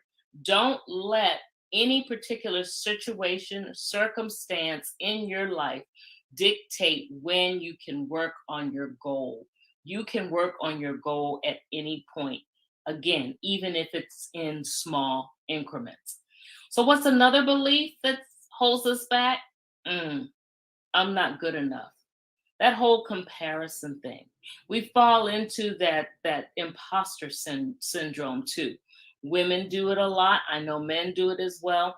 But we feel that we are not qualified. We could be qualified, certified, designated to do something any number of ways. We can have experience on the job. We can just have a knack for understanding and accomplishing something. But somewhere along the line, we still believe that we are not good enough because we see someone else, that whole comparison piece that we think can do it better. Or because society says it needs to be done in a certain way. And because we approach it a different way, we equate that with us not being good enough to accomplish what it is we want to accomplish. And another error, another belief that's going to hold us back and keep us from hitting those goals. You go after what you desire to have in the way that fits you. We're all different. Now, yes, there are some proven formulas for getting certain things in your life. There's a proven way, for example, to become a lawyer. There's a proven way to, become, a business owner. There's certain things that you need to have in place.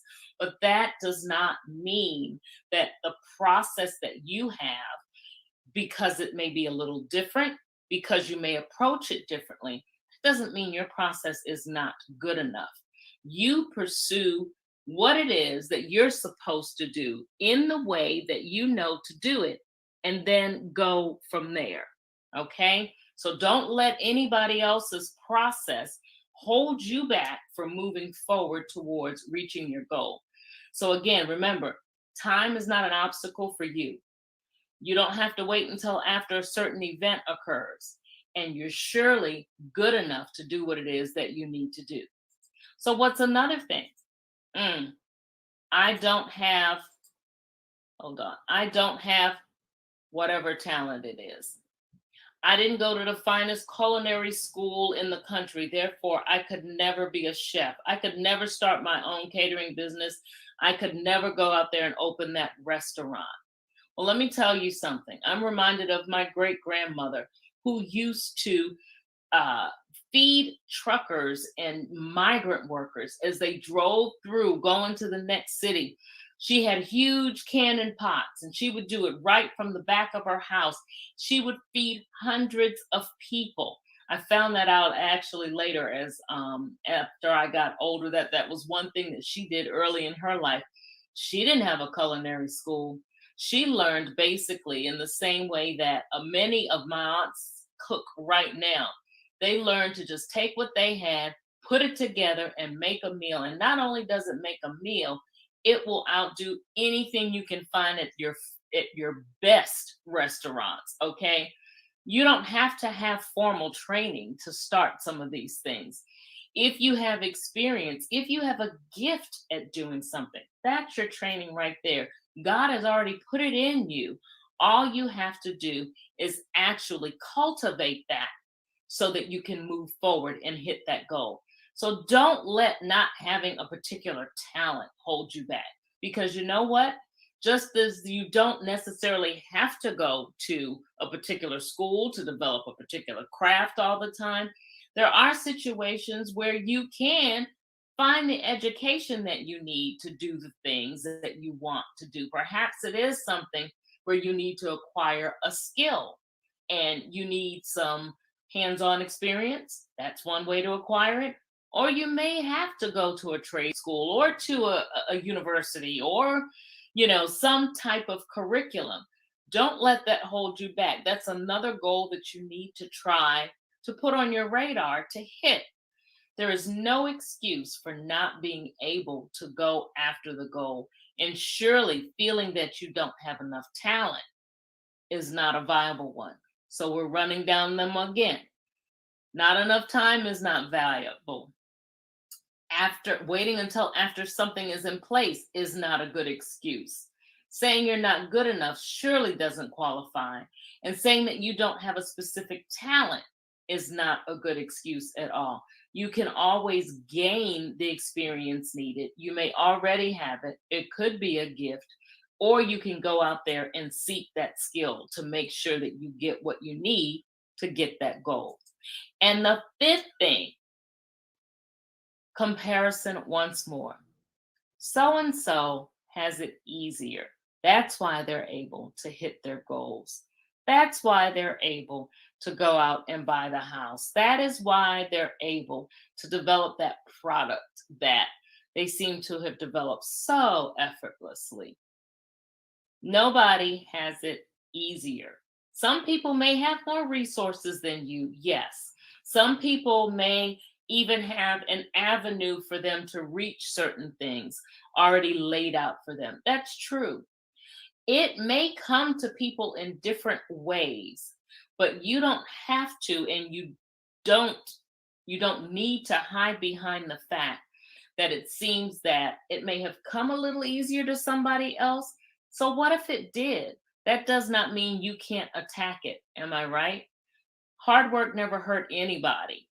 You have to do it in control, for one, and then realize that you have to set goals for what it is that you want to do. And if it requires a little more work than it may have required for someone else, then so be it. Don't let the fact that it seems that someone got something so easily deter you from putting in the work to get what you want. Something being easy is definitely not a bar that you want to hold up in order to determine if it's going to help you to meet your goal or not, or determine if you're going to go after that goal. You only want to go after it if it's easy. Not a good bar to hold up. So much comes along with putting in the work to actually do the things that you need to do. I hear you, Ingrid. That is so true. I know that's right. You put in the work. Everything does not come as easily as it appears.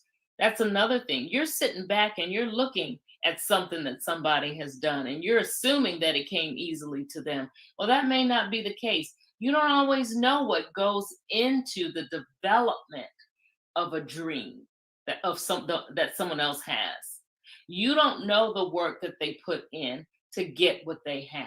So stop sitting back and looking at what everyone else is doing. You need to determine what you want to do for yourself.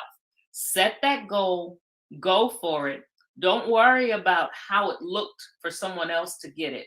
Your goal is to look at what it's going to take for you to get there and what it's going to cost you not to do it. Think about that. I talked about the 5 beliefs that keep you from attacking your goals. And what were they again? They were, I don't have enough time. Believing you don't have enough time to do what you want to do. Waiting until after something occurs before you do that. After something happens, after this event takes place, I will go ahead and do it. Time waits for no one. You don't need to either. All right? I'm not good enough. That again is that whole comparison thing. When you're comparing yourself to someone else and believing that they are better at something, when all you need to do is stay in your lane and focus on what you need to do to get where you need to be. All right? I don't have whatever talent. You can develop it. You may have a gift that you're not even recognizing. If you don't have the talent, go out and find some on-hand experience. That will definitely get you to where you need to be. But don't let go of the goal. And the last thing it is that we've talked about is the fact that you don't have to look at, or you don't need to look at how someone else got to where they are. they reach their dream. Your goal or your destination is to go after that goal so that you can hit that dream also. All right. So eliminate excuses. These are 5 right here that you can work on eliminating right now so that you can go after those goals, so that you can hit them, and so that you can feel the accomplishment that all of that brings, and knowing that you are more than enough to do what it is you desire to do, to get where you want to be, because God has a desire for you to follow a certain path. Your destination, you have to think about that goal, go after it, and make sure you're doing what it is that you want to do. All right, that's it. Thought for Thursday, a quick 15 minutes, and the thunder seems to have held back a little. I didn't have to turn off lights or anything. So you guys go out. Hopefully you're somewhere where you're safe. Make sure that you go out every day, as I always say. Be boldly yourself, bodaciously you. All right, go out, because you know why? Only you can be you. There's nobody else out there who can do it better than you. That's why your thumbprint is unique. Make sure you go out and make that thumbprint, let people see it, because people need to see it. Go be the best you that you can possibly be. Get rid of those limiting beliefs. I'm so glad this helped you, Ingrid. Hey, we need to speak to ourselves sometimes. Isn't that right? I know I do. So you go out, be the best you that you can possibly be. Be safe, and above all else, be well. All right? Y'all have a good one. And we'll talk again next Thursday. I promise it won't be so long. I'm back now. I'm back on my game. All right. Y'all have a good one. Bye. Bye, Michael. I see you out there just for wellness. Monisha. Hey, everybody who joined me. Take care.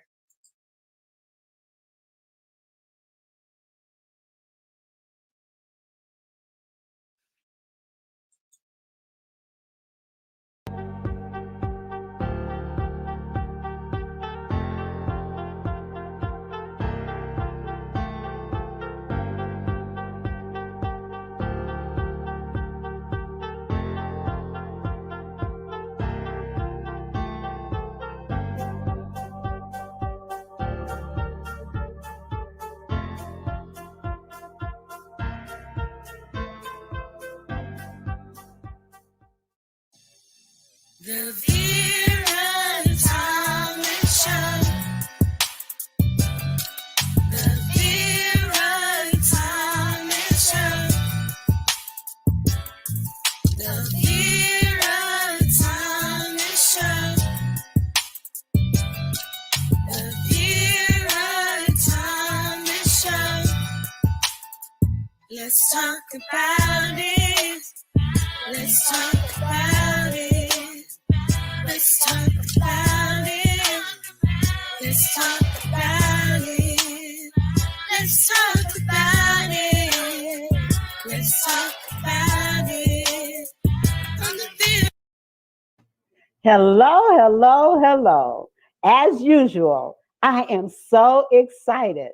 This is the first time that I actually have an actor on my show, and I am just elated to have Terry Quintera here with me today. How are you? I'm all right. Hi, I'm doing good. How about yourself? I'm good. I'm just so honored that you're here with me today. And what I'm going to do is take a few minutes and read your bio. Now, if I read the whole thing, it would take the whole show. So I'm not going to read all of it because I want you to share much of it yourself. So let me pull it up and share about actor Terry J. Quintero more.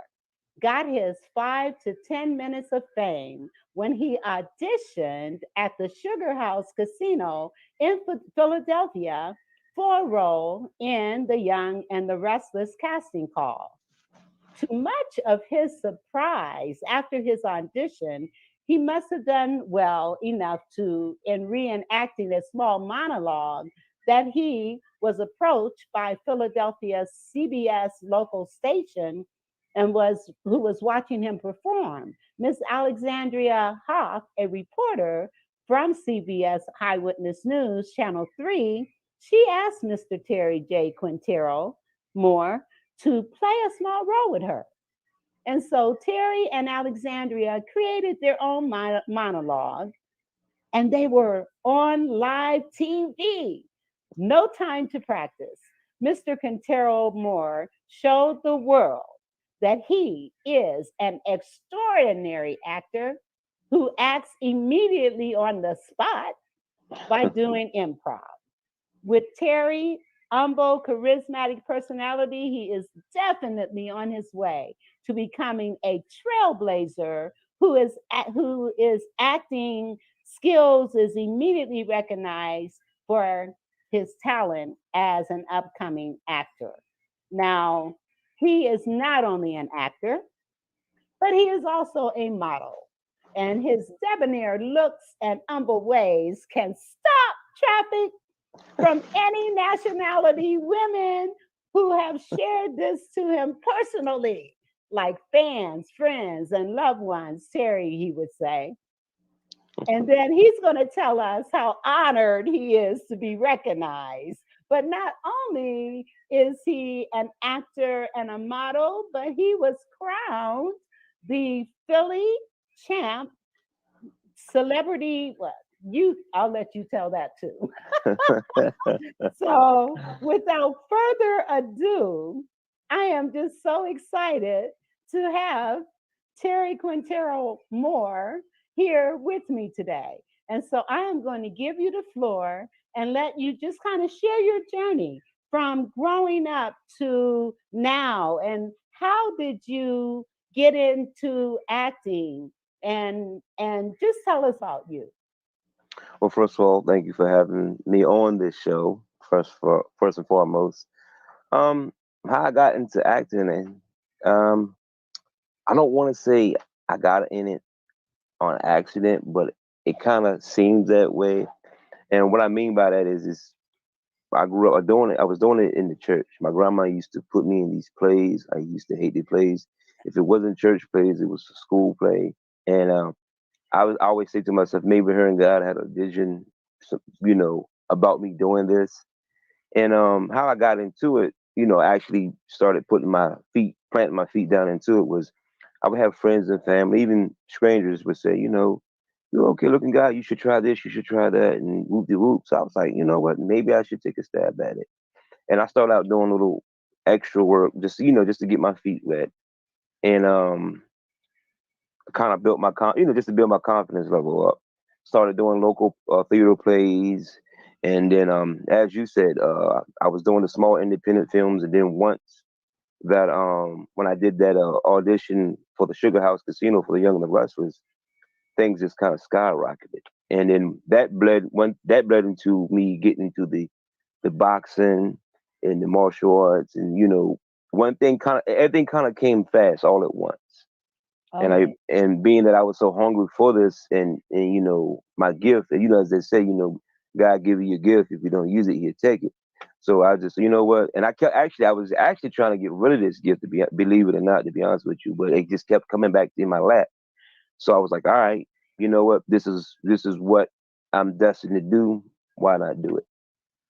So that's what landed me here. That's what landed me in the movie, multi-award-winning movie, Snow Black. And that's just not just that. Just movies, just meeting great people in this journey. So and it's funny because Scripture also says your gifts will make room for you, and so it's very clear that God gave you this gift as a child. And I don't know, have you taken any acting classes or anything like that? Or I mean, I took one it was like little small. I mean, I took it for maybe about a month, but it wasn't nothing that it didn't feed me. Basically everything that like one of the guys that were there was one of the acting coaches. He was like, bro, I don't really know. He said, I'm not saying let me say this disclaimer. I'm not saying don't go to acting classes. I'm saying go because it does sharpen your skills. I don't care who you are. But me, it was something that it was just like in me. Natural. Yeah. Yeah, I could remember the lines just like that. I could bring it to life. And so the month that I went there, you had people. I was scared because you had people that were remembering whole sheets of dialogue, but they didn't bring no feeling to it. So I'm in there, and it's like, yo, just do you. So I'm reading this script, and I'm remembering some of it. I improv a little bit, but long as I stayed on the course of and not deviate. And usually, and for those who don't know what that means, is sometimes the improv means that you might make up something that's not there, but it doesn't just detach itself from what's going on. So so that what that means is I might change a word or something like that nature. So I brought the feeling, and I'm like, one of the coaches was like, man, you really don't need to necessarily be here. If you want to sharpen up your skills, that's fine. But they was like, brother, like, you're remembering things in 15, 20 minutes. They take some of these guys 2 or 3 months to remember. And then not only that, you're bringing it. And that's where a lot of the people got caught up with. They're like, oh, as long as I remember the lines, I'm good. I'm like, no, you have to bring some personality to Emote. it. Yeah. So, and that's the thing with people when a lot of people think it's just remembering. Yeah, remembering is the key factor of it. But what are you bringing it? Because I'm bringing you on my project to make this character to come to life, and you have to tap into that energy. And a lot of people, this is where they fall victim at. Absolutely, and that again goes to show that this is a God-given talent. Yep. You did not have to really do anything in order to do what is necessary to make the character come to life. And so we all have various talents and different gifts. And when you recognize your gifts and your talents, isn't that a wonderful thing? So let me ask you, when you recognize that this is really what God wants me to do, can you tell me about that experience and when it happened? Let's see. I'll tell you what, and it's not. I ain't gonna be too long with it. But when I first started, like I said, I was on the extra work just to get my feet wet. And when I started realizing the professional actors, like the A-listers and all that, they mess up too. Some of them, not to take the secret, but some of them will have the script right there because sometimes you're trying to remember everything or you're overthinking things. It's best to sometimes to have your script right there. But as the bar started rolling a little bit, I became, like I said, local famous. Only a few people knew me because they would come out to my plays. Now, this is where I got frustrated at with God. I said, well, I'm thinking that in my mind, I'm supposed to be Denzel overnight. and and it didn't happen. So I was like, you know what? Fine, forget it. I don't want to do it no more. So then I had important people in my life say, yo, why don't you pick the ball back up again? Don't take your ball and go home. You know what I mean? Some people do get famous overnight. Some people, you just got to go through that. You got to take the scenic route. Fine. So even people in the business would say, that was like upcoming actors and models and producers and all that was like, come on, I have a play. Why don't you come down and try the play? So I was like, okay, cool. I went down. I tried this play. This was a Christian play called The Soldier's Song. And I auditioned for the main guy, and the lady, one of the ladies, well, the head casting director, she says, "I like how you brought it, but it's a no for me." And I said, "All right, fine, whatever." I went to another audition. It was a no for them. I was like, it's like I like how you brought it, but the guy brought it a little bit better. Fine, okay. So I said, listen, this is my actually first time actually speaking. Doing a speaking role. So I'm out here looking for just other auditions just to become an extra. And one day, maybe about a month or two later, my phone rang. Those same people that told me no, yo, can you come through? I need you for this. I need you to be the supporting guy, the supporting lead role. I need you to be the lead role. And I'm like, huh? It was like, yeah, there was like the other guy couldn't do it, whatever. It was whatever reasons why they couldn't do it. So I came down.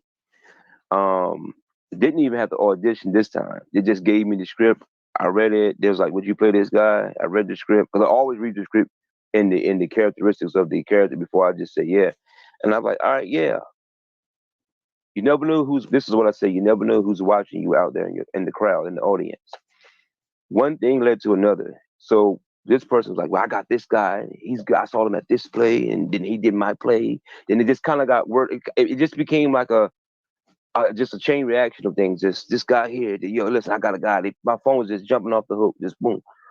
So and that's when I realized, I was like, okay, this is for me. So yeah, that's when the moment it hit me. I got almost a scary, eerie feeling because it happened so fast. Because it happened fast the way I wanted it in the beginning, but it didn't happen that fast in the beginning. But now when I came back at it, it just, you know what I mean? It just wasn't my season. It wasn't my season. So yes, a couple of things that you just said. One about your season, and the other thing when you said, be careful how you even scripture says, be careful how you entertain strangers because they could be angels unaware. And in your case, you just said you have to be careful how you treat people or how you come across because you never know who might be watching you. Yeah. And as a result of you coming like you did, look at all the opportunities that came your way as a result of that. Exactly. And that's also too, I always want to tell people, don't get discouraged because somebody tell you no. Somebody may tell you no simply because it may not be your skill set. It may be just you didn't fit their physical attribute that they had in their mind. Or they may say, you know what? I don't want you for this particular project, but I got something else in mind. They're not going to tell you right then and there all the time about why they told you no. Your job is to take that no on the chin as a blow, get up, shake it off, and go to the next audition. Yes. Now we've got a couple of people watching. Now their names are not coming up. What you need to do is allow, I don't know how to get you to put just type in your name. That's what you can do.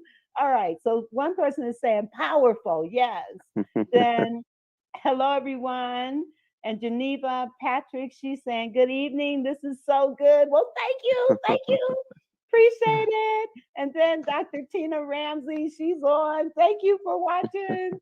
The thing is, a couple of things that you said again about timing. A lot of you talked about the rejection that you got at the beginning, but even in the rejection, they came back to you.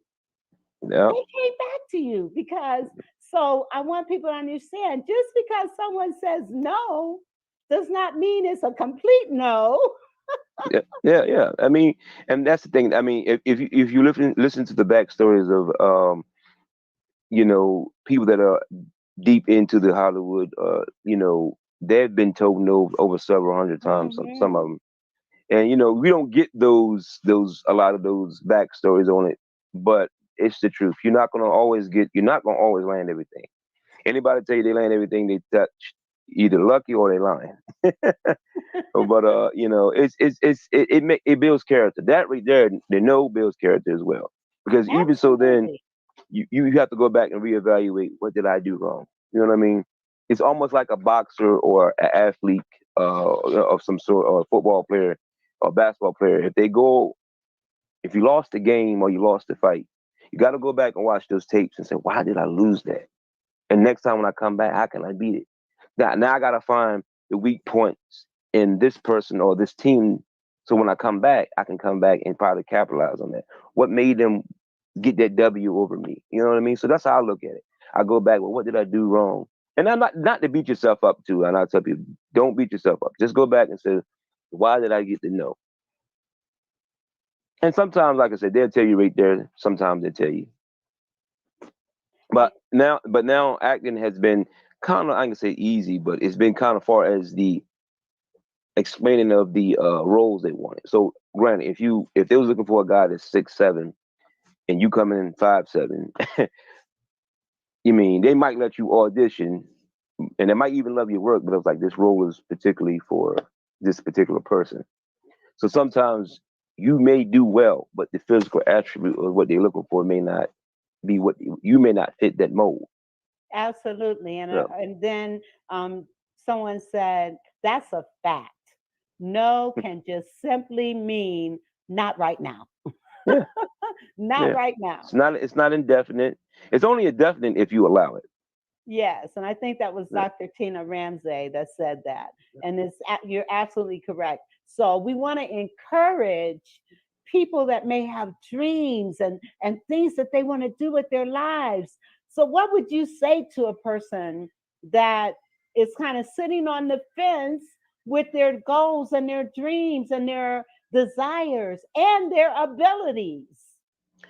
I'll tell them stay focused. Don't let nobody tell you. First of all, especially those that really don't have the keys to the door of your destiny.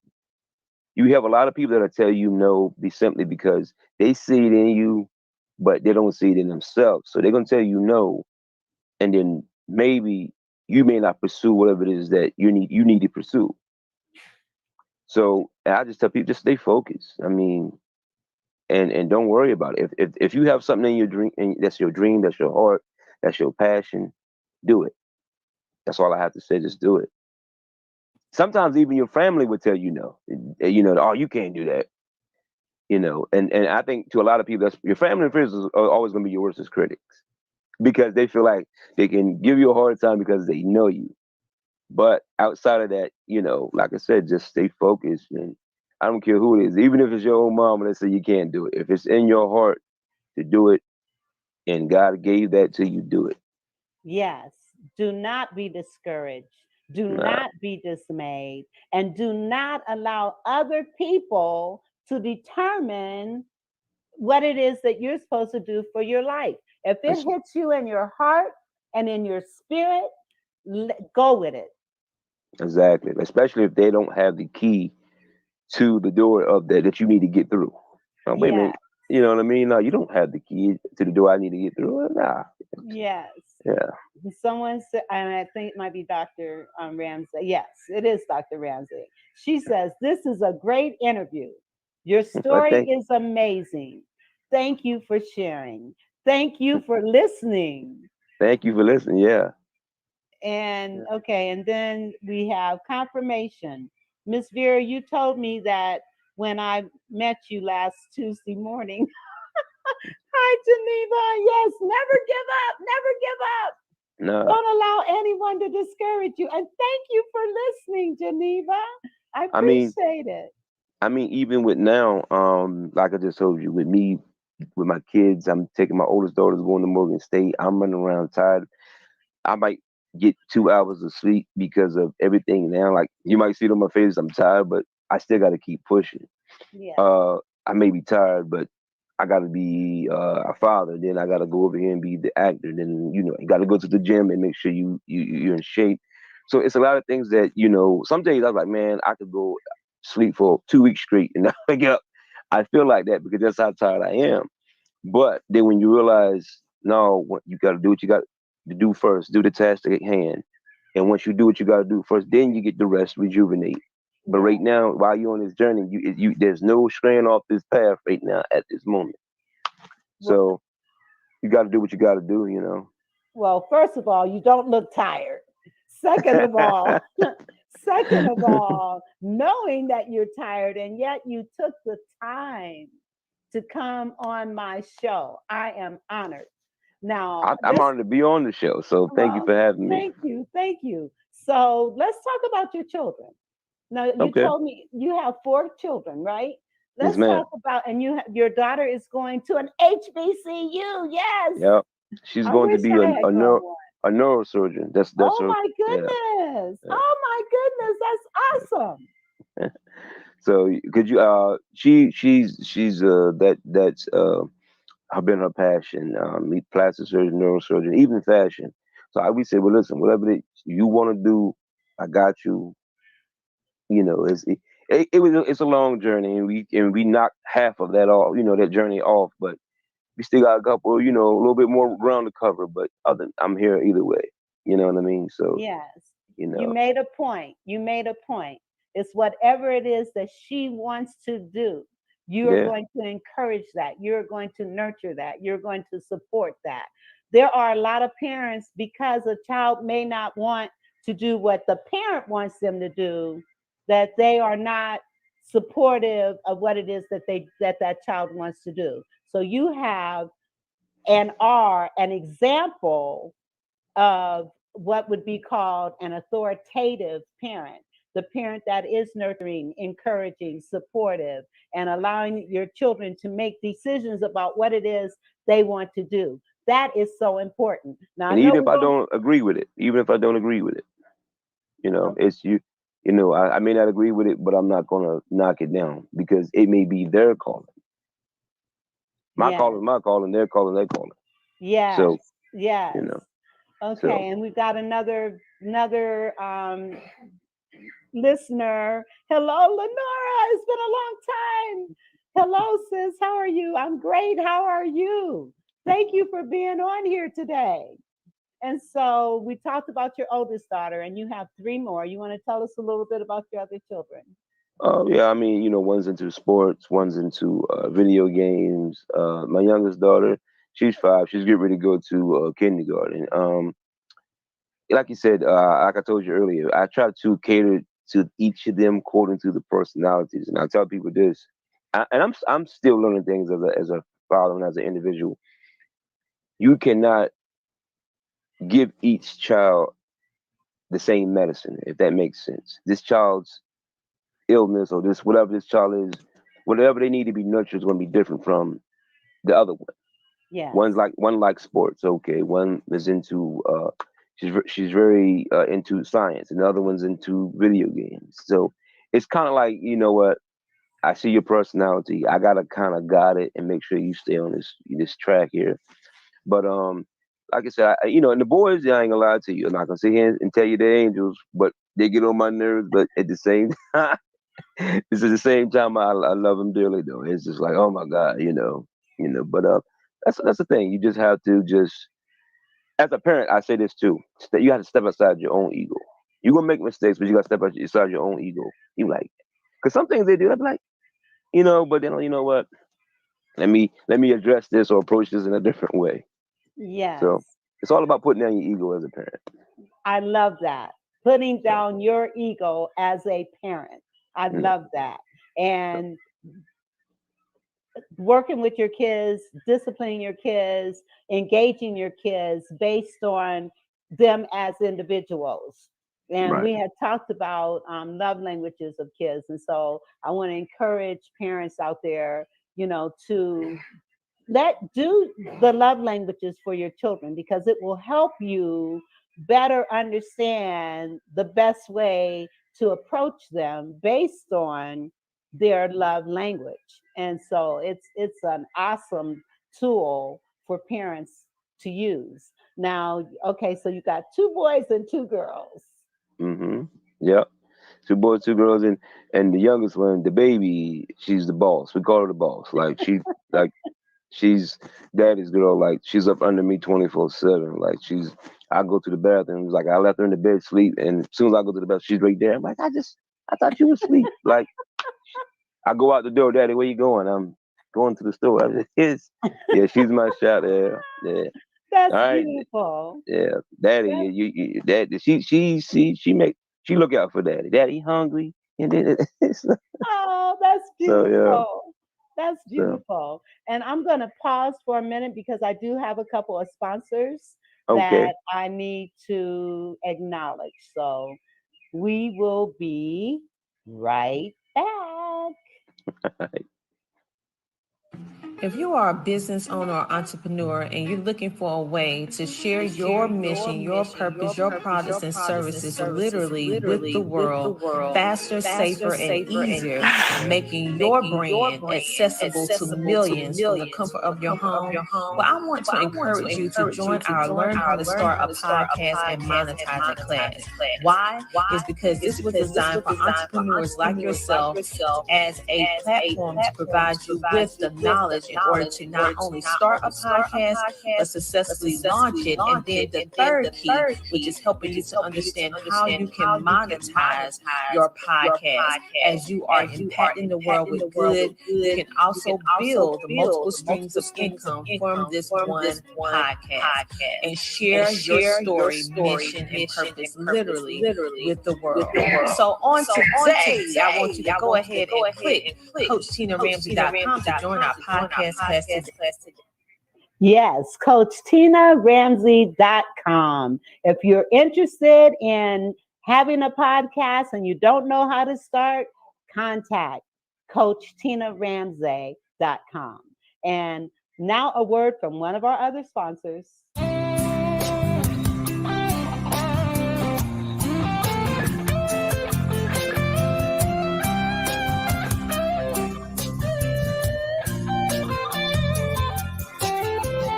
Midlife, $1 million maker, Midlife marketing. Midlife, $1 million maker, Midlife marketing. Midlife, $1 million maker, Midlife marketing.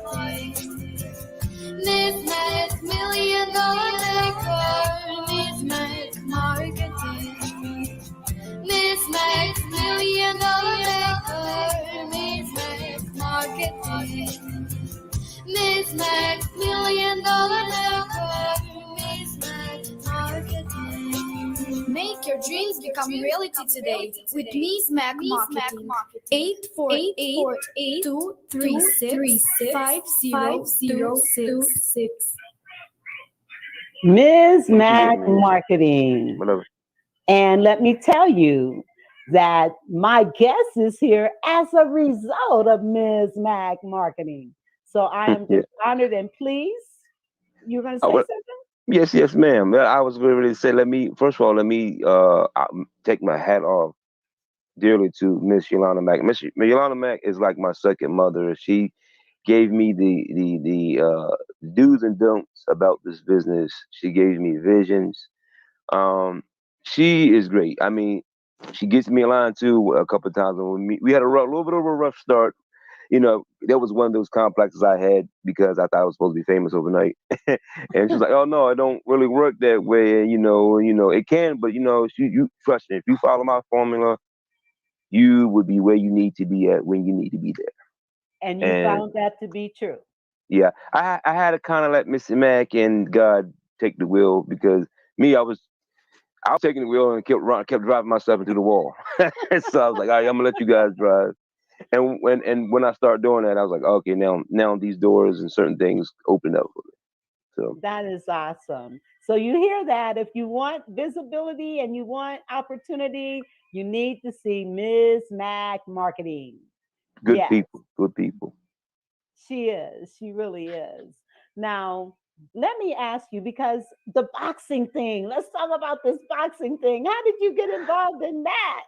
All right. Well, I always did like wrestling and martial arts and boxing off and on when I was younger. So, when I came off the set of doing Snow Black, I just landed in Pennsylvania. One of the other guys that I know that's into the martial arts, and he was boxing himself. He said, "Hey, bro, would you mind, trying to do this? We're trying to start this organization up in Philly." Because for those who don't know, Philly is like the mecca of boxing. Like that's where most of your boxers come from. Just pull up the history of that. Anyway, so he was like, we was just trying to get this thing started off. It was called Philly Fame Boxing, and really that was anybody could come out, but we would just given it a catchy name.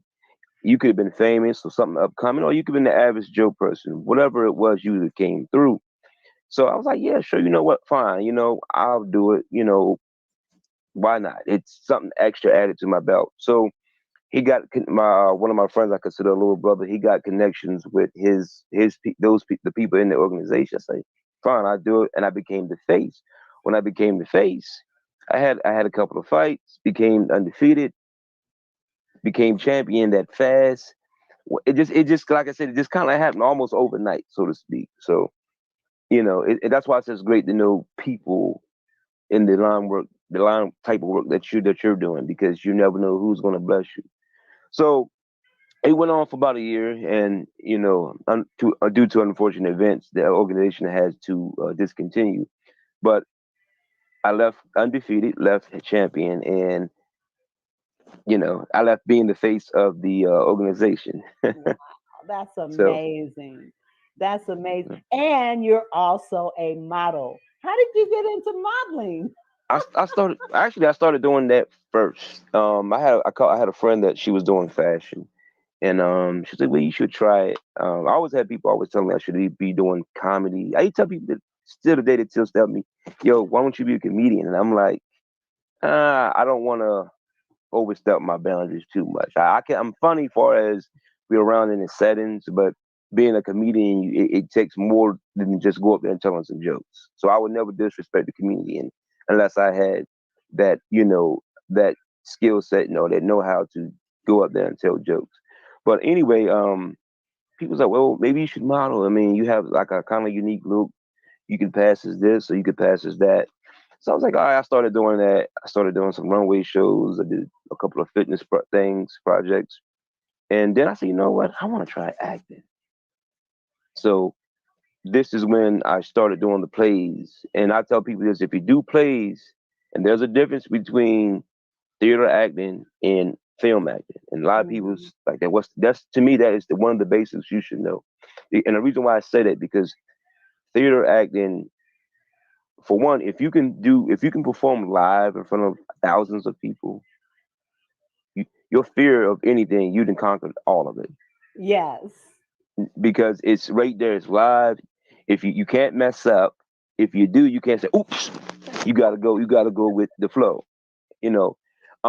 With the film, it's kind of like, yeah, we got here for 16 hours. And if you mess up, it'd rather for you not. But if you mess up, okay, fine. You can replay. We can go back in the lab, we chop it up, whatever we do, or we're gonna redo this. So it's a little bit more relaxing. But I love each of them for each of their different reasons. But like I said, man, theater that's to me, that's where I got most of my chops from. And there is nothing like being in front of a live audience. Once Yes. you overcome the fear, because the number one fear is standing in front of a group of people. The number 7 fear is dying. People Yeah. would rather die than stand in front of a group of people. Some people feel like they're dying while they're on for stage. That's true.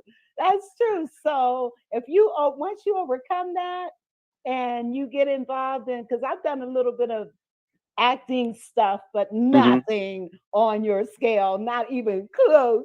Hey, But listen, it's all acting, baby. but the first time I did it, it was amazing, because I never even saw myself that way.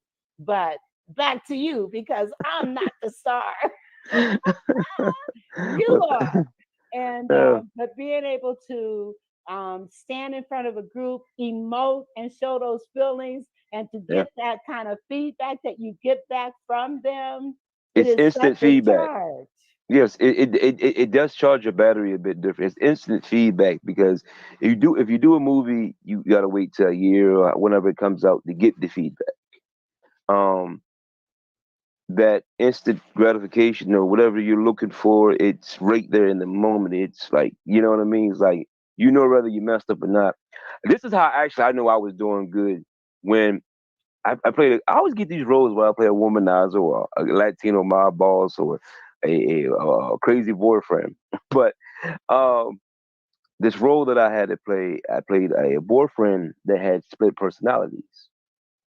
To me, that was one of the hardest characters I had to tap into, because I had to actually project two different personalities. And how I got into that character was I sat back and I watched the Dark Knight.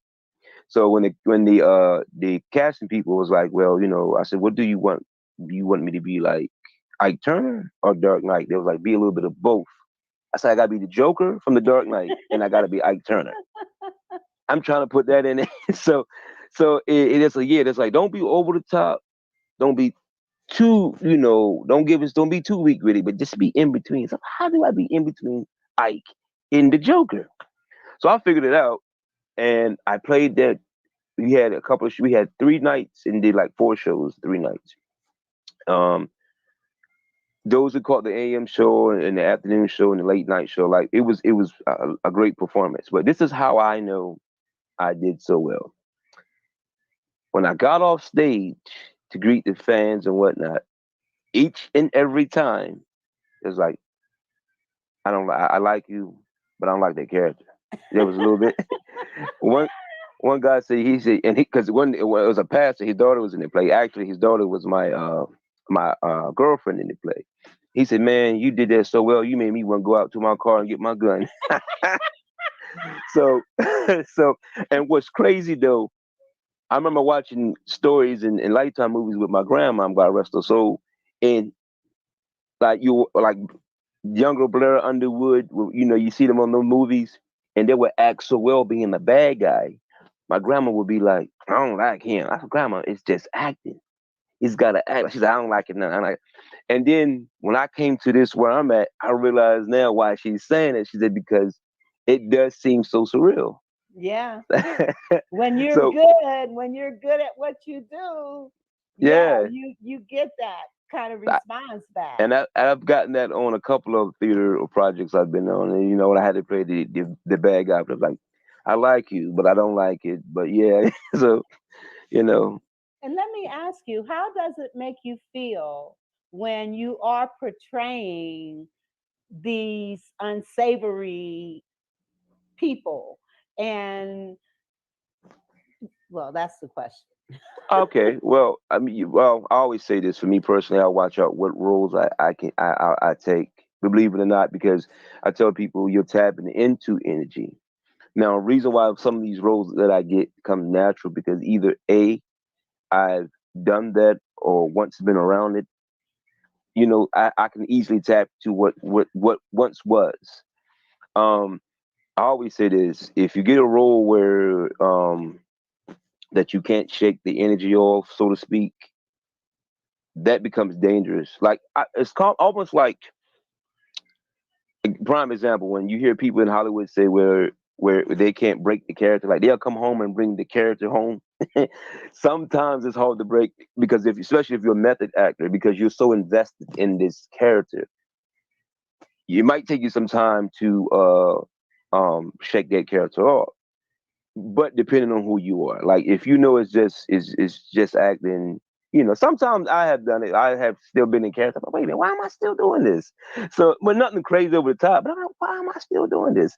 But sometimes you just got to take a break. Like, wait a minute, I'm not on set no more. You kind of like relieve yourself from that character. But it also goes into when someone gives me a role, I'd be like, do you want me to be the character or own the character? So owning the character means that you embellish everything about that character. Owning it is, you made it believable just enough to get the ball over the fence and for people to believe and have a good show or a good film. But being invested in that character so much where you and that character, I can't even tell if that's you in real life or, you know what I mean? So, I tell people just be careful what role you take sometimes. Now, because it's a strain on you. Like when I did that dual split personality, it can be a strain on you because now you're operating as yourself, but I'm also operating as 2 other entities, 2 other characters. So just be careful. So I had a senior moment, I admit it. Oh man. There was something I wanted to ask you oh yes. Okay, thank you, Lord. All right.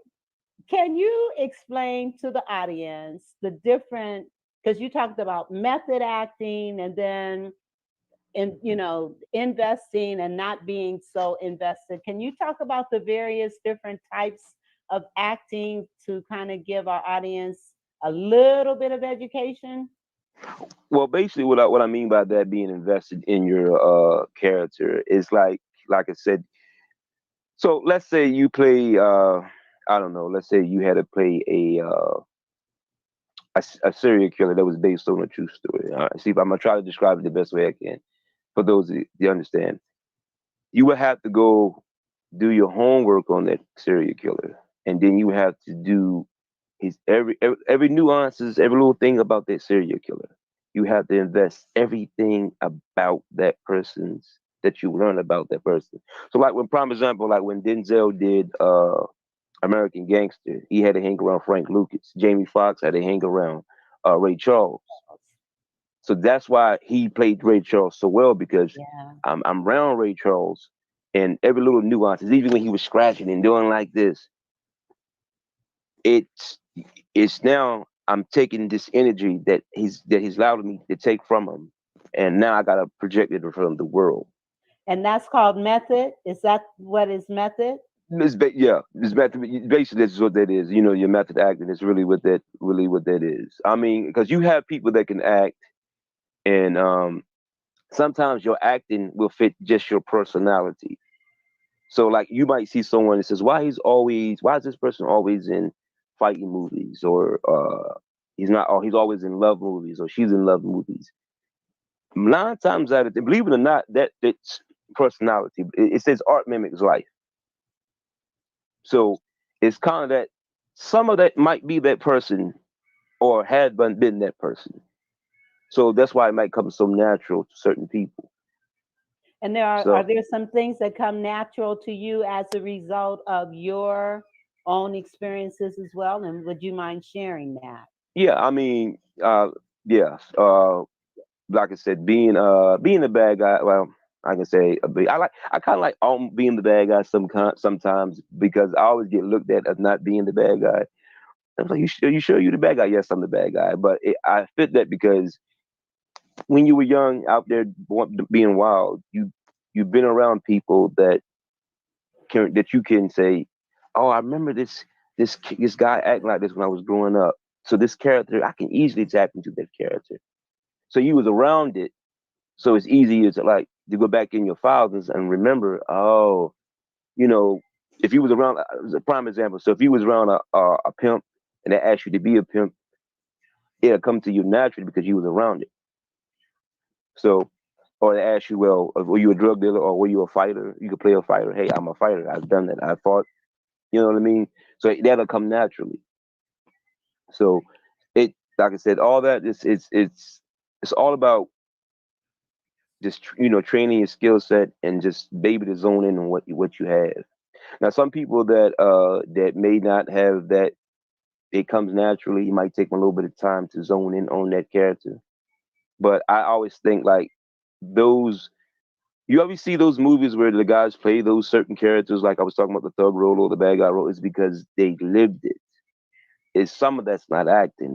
It's acting in the sense of it's on the film or whatever, but they lived it. So a part of that's their real life resume. That's their life. So like I said, I was out here doing dumb things too. So some of that was my life. So I know I can convert back to, as far as when they ask me, play that role. Okay, fine. Okay. So let me ask you now. Well, before I do have another commercial, and then I'll be right back. Okay. All right.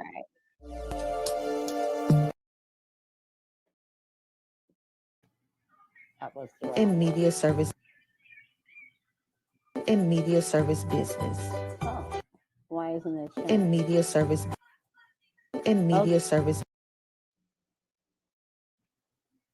All right, I'm having some technical difficulties. I'm gonna leave it alone. So, also your commitment to the community, and and your sense of responsibility. So, would you mind sharing a little bit about that? Well, first of all, I feel like we all have a sense of responsibility and accountability. It's just rather you willing to put that on your shoulder. My commitment is I always want those behind me and the generation behind me do better than what we did it before them. No one's going to get 100% right. Eventually, we will. We will somewhere down the line. But I just feel like the commitment is just have them see a different path, and have them tap into whatever it is they need to tap into to get on a positive level, to get farther, and then that way, because it's supposed to be regurgitated. That way, they can leave behind something positive and good for the generation behind them. So it's all about making the generations behind you, whether they 20 years or 100 years or 1,000 years behind you, follow your blueprint and just leave behind a positive note. You know what I mean? So that's why my commitment. I said I have that commitment. I mean, even when I had the Big Brother program, me and my friend was doing the Big Brother program. A lot of them were, young boys that was in the system, and we just teaching them how to even fill out a job application, be something productive in the society, even something simple as tying a tie. A lot of them didn't know how to do that. A lot of them know how to conduct themselves in interviews.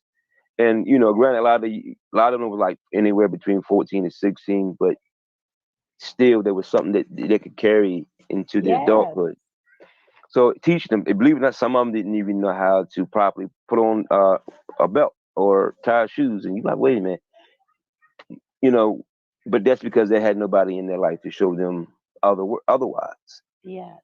So a lot of these kids need chances. That's just particularly where my focus was on youth, especially young guys, because a lot of them need chances. I mean, and we're in a time now where we didn't get if they're not giving a whole bunch of chances like when we was growing up. You got the chances. You may have got chance after chance. Now you're lucky if you get one more chance, a second chance. And now it's like once you mess up, it's that stains on you forever.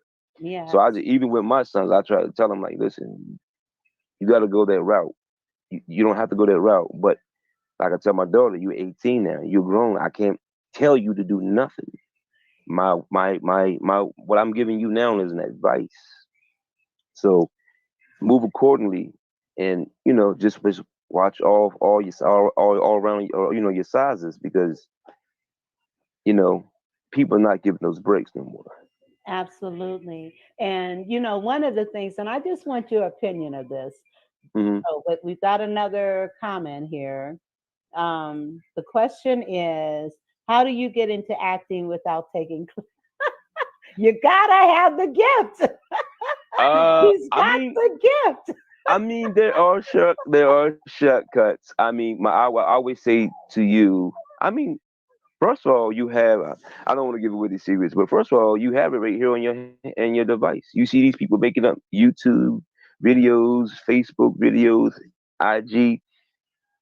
Really, that it's kind of like the music industry. Back in the day, it was like, yo, dog, yo, I listen to my mixtape or my mix CD. Now you post it up on Instagram, whatever you got going on Instagram Live or YouTube. YouTube is now your tool for everybody to see. And if you get a certain amount of views and subscribers and votes and whatever, for you'll be famous overnight. Yeah.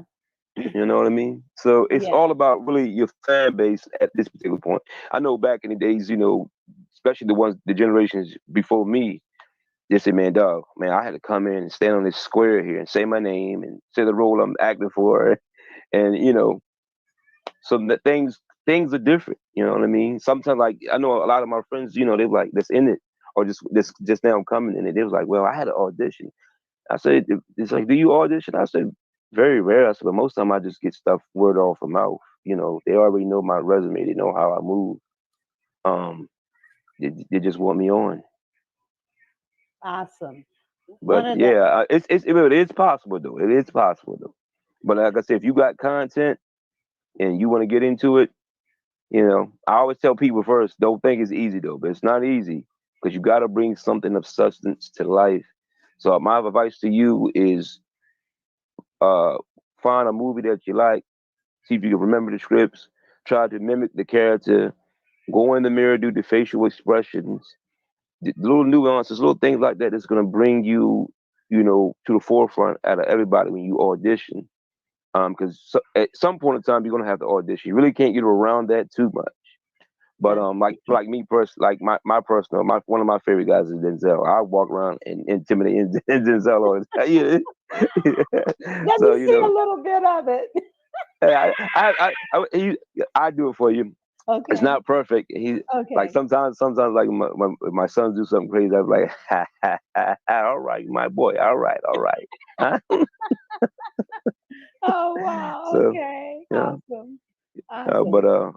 Yeah. So I'll be quoting some of his movie things.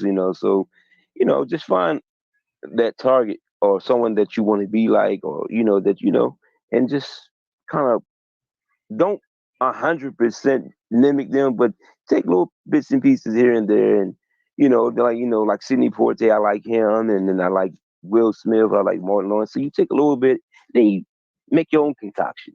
Yeah.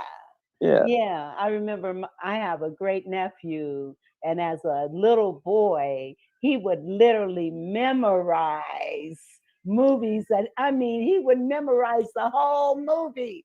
It was like amazing. And he's a rather shy person. He's grown now and he's very reserved, but he would sit and memorize the whole movie, everybody's character.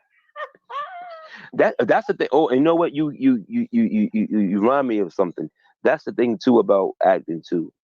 Not just remembering your lines, you got to remember your counterpart lines. And I'm not saying you got to remember all his lines, but remembering that tail end of the line is important, because that's how you know when to come in. Yes, exactly. Yeah. Exactly. Now, one of the other things I want to ask you about is, you mentioned about wanting the next generation to be better than your generation or my generation. And so one of the things, like the music that our young people are listening to, can you give me your take on that? And well, I say this. I do believe music and some things have influence, but also too, it's how you were raised, and also it's based off the individual. So prime example, I grew up off the wild video games and looking at the crazy movies and listening to the crazy music. But I also had a structure in my life where people say, listen, the elders in the family, like, listen, that's them. Fine, you want to listen to the music, fine. But you better not be doing what, projected in front of you. It's like saying, well, they listen to Dr. Dre or the Ice Cube. Yeah, but they don't raise, Dr. Dre and Ice Cube is not raising their kids. However, where we fell short at, well, the generation that's coming behind us, where they fell short at was, it's like now I'm giving your child the iPhone or the PlayStation, and the video games is not raising the child. So I think that's where a lot of the disconnect come from, and where a lot of the children are not understanding until it's too late. Right. So, so that's where I think the disconnect come from. So I don't want to necessarily say the music. Granted, some of it I like, some of it I don't. But I just say it comes from the foundation has to be in the home. It has to be strong, because if the foundation is strong, you can go. It's just like when people say, well, why did that guy kill himself? He was worth millions. He made millions. We don't know what he was dealing with. His foundation, his financial problems may be over with, but whatever he's internally dealing with may not be over with. And when you talk about foundation, what has made your foundation so solid is the fact that you were raised with a spiritual experience. Yeah. I am just convinced that, growing up with that kind of concrete base, that is lacking today. There is no sense of spirituality within families today. And I believe that that's why we have all the problems that we're having, because that foundation, that spiritual foundation, is lacking. It always comes. It's always start with foundation. I mean, even like I said, I'm not gonna sit here and say I was the squeakiest cleanest child because I ran my mother's blood pressure through the roof. I've done things that I shouldn't have done.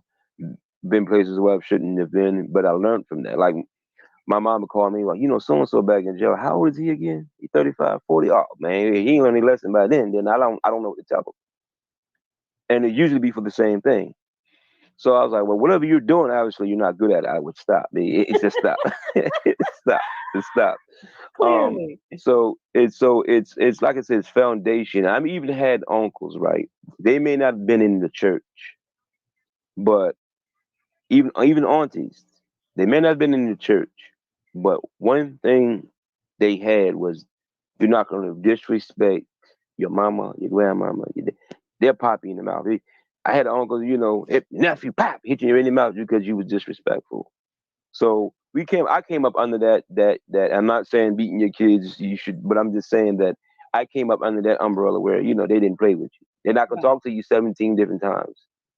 So that's the foundation I came up under. You're not going to be disrespectful. Oh, you grown? I'll show you what grown is. There's the door. So I've been down that road. So, and it's the same thing, I think we're losing grip.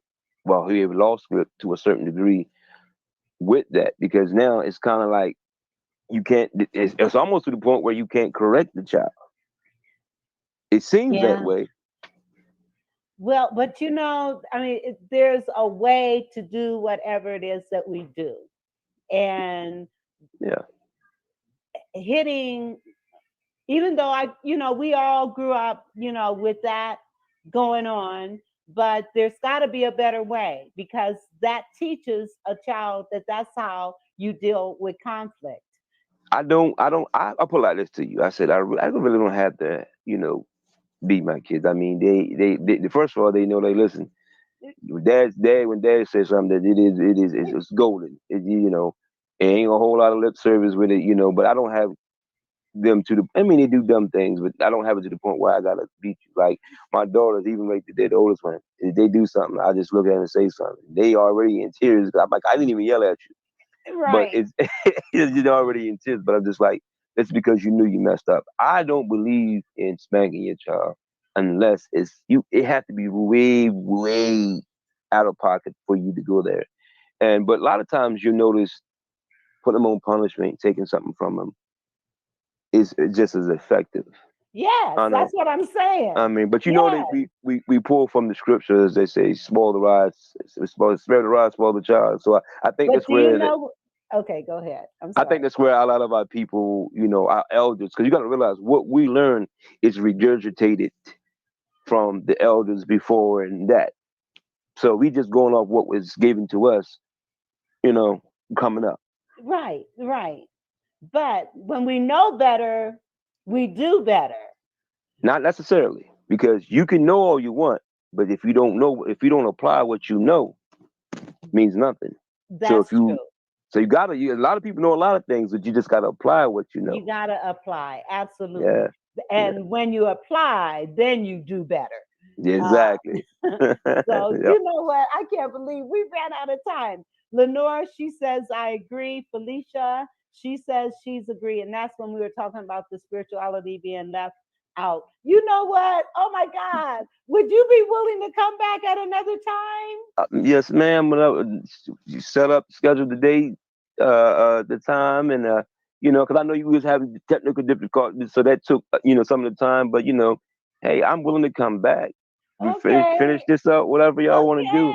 Okay, awesome. Well, we'll probably be looking at either sometime in September or October. Before we leave, though, you do have a project that you're working on right now. Oh yes, I do. For those, it's called Diary of a Female Player. It's on YouTube. We're already in our second season of it. We did a few scenes of that. But go check it out. It's called Diaries of a Female Player. I play Keith. I'm the star player in there. I'm the womanizer in there as usual. But yeah. I believe y'all like it. You also take something from it as well. Okay, So, and that's what I think is important with movies. We need to be able to take something from it. We Yep. need to know that there's a lesson in it. Yep. I agree wholeheartedly. Lenora, she says, I remember all Big Mama gave us the eye, you know, just Yeah. the eye, and we Yeah. knew to You do knew. right. That's You- right. If you didn't That's know, you will know. that's the truth. Well, listen, Terry, it has been such a pleasure and an honor Thank to have you. you Thank on my show. And Mhm. I am looking forward to you coming back again. And I want to say to my listening audience, thank you for being here and participating. And Terry, I'm going to close it out. And please don't leave, because I like to talk to you for a minute Mhm. before you get off. Okay. Okay. And Okay. if you want to follow me, you can follow me on Facebook, Instagram. It's Terry J. Quintero Moore. You know what? I'm sorry. I should have put that. What is it again? Give it to me. My name, Terry J. Quintero Moore. It's on all my social medias, from Facebook to Instagram, Twitter as well. Okay. So let me just put it in here so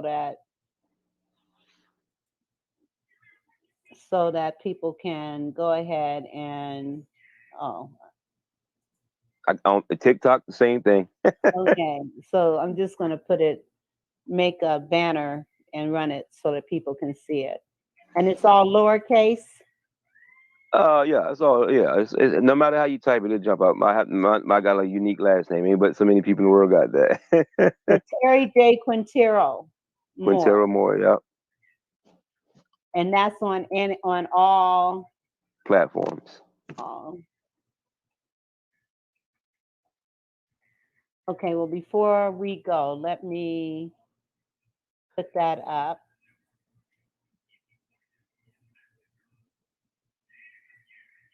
Okay, there it is. Yep. Terry J. Quintero Moore on all social platforms. So follow him, and also subscribe to this show on YouTube, please. All right. So thank you. And wait a minute. Somebody else is saying something. Oh, that was something else. I'm sorry. Okay. All right. Well, anyway, Terry, thank you. And with that, we're going to say good night to our listening audience, and we will see you next week. Stay blessed. The Vera Talent Show. The Vera Talent Show. The Vera Talent Show. The Vera Talent Show. Let's talk about it. Let's talk about it. Let's talk about it. Let's talk about it. Let's talk about it. Let's talk about it. On the Vera.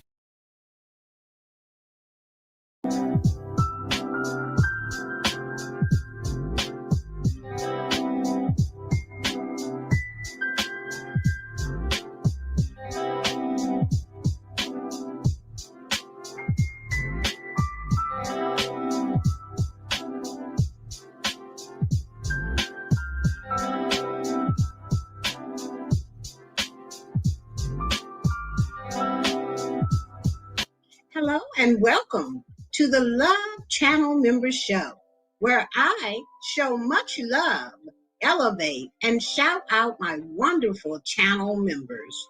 If you want this type of love and you want to be featured on my YouTube channel, Friends with Super Channels, plus get a spot on the Outstanding Featured Channel Member Show, as well as this show you are watching now, then stop right now and click that join button and become a channel member today at Boss Life Online.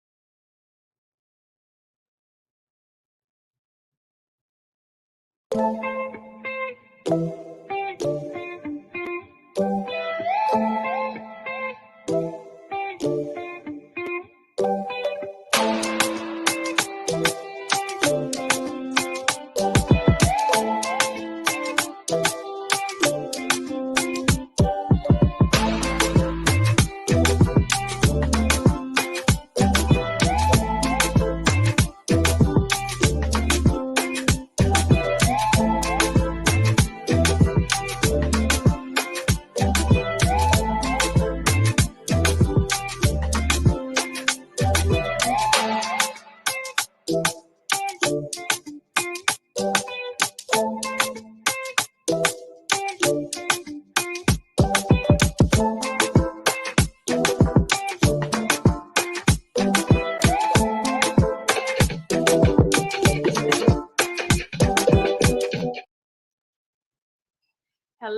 everybody, and welcome to the show. This is the Homeschooling Magazine podcast, in which we bring you the best of the best in the industry of business, homeschooling, education, wellness, and life.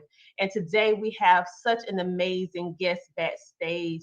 She is amazing, Shirley Rump, and she is doing something that I think is truly amazing, because this is a line, or I would say the industry, that you just don't really think about, but you know you need it. If you understand what I'm saying. You don't really think about it, but when you need it, you need it. Okay, so today we're going to have her on the show. So go grab your family, go grab your family, go like, follow, and share. And we're going to have her in the room in a moment. This is the Homeschooling Magazine podcast. We'll be back in a moment with our featured guest. Welcome to the Homeschooling Magazine, a magazine that embraces and celebrates the entire homeschooling experience. Our magazine is different from all the rest because we provide beneficial information and assistance in homeschooling, business, wellness, mental health, resources, and life. We encourage you to pick up a copy of our magazine today by going to issues.com for digital and printed form on amazon.com. The Homeschooling Magazine is all about impacting the world through home-based learning, helping to de-stress the homeschooling experience. Get your copy today. And just like that, we are back. Let me tell you something. I am so happy to have Miss Shirley in the backstage today. Why? It's because she's a fellow South Carolinian in all her amazingness.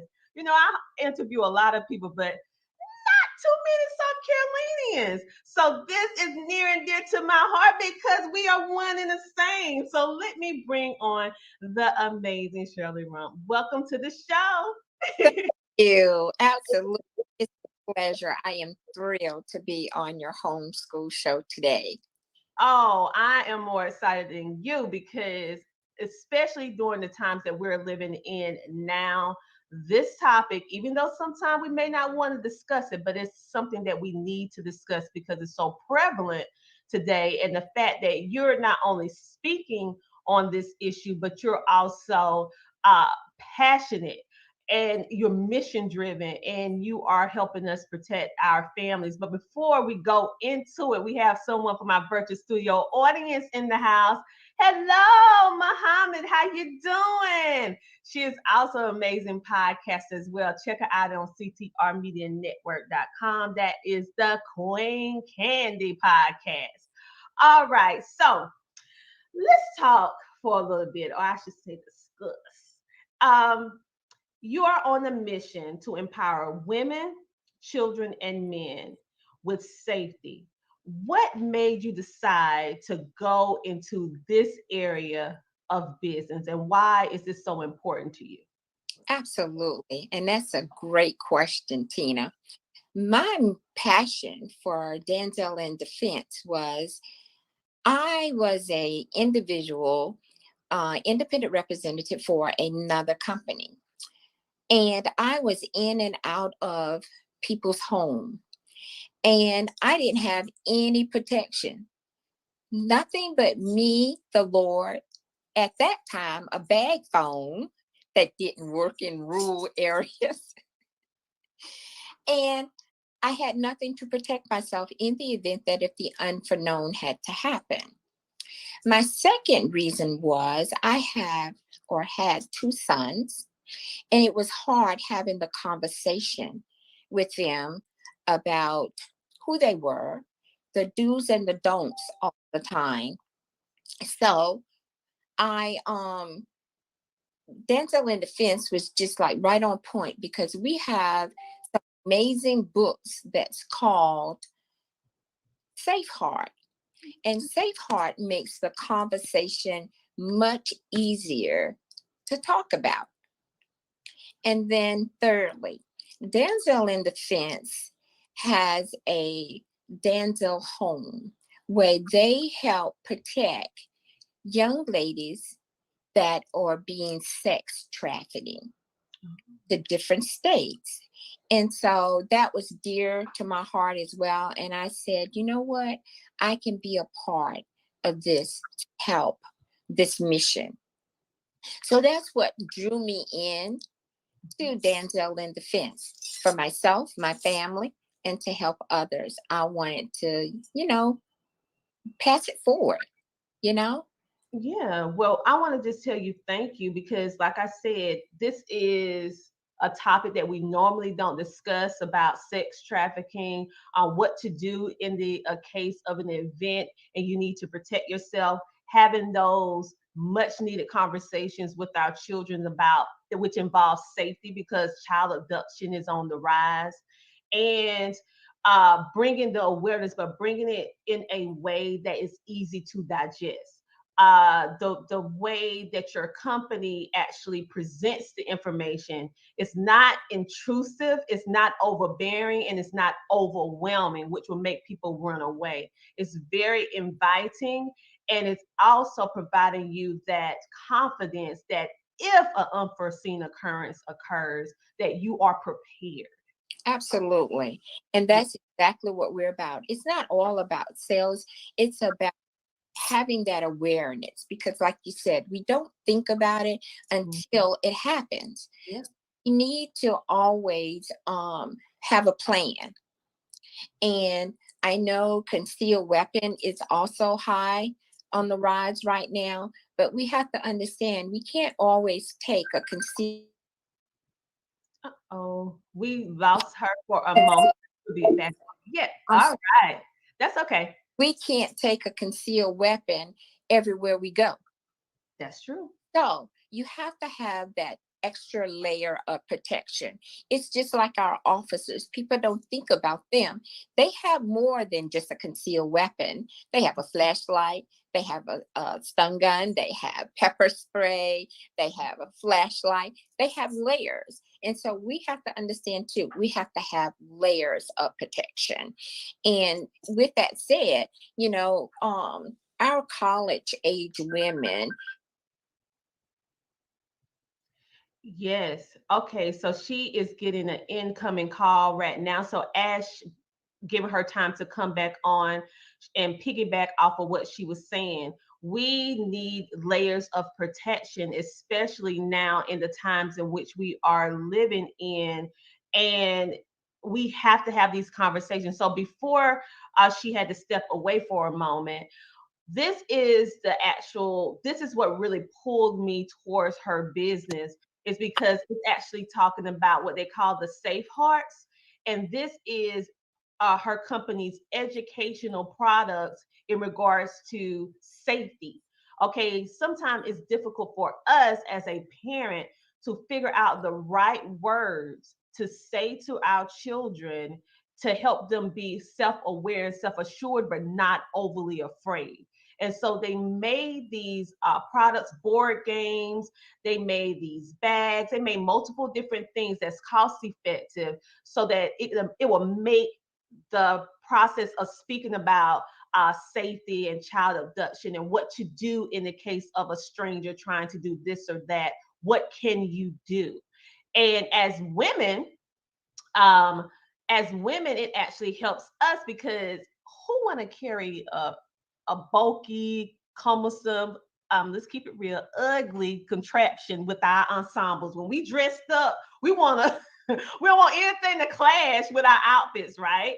And so what I love is that it's very concealing. You would never know that this is a self-defense item and some of these things that you have that is actually two-sided. It can help you with a flash, but also help you with defense. So all of it is amazing. And now we have her back, and I want to just keep them going while you wasn't able to be here. But that is one thing that I actually like too, because I actually carry some various different things with me. Now, the public don't know what it is, but if I need it, I have it.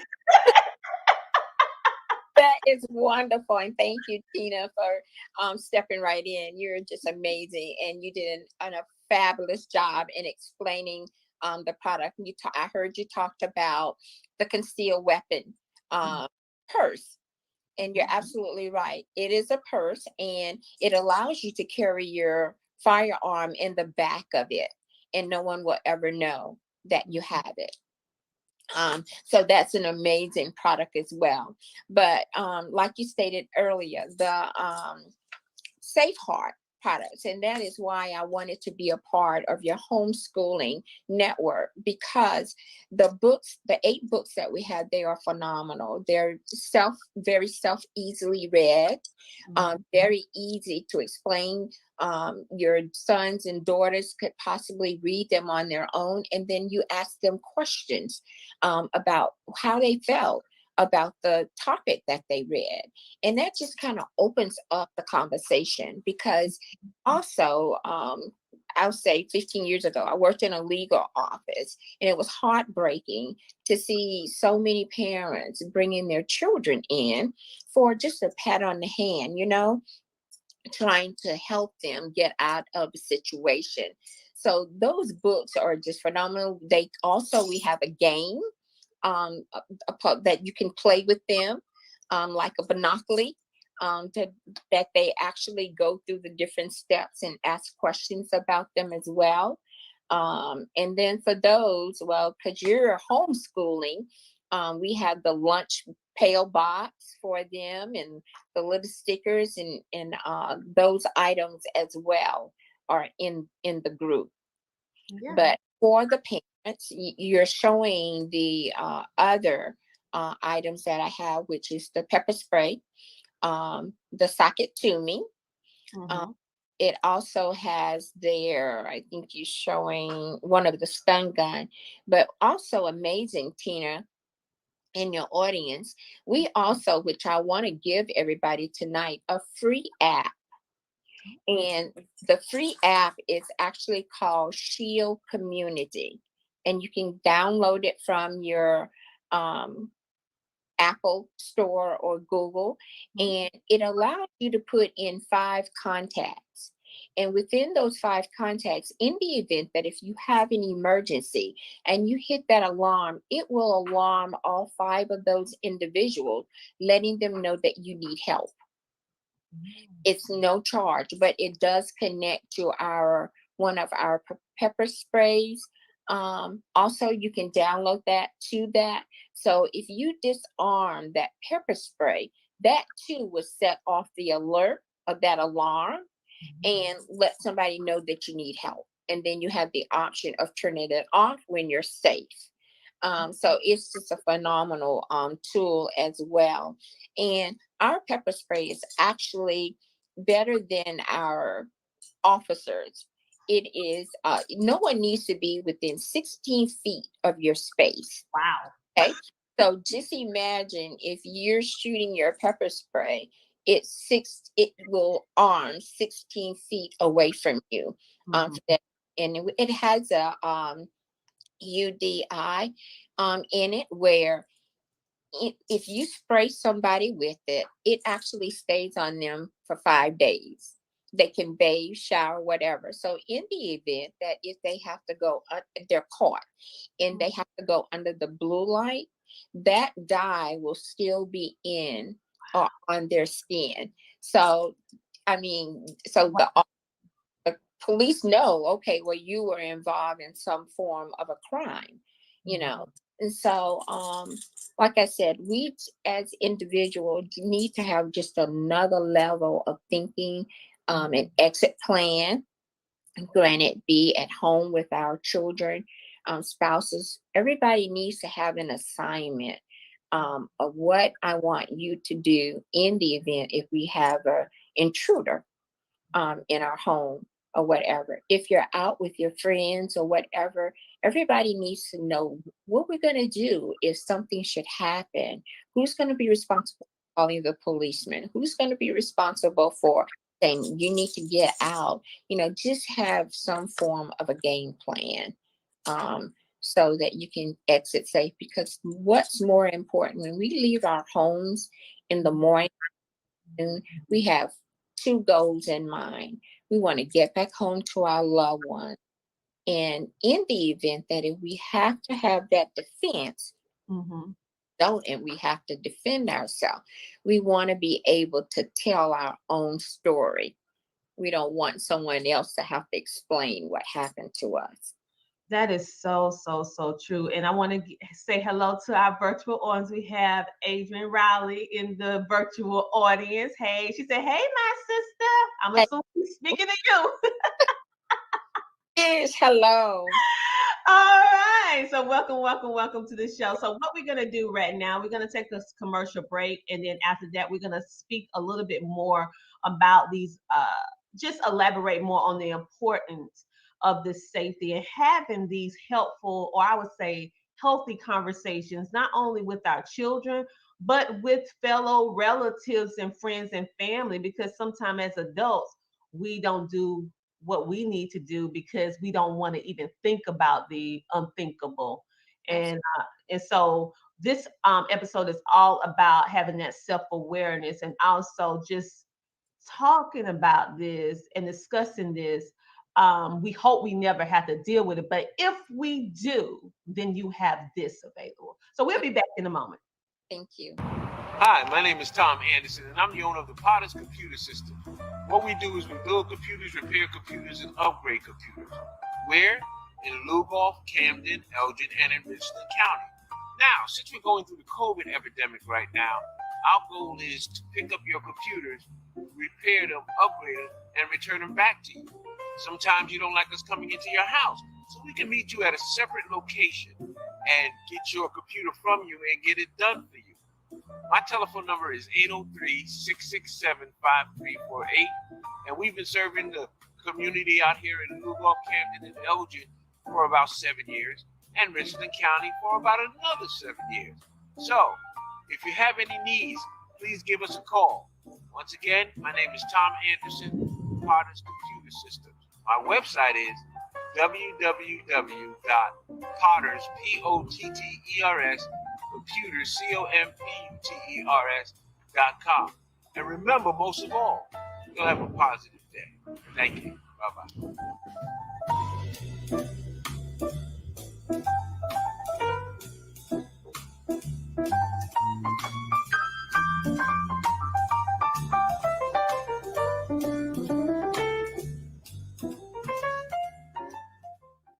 We aren't selling a lifestyle or a fad that will fade. No promoting an agenda to the easily swayed. This isn't just an opportunity or a subtle cause to make some money. This isn't just pretty lights and late nights or a way to have some fun. See? This is awareness, protection, healing, connection. Where free thinkers gather, a place of purpose, reflection. This is mission, passion, where new beginnings start. This is family, community, a home with a heart, where you have a voice and your story makes sense. This is Damsel in Defense.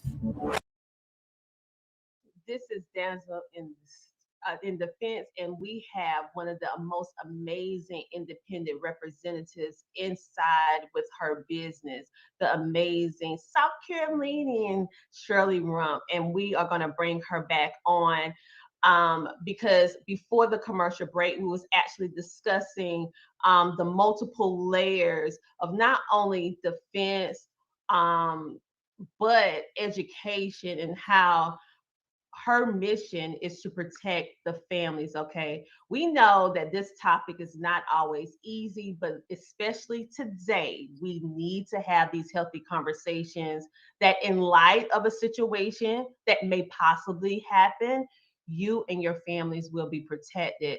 And one thing that she said before we went to commercial break that I thought was just, wow, mind-blowing, with their pepper spray. And that is more powerful than what our police officer used. And then another thing that resonated in my mind, what you said before we went to the break, Miss Shirley, was that it has something in it that actually, if you spray it on the individual, it stays on the skin and up under the light.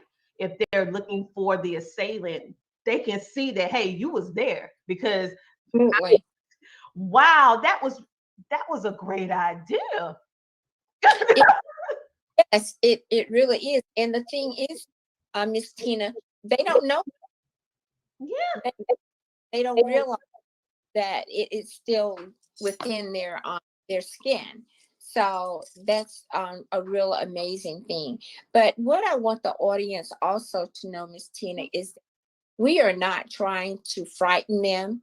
We just have to be aware, because there is so much going on today in our world, and particularly with our children.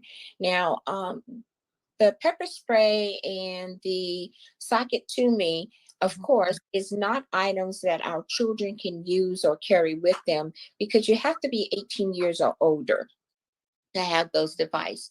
But we do have a his and her alarm that they can carry.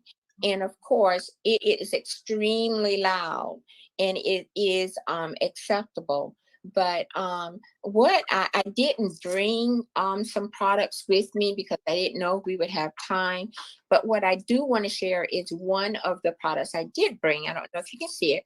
It's actually a pen, and it's called To Whom It May Concern. Okay. But isn't this little pen right here is so powerful? This is the only legal device that we have that you can carry in a federal building and on an aircraft. And the reason for it is because it is a pen. But this little pen, and I'm gonna try not to blind no one. Oh, wait a minute. Light.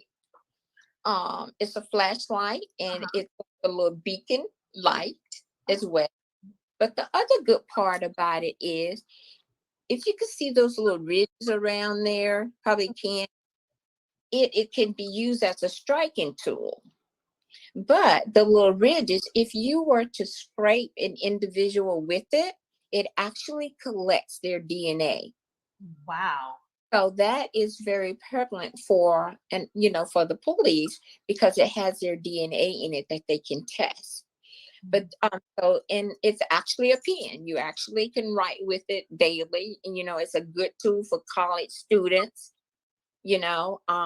On campus, young ladies, guys, whatever, in an attack, they have something that they can actually use to defend themselves. But it's an amazing. But there's three things that I would like to share with the audience that I want to remember, and it's three acronyms, and it's A, E, and D. And what it means is, A means that you want to avoid a situation. In the event that if you see someone following you or whatever, you don't want to put yourself in a predicament where that individual could attack you. So you want to avoid it. The other one is E, and that means that you want to escape. Okay, you don't how some people, they want to get engaged, but you don't need to be in everything. You need to get away from certain situations. And then the other one is D, and that is defend. You need to may have to defend yourself, and so you want to have the proper tools in order to do that, so that, like I said earlier, we want to get back home to our families. And in the event that if something should happen, we want to be the one to tell the story about it. So, that is the goal. We just want people to learn to protect themselves, to protect their children, and more so to protect their babies. To keep them safe, because they are vulnerable and they don't know. So it's our job as parents to be transparent and to educate them and others as well, because it takes a village. We got to get back, step back from the way, oh, it's my child. All children are all of our children, and all of them need to be protected. And like I said, that is one thing, that was one of the passion that drew me in to Danzell, because of the Danzell house, because there is so much, sex trafficking going on. It is just unbelievable, what is happening to our teens today.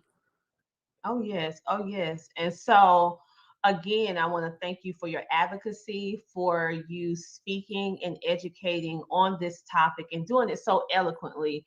I have been in multiple rooms discussing this topic in regards to sex trafficking, abuse, domestic violence within the community. And the way that you explained it, it brought no fear. It actually brings comfort. So I really can tell that you're passionate about what you're doing, and the way that you explain it is very, very comforting. We actually have someone over on LinkedIn, Miss Terry Bell. She said, great information. Thank you so much for tuning in today. Thank you. All of this has been amazing. And as you can see, everyone who is actually watching this interview, and because some of you are listening, some of you are watching. So if you want to see it, you go over to CTRMediaNetwork.com and you'll be able to see that revolutionary pen that she was actually giving us a demonstration on a few moments ago. I mean, it looks just like a regular pen, and the fact that it's multi-purpose, you can use it as a pen, you can use it as a flashlight, and if you need it, you can use it as a line of defense. It's just totally remarkable, the ingenuity and the thought processes that went into making it blend into our regular day-to-day life, making safety normal. And very you know, because nobody would ever think that it could be used for a defense weapon. I wouldn't. No, I wouldn't. All right, you guys. So I know you're pretty much like, wow, this is remarkable. I 100% agree with you. And as a mother, a grandmother, a wife, and a businesswoman, you would think this is all that she does. Well, no, she actually has another business that she is actually helping us with down here in the Midlands in South Carolina. What exactly is that business, you might ask? We will find out about it after this commercial break with our amazing guest, Miss Shirley. So after this commercial break, you're going to find out how else she is helping the community. See you guys in a moment. Listen up, everybody. I am so excited. I just finished a course and got certified on how to start a podcast and monetize it. Thanks to my amazing instructor, Tina Ramsey. My heart right now is overwhelmed. My dreams have been fulfilled. And if you are looking to take your company to the next level, then choose the best. Tina Ramsey, owner of the CTR Network. You don't want to sleep on this. If you want to invest in yourself, start today so you can monetize your business and get what you deserve. God bless you. Don't sleep. Get it done. CTR Media Network was created for today's podcasters. We provide a safe haven for content creators that are everyday people doing extraordinary things. We have a system of positioning, monetization training, coaching, and support for our podcasters' success. CTR Media Network simply bridges that gap with a level playing field for your dreams to come true cost effectively. Our team provides a premium service and experience for our podcasters to grow. CTR Media Network provides access, support, resources, coaching, and community for our podcasters to win, if you put in the work. We believe that we are living in a unique time which requires you to share your message of hope with millions of people around the world. Remember that the world is never too saturated for you, your voice and message. A platform for positive, impactful media where the content creators are in the driver's seat. Visit our website today by going to www.ctrmedianetwork.com. And just like that, we are back. We have the amazing Miss Shirley, a fellow South Carolinian. I'm just took a pink with this because I'm talking to another South Carolinian today on the show. Okay, let me get myself together. Before we went to the commercial break, she was actually educating us on how we can have multiple layers of protection, not only for us as women, but also men, children, basically our families. And what we're going to do, we're going to talk a little bit about something else that this revolutionary woman is actually doing. You know, she is making sure that we are safe, but also is she keeping some of our other stuff safe as well? And you probably saying, well, how is she doing that? Well, you're going to figure it out right now. But before we jump into it, I want you to give our audience your website on how they can actually go to purchase your products and services, because we actually have someone in the studio audience that said, wait a minute, do you have a website to order these products? Absolutely. I would be delighted to. If you will, you would go to mydanzel.net/ShirleyRRump.com. Yes, and you would. And then in the top right-hand corner, when you know, this is how you know you have the correct website for Miss Shirley. You will see her name, Shirley Rump, in the top right-hand corner here. You will see her phone number, and you will also see her email. Once you see that, you know that this is her website. And then the only thing that you do next is just simply purchase the items in which you have that you want to purchase. And it's just as easy as that. The company will mail you these products confidentially, and you won't have to worry about it. It will be concealed, mailed to your home, get it out your mailbox, or maybe your mail carrier will actually, depending on how big the box is, will actually deliver it to you on your porch. Very, very cost effective. I mean, I personally have some of these products. They're very doable. They're pretty. They're lightweight. And no one knows that you have them. Now, I never had to use them, thank you, God, but I have it just in case. Just in case. All right. So let's go into what you do, another business that you do now. Okay, so you're protecting our families with safety and education, helping us speak about the uncomfortable to make us comfortable. And now you actually have another business, which is called what? Rump Notary Service, mobile services, put that way. I come to you to assist you with signing your documents that you have.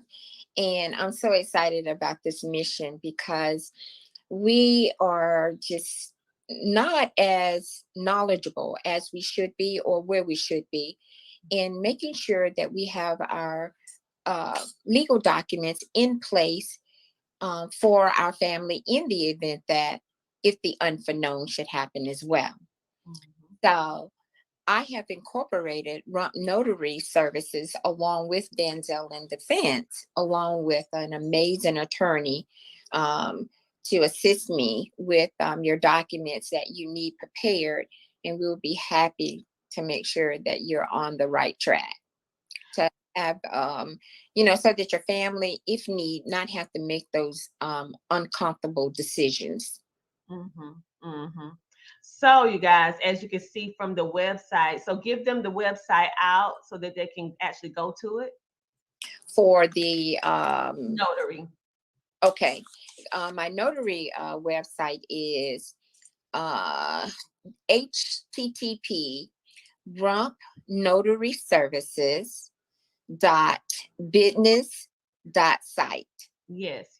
So that's or they can put in www.rumpnotaryservices.business.site. Okay, so this is what you would do to get to her business of notary services if you need notary services, all of which is very, very important, because in the light of this just put it right here. Here's the website because I want to make sure that you guys get it very, very well so you can actually see it out, because I'm a visual learner as well. So you can actually see that you have to actually put a .business.site so that you can actually find it. Of course, once you get to the site, you will see her amazing testimony or story. And also you will not only see her, Mrs. Shirley, but you will also be able to read the testimonials from some of her previous clients in regards to her services, and the fact that it's mobile. As a mom, as a business owner myself, as a daughter, as a friend, we are so busy, right? So if someone can come to you to mark off one thing that you don't have to do on our numerous list of to-dos every day is amazing. The fact that you're mobile. So thank you for that. So tell us a little bit more. You have anything else you would like to share with us about your business or businesses? Either one, which I think you're keeping us safe on the legal aspect. You're keeping us safe from the physical aspect. You're just the safety woman. That is what I aim to please to do. And the reason for is because, I was in that situation where I had to make decisions, my husband and I, for our son. But thank God we had documents in place to make it easy, because believe it or not, when you have a loved one in the hospital, you don't want to wait until they get in the capacity where they can't tell you exactly what they would like to do. And to have to make that decision is hard.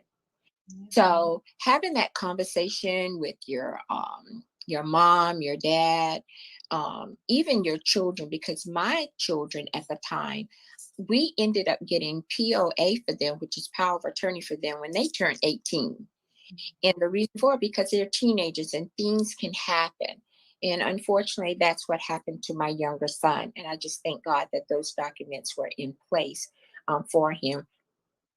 And, I just want to be able to just bring different topics to the community, our surrounding area, to make people feel more comfortable. And if we need to come to your home, talk to you one-on-one, we'll be happy to do that.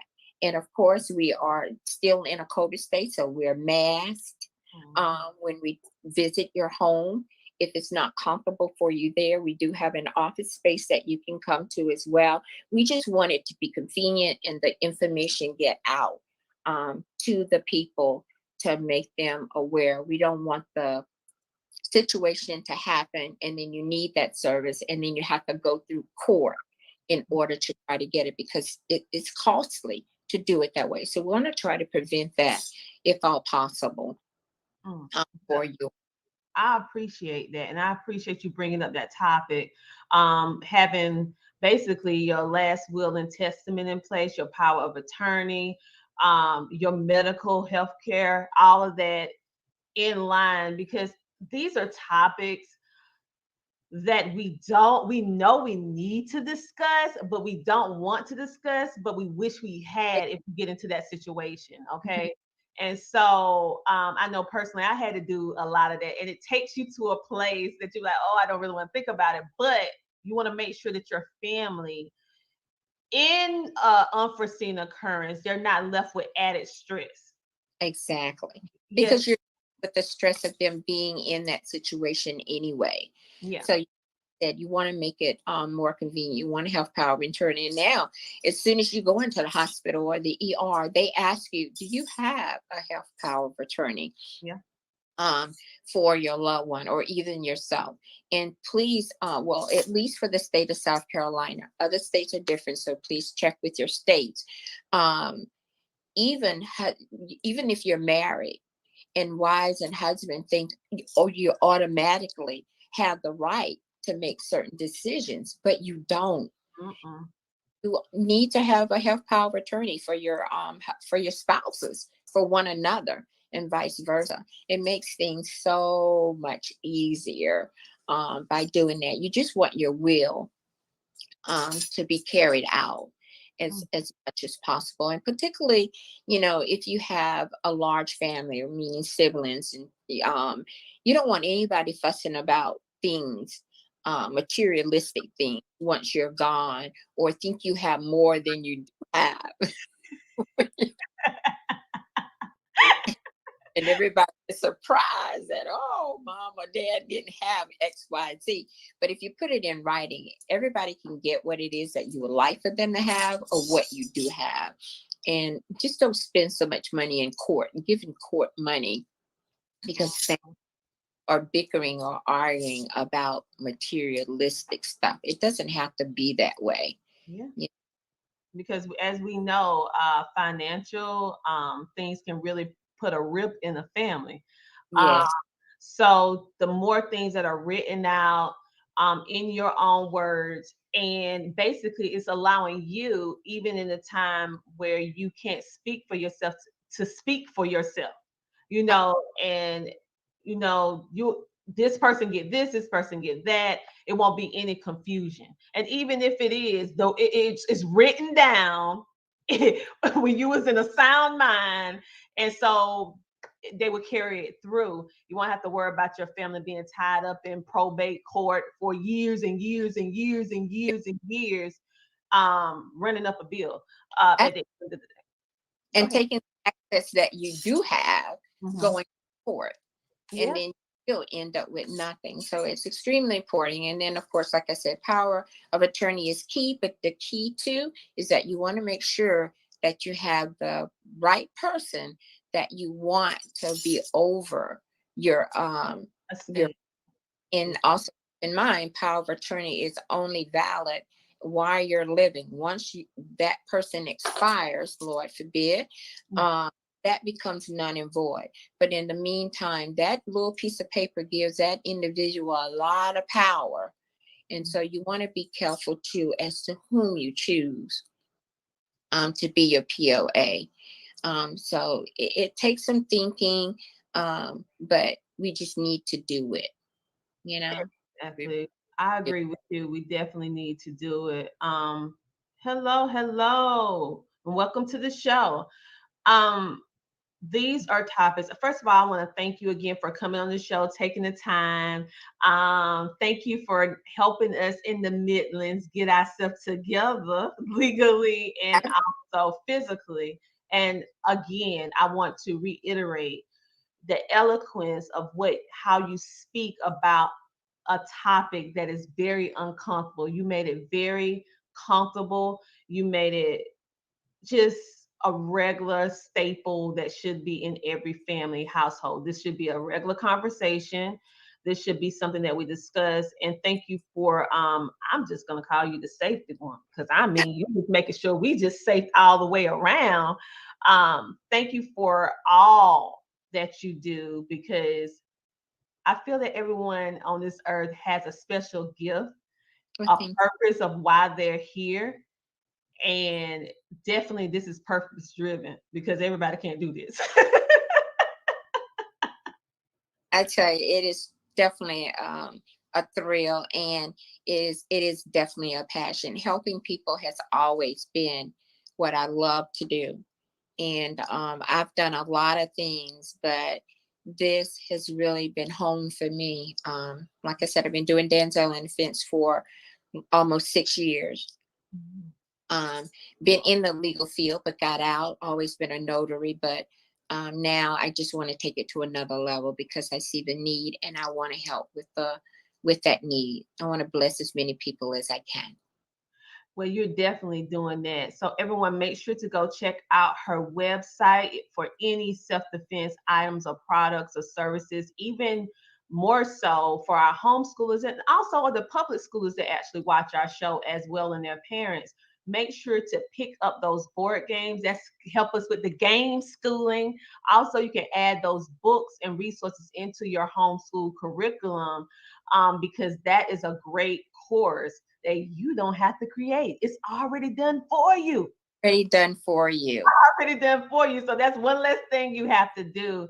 And say your website for Damsel again, so that they can find you online. Absolutely. It's mydancelanddefense.net/Shirley R. Rump, RUMPH.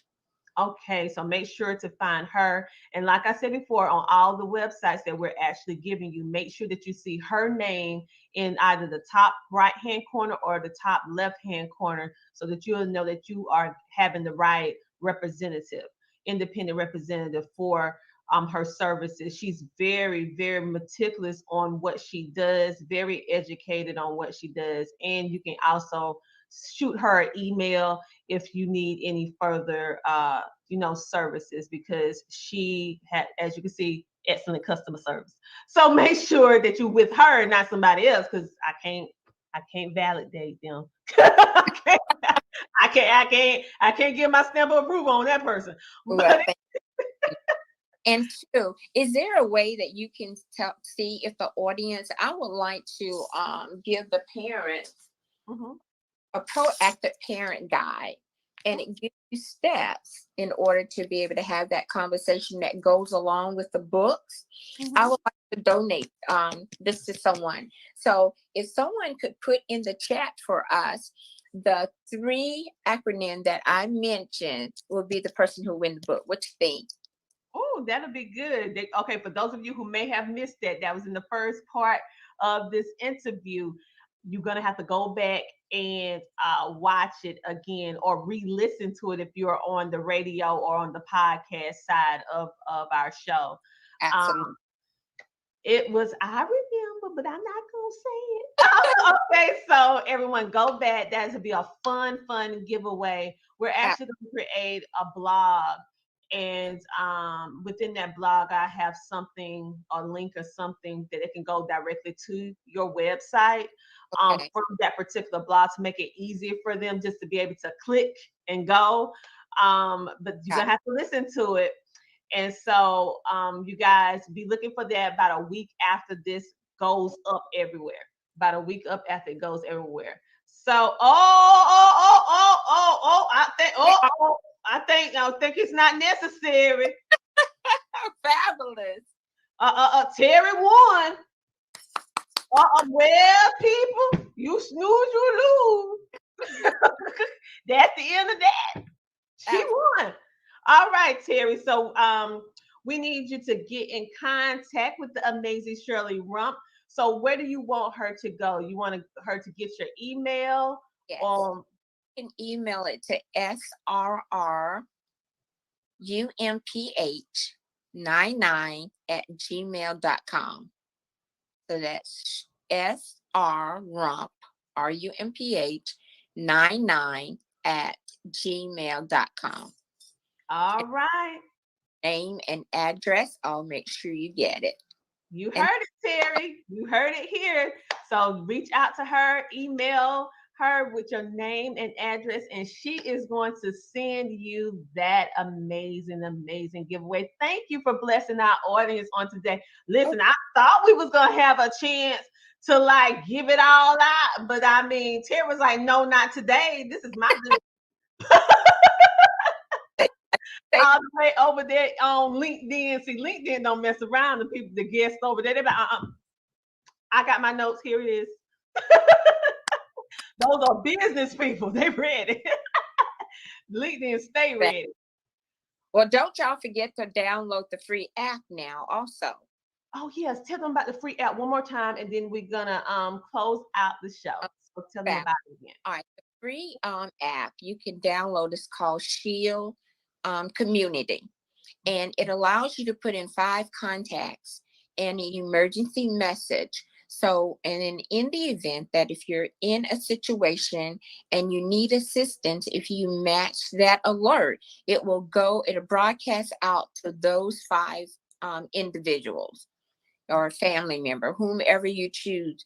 And then you are the only one that has the authority to turn that off as well. But it's connected to your locator, so they will know exactly where you are. So that is free, even though it can go along with our Protective Shield spray as well. Oh, she clapping. She like, yeah, Terry.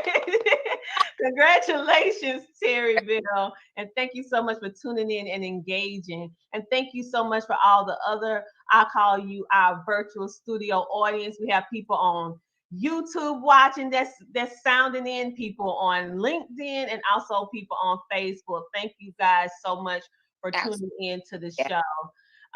Thank you. Yes, the Shield Community app. So thank you for that freebie as well, you guys. As always, we want you to stay positive. We want you to stay motivated. And we want you to know that the Homeschooling Magazine is all about impacting the world through home-based learning, bringing you information, resources, and everything up under the sun, including amazing business owners like Mrs. Shirley, to share with you about how we can protect ourselves from a physical standpoint as well as the legal standpoint, you know. So thank you for speaking with us on this topic. Make sure to check out her website. Did you have anything else you want to say, Miss Shirley? I just want to thank you from the bottom of my heart for inviting me, allowing me to have the platform to speak about these topics that are dear and near to me. And I just want everybody to just, continue to be safe, be prayed up, thankful, and we gonna make it. Oh, well, it's truly my pleasure. That's the only reason why we created these shows, as a platform to bring awareness and to also introduce amazing people like you. The only people that's able to come on any of my particular shows that I host are ones that's making a positive impact in the world. That's the only requirement that I have for ones that come on my show, that they have to be making a positive impact. And you're definitely doing that. All right. Making a positive impact. So thank you. Oh, we have YouTube in the house, Emma. Thank you both for sharing. Thank you for watching YouTube. Miss Ellis, and thank you, Terry, for watching over on LinkedIn. And also thank you, Muhammad and Mrs. Rowley, who's watching over there on Facebook. I mean, y'all just all over these social media streets just today. Amazing. Thank you. Well, you have a phenomenal podcast, and I enjoy it. I'm the silent partner in the back, but I'm paying attention. I appreciate it. I appreciate it. And thank you for helping us over here in South Carolina, and also educating all of us around the world, because this is a worldwide podcast. For those of you who are in July, I just want to give y'all a little exclusive. In July, Mrs. Shirley is going to be featured in the July's edition of the Homeschooling Magazine. So you want to see a little bit more, get a little bit more of what Miss Shirley has to offer. She's going to have a feature in the July's edition, along with some other amazing business owners, educators, homeschoolers from all over the world that is there to help de-stress the homeschooling experience, and also connect you with resources and opportunities for yourself and your family, and just have a good time at the end of the day and smile a little. It has a little bit of everything in order to impact the entire experience of homeschooling. So that's why we bring so many amazing people like Miss Shirley on, because homeschooling is not just homeschooling, it's a lifestyle, right? And with that, safety is a part of it. Business, finances, mental health, resources, education, all of that is a part of it. So thank you for all the support, you guys. Thank you, thank you, thank you. Miss Shirley, I'm gonna let you have one more word, and then we're gonna wrap this up. And then you guys make sure to follow, like, and subscribe, and make sure to tune in and see what's going on, Miss Shirley, and click that button. Absolutely. Miss Tina has said it all. We want you to like, share, and subscribe. And if there's anything that I may be able to do for you on a personal level, one-on-one, please don't hesitate to reach out to me. I'll be more than happy to speak with you, meet with you. And if there's anything that we can do for you on the legal side, we're here as well. So God bless, and you all be safe. Thank you. All right. Thank you so much. Bye. If you are a business owner or entrepreneur and you're looking for a way to share your mission, your purpose, your products and services literally with the world faster, safer, and easier, making your brand accessible to millions from the comfort of your home, well, I want to encourage you to join our Learn How to Start a Podcast and Monetize It class. Why? Is because this was designed for entrepreneurs like yourself as a platform to provide you with the knowledge in order to not only start a podcast, but successfully launch it. And then the third key, which is helping you to understand how you can monetize your podcast. As you are impacting the world with good, you can also build multiple streams of income from this one podcast and share your story, mission, and purpose literally literally with the world. So on today, I want you to go ahead and click CoachTinaRamsey.com to join our podcast class today.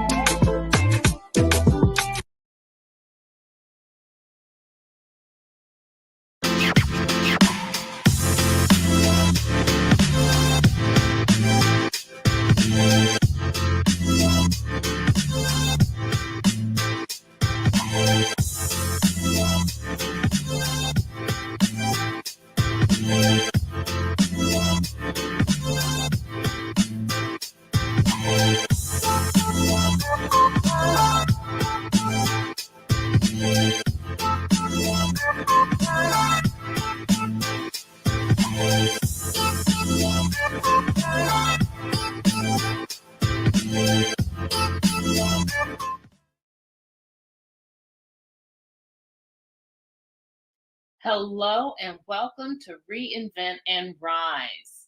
I'm very happy to be here with you today, and I'm extremely excited about the next few shows that I'm going to be bringing to you. I'm fresh off of finishing up Journey Share the Experience, the annual conference, actually the first time that we've done it in person. This is the second conference, but this is the first in-person conference that we held a few weeks ago, where we dedicated an entire day to pouring into women, to my audience, to my risers, women 45 plus. You know, those who want to do all that they can to make sure that this part of their life, the prime part of their life, is the best part of their life. Yeah, you.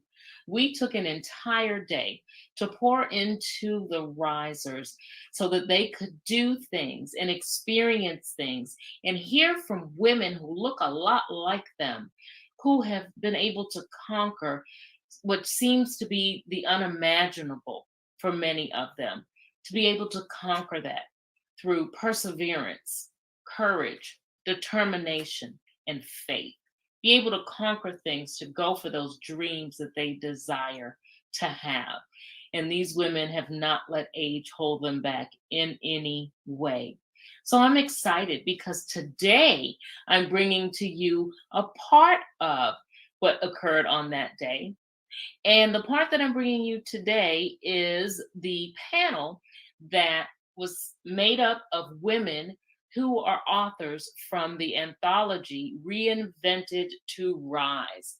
And that book tells stories, courageous stories of women who had to do things in which they needed to reinvent in order to get to the life that they desired to have. That book, as of this month, turns exactly 1 year old. So this is our anniversary. So we celebrated an anniversary in the midst of Journey Share the Experience. And we were able to bring those women to you, to let you know a little of their stories, if you haven't heard them already in the book, and also to let you know what they're doing now that they have reinvented. So sit back and listen in as I share with you the excerpt, just a small excerpt of what happened at Journey Share the Experience. I know you will totally enjoy what they have to say.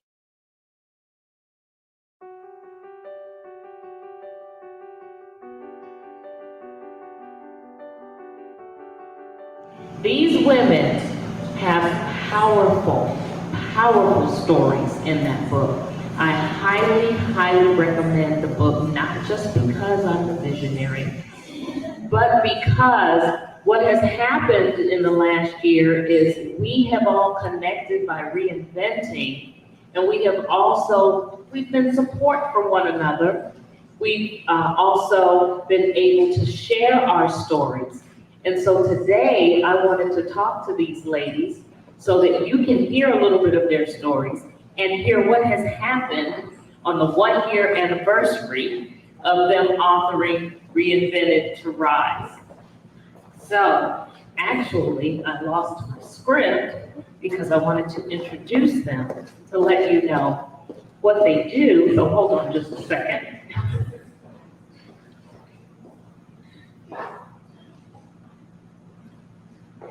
Here we go. So I'm getting ready to sit by Monique. And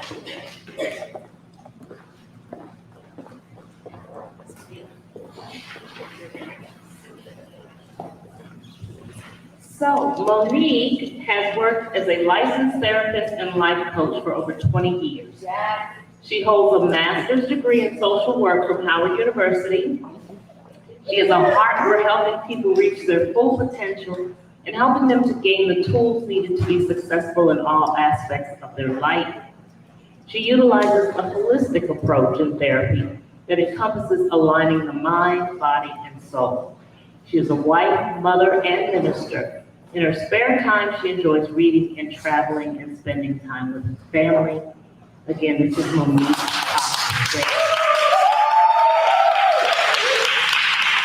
Next to Monique, we have Pixie Lee. Pixie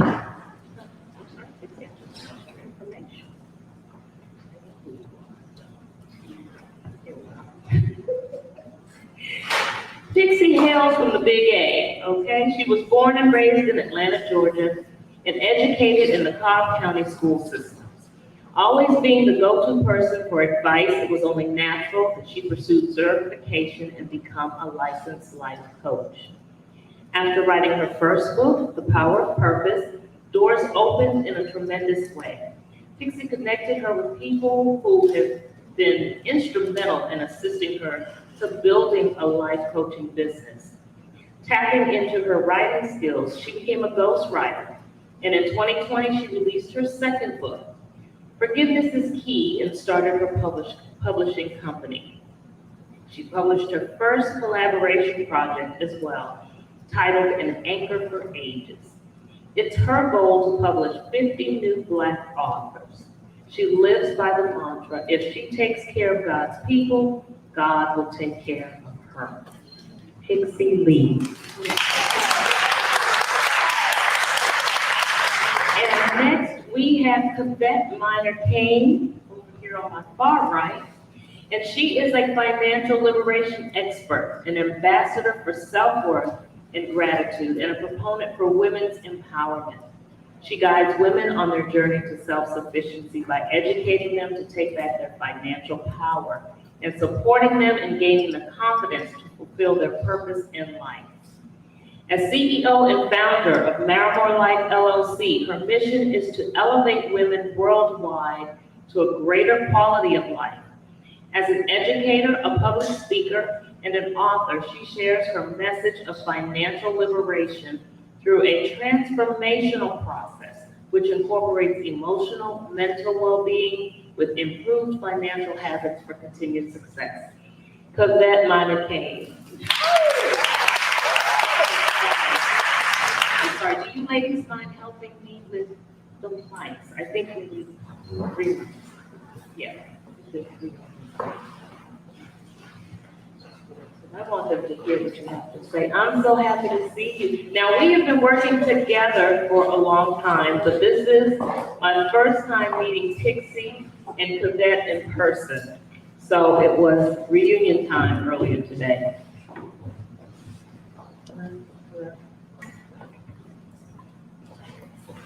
Awesome, awesome. Welcome, ladies. Thank you. Happy anniversary. It has been great. So the first thing I thought about when I was coming up with the questions that I would ask you guys is, I want everyone to hear what you told me when I asked you if you would be a part of the book. And we'll start with Cavette. All right, if I remember correctly, I was very honored to have been invited to join the anthology. It would be my first publishing under my own name. I had contributed to a work prior to that, but this was an opportunity for me to share my story. I had been through a major transition in my life, and I was writing, through that process of trying to figure out how to share, that in a way that would be beneficial for others, understanding the lessons that I had learned. And so when you presented this opportunity, it was an answer to my prayers, and I'm very grateful for that opportunity. It took me a minute to be able to write, and you remember we were down to the wire, and I really had to emotionally push through it. But I thank you so much for holding my hand through that process and allowing me to share. Absolutely. I thank you for sharing. And yeah, I vividly remember when you called and you were in tears because it was a very hard chapter for you to write. And as I read your story, I understood why as I read everyone's story. Why don't you tell us a little about what you wrote in the book, and then I'll ask you. So my story, I shared about how I survived 3 major traumas in less than 2 years. And that for me, that started with Hurricane Maria. I lived in Puerto Rico between 2013 and 2019, and was there for Hurricane Maria in 2017, which was totally devastating. We went without running water for a month. We went without electricity for 4 months, more than 4 months. We had no cell service for about 3 months. It was just completely devastating. I was working business one day, and my business was completely blown away. And so, didn't exist. And so really trying to put my feet back on the ground with that. 18 months later, still in the recovery process, my father passed away. I didn't have a close relationship with him, but I had recently thought about reconnecting with him. I remember that there was a Facebook message, or I had changed my profile. So it's like, let me just reconnect with the world. We've been, no electricity and everything. Social media was, it's a brilliant. So once we finally got electricity going, I said, well, let me go ahead and let everybody know I'm okay. I changed my profile. I had just sent a very sweet message that I was beautiful, and I thanked him. And when I found out that he passed away, I talked to my sister, and we came back to the States to support her in that process of handling his final affairs. However, having been devastated the way that I was, I had no money. And so the last money that I had really was for my flight, and then I ate a meal in the airport and had a little change when I came through. And so I had to figure out what to do in that process, which was, again, devastating. And then during the process of managing his final affairs, my ex-husband, because I was married, we had been married at that time for 17 years, told me not to come home. And that was devastating. I was in the process of, working to preserve an inheritance from my father who had passed away with a will and no life insurance. And for me, I felt very guilty because I had previously been a life insurance agent and hadn't gotten him any coverage. But we, because of our strained relationship and things, so there was a lot of emotional challenges for me to overcome, and a lot of things that I needed to forgive myself for going through that process. And when my ex-husband released me from that marriage, it was devastating, but it was also relieving because it was an abusive relationship. It was abusive on every level: mental, emotional, spiritual, physical, and financial. And for me to go through this process, I had to reset my mindset in order to get my money right. Because when he said, "Don't come home," I said, "Okay, now what do I do?" I have absolutely nothing. I was planning to, try to preserve what I could for my family. Now that no longer exists. What am I going to do for me? So I quickly made a pivot, re-entered the financial services industry here, which we had left prior to moving to Puerto Rico, and just started building from the ground level there. And this process allowed me to really focus in on what did I need to do from this place of nothing to rebuild, to create the reality that I had always dreamed of. And I've been able to use that just tremendously turned around my life in a short period of time, and have been just grateful for the opportunity to also, create a method or to share the process that I went through and teaching other people to do the same thing. And so Reinvented to Rise allowed me to start sharing that story and to give me a platform to move forward in that growth. So thank you.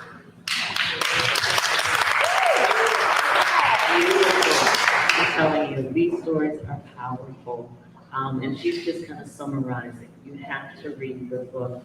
And she started her own business, and I will say this, there are 14 of us, I think, out of the 14, because Beth is one fire salesperson, because she markets and sells that book more than probably any of us. She is out there spreading the word and letting people know that you can reinvent and rise, telling her story and giving people information that's going to help them, like what we have in the book.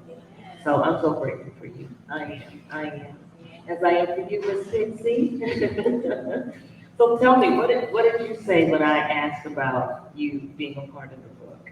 So when I initially saw the post you put out on Facebook, Right. I just recently joined your online group. We met on a different platform the year prior. And I remember just listening to you speak. I was like, oh my gosh, she is such a sweet speaker. I just want to work with her. I tell y'all, if it's something you want to do and it's somebody you want to work with, put it in the atmosphere and it will come to pass. Because I said, I want to work with her. And it was around January 2020. So when I saw the post leading up to like May 2021, I was like, this is my opportunity to work with her. So I sent her a message, and I saw it late. I was like, oh my goodness, I done missed my chance. So I sent her the message, and I was like, here we go. And lo and behold, she was like, I got one more space. I was like, yes. And I was super excited, and I was like, how I do this? What do you need from me? And all of a sudden, she threw me in the meetings like I hadn't missed anything. And a year later, I'm in the book. Right, absolutely. And I mean, the way these women meshed together was unbelievable. And what was common is the fact that, they all had a story.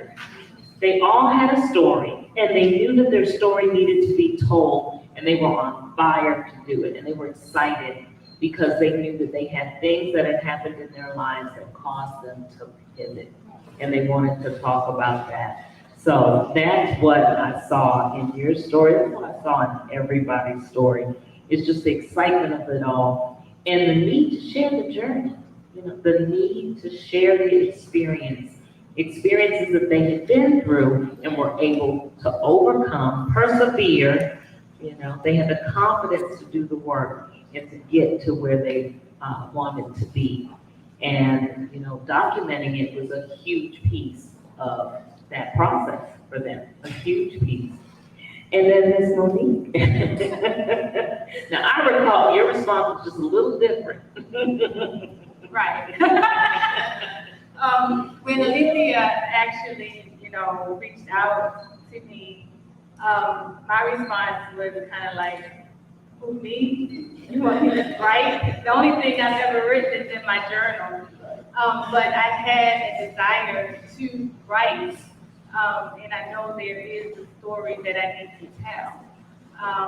But I did, and I was like, I don't know if I can do this. And then what made it worse is when I got on the call, like, it appeared that everybody was an author. So I was like, these people are like, authors. They've written things before. I wrote in my journal, I write notes, documentation, and I remember I emailed you and I said, I don't think this is for me.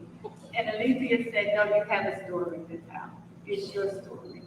And I'm glad that you encouraged me to write it, because in writing it, it allowed me to find my voice, to be able to be confident in using my voice. It was also very cathartic for me, because prior to that, like I said, I had wrote in my journal, but I had not shared my story out loud with too many people, if anybody at all. And so from that point, I think it really freed me to be able to tell my story and to go deeper, because I didn't go as deep in the book. So that chapter lets me know that God wants me to actually go deeper and write my story and to share with other people how, what I went through as far as being molested and being molested in a church and how, that messed with my confidence and my insecurities and what it brought out for me. And I don't know if I'm supposed to go that deep, but anyway, and how that plagued me throughout my life. And so in my chapter, I kind of talk about it because that was the first time I publicly said it. The only other person up to that point who I had talked to it about was the doctor who asked me when I was 16, and it had happened to me when I was 5. And nobody had ever said what happened until a doctor said, "What happened? Had anybody ever touched you?" And I was able to release that. And the only other person I said it to after that was my mom, because the doctor called my mother into the room. And after that, I went on with life. But the thing is, it plagued me, it stayed with me, and it began to rear and manifest itself in every area of my life, in the confidence and the insecurities and wondering what was wrong. And I had a strong faith in the church. So it was mixed messages for me. And when I tell my story now, people look at me and they're like, "And you still go to church? And you a minister?" But that speaks to my faith in God and not in man. But that was my story, part of my story. But I thank you, Alicia, for giving me the platform to do that, because it really, like I said, it was very cathartic, and it allowed me to even open up, even just here, to my sisters. When we went to Seattle, I was able to open up to my group, and even just being able to speak to other women now, it frees you. So I think this book is one, even though I wasn't an author, You became an author. but I became an author, and I became so much more because of that. Thank you. Thank you.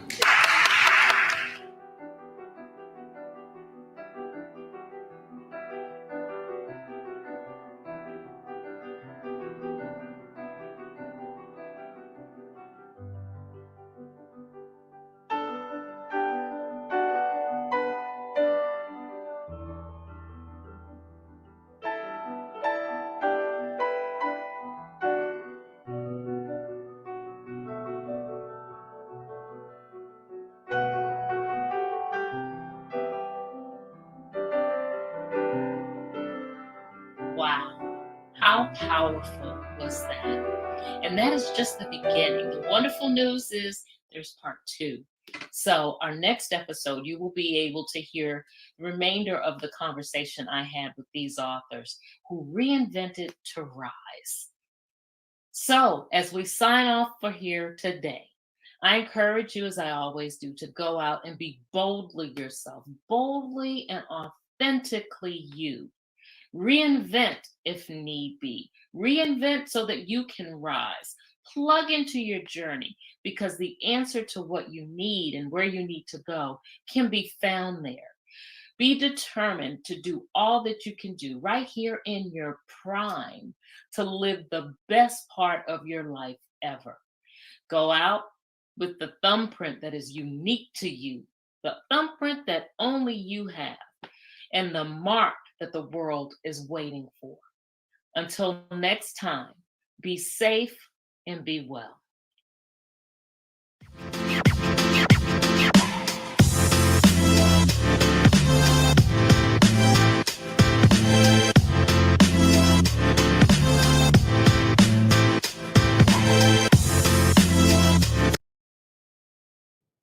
Hello, everyone. I wanted to just come on and talk to you for a few moments because I'm a mother and I was doing some of the things that I'm doing with my children and all of the different hats that I have to wear and preparing for them going back to school. And it made me think of the fact that there are so many mothers out here, and you all are wearing a lot of hats, There's a lot being expected from you.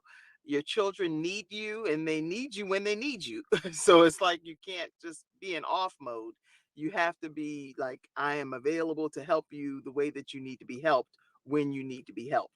And so sometimes I know, me being a talk show host and being able to talk to you from that perspective of having guests on the show and presenting them to you is very different than me being mom, Kim Jacobs, the balance doctor that wears all of the real hats behind the scenes that people don't get to always see. And so I wanted to come on and just talk to you from the perspective of, I'm you. I, Kim Jacobs, I'm you as a mother who is expected to do so many things that are needed for my children at the time that they need them. And I don't want to be that mom, and I'm sure many of you can relate. I don't want to be that mom that my children barely need me to do stuff. They barely say, Mom, Mom, Mom, Mom, Mom, I really need this. And to not be there and to not show up and to not help in that moment of their true need, it would be disappointing to me. So I am excited because I get the opportunity. I believe it's a gift. It's a gift from God to me to be able to be afforded this opportunity to serve as someone's mother. And everybody, we can only share our own stories, our own journeys in life. We can only talk about what we know and what we personally are experiencing. So all of us have different stories and different journeys. But today I was thinking about each of my children, and I'll just share a couple of things with you that really resonated with me. I was in my room this morning and I was in prayer, and my daughter walked in and she said, Mom, why are you crying?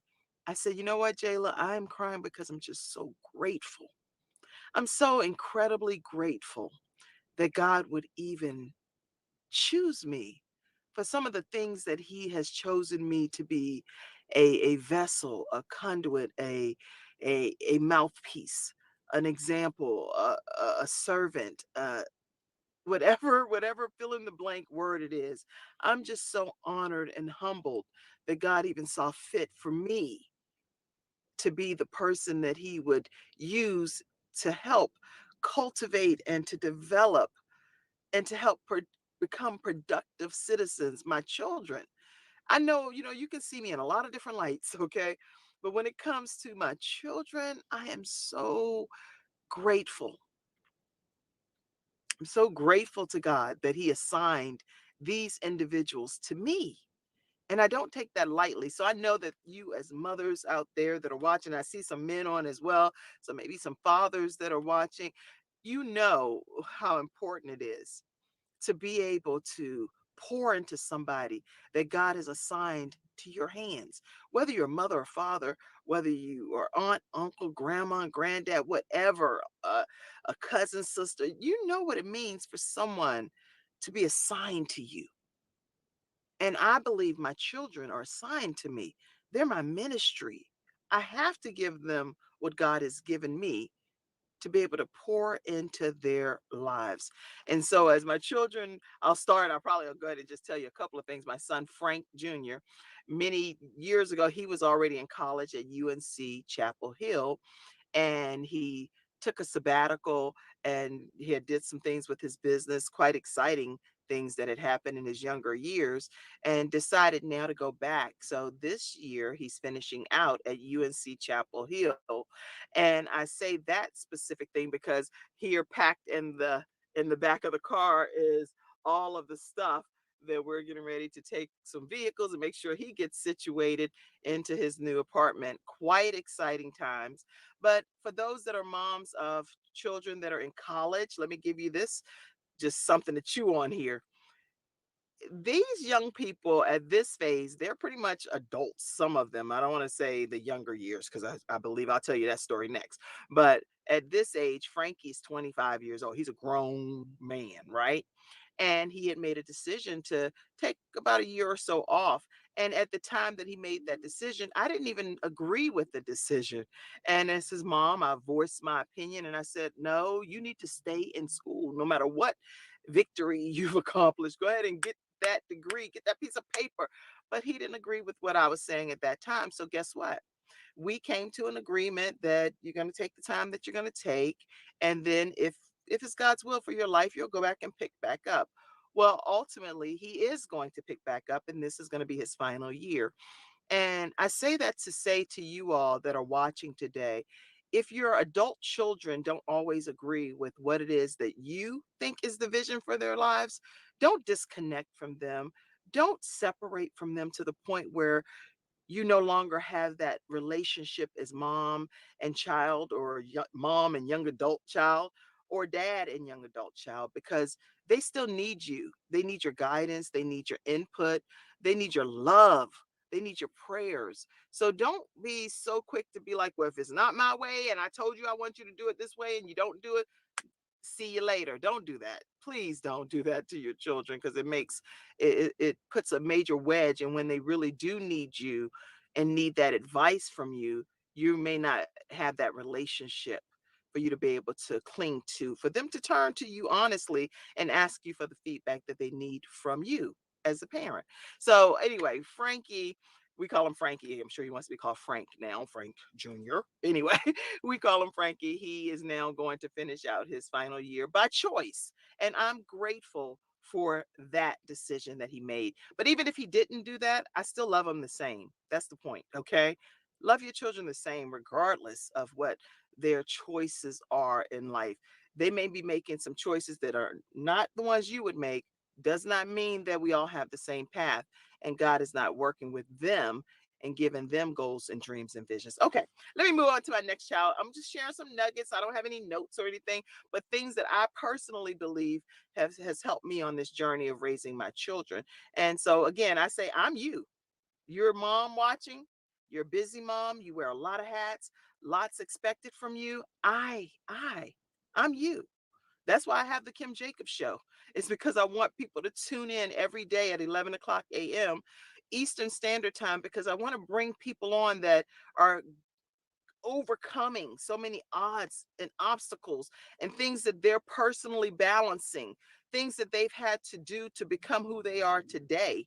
And I know who you are because I'm you. That's why I'm trying to bring these particular type of guests on, so that they can speak to your situation and encourage you to know that you can make it on this journey called life. I don't care what we've experienced. I don't care what's happened in this lifetime that may be very overwhelming and hard to chew on or hard to bear.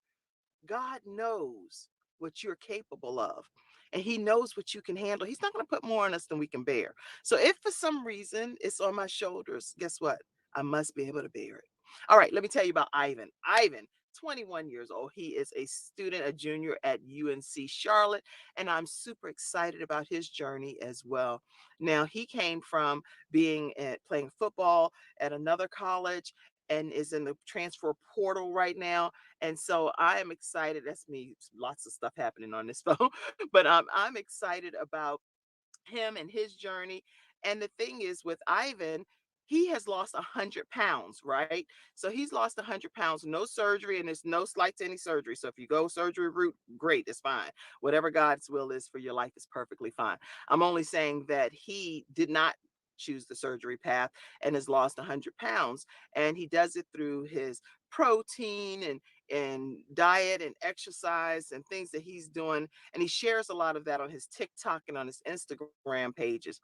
But he's an example to me to know that you can turn your whole physical being around and do it in a way he's been doing it in a way that's very inspiring.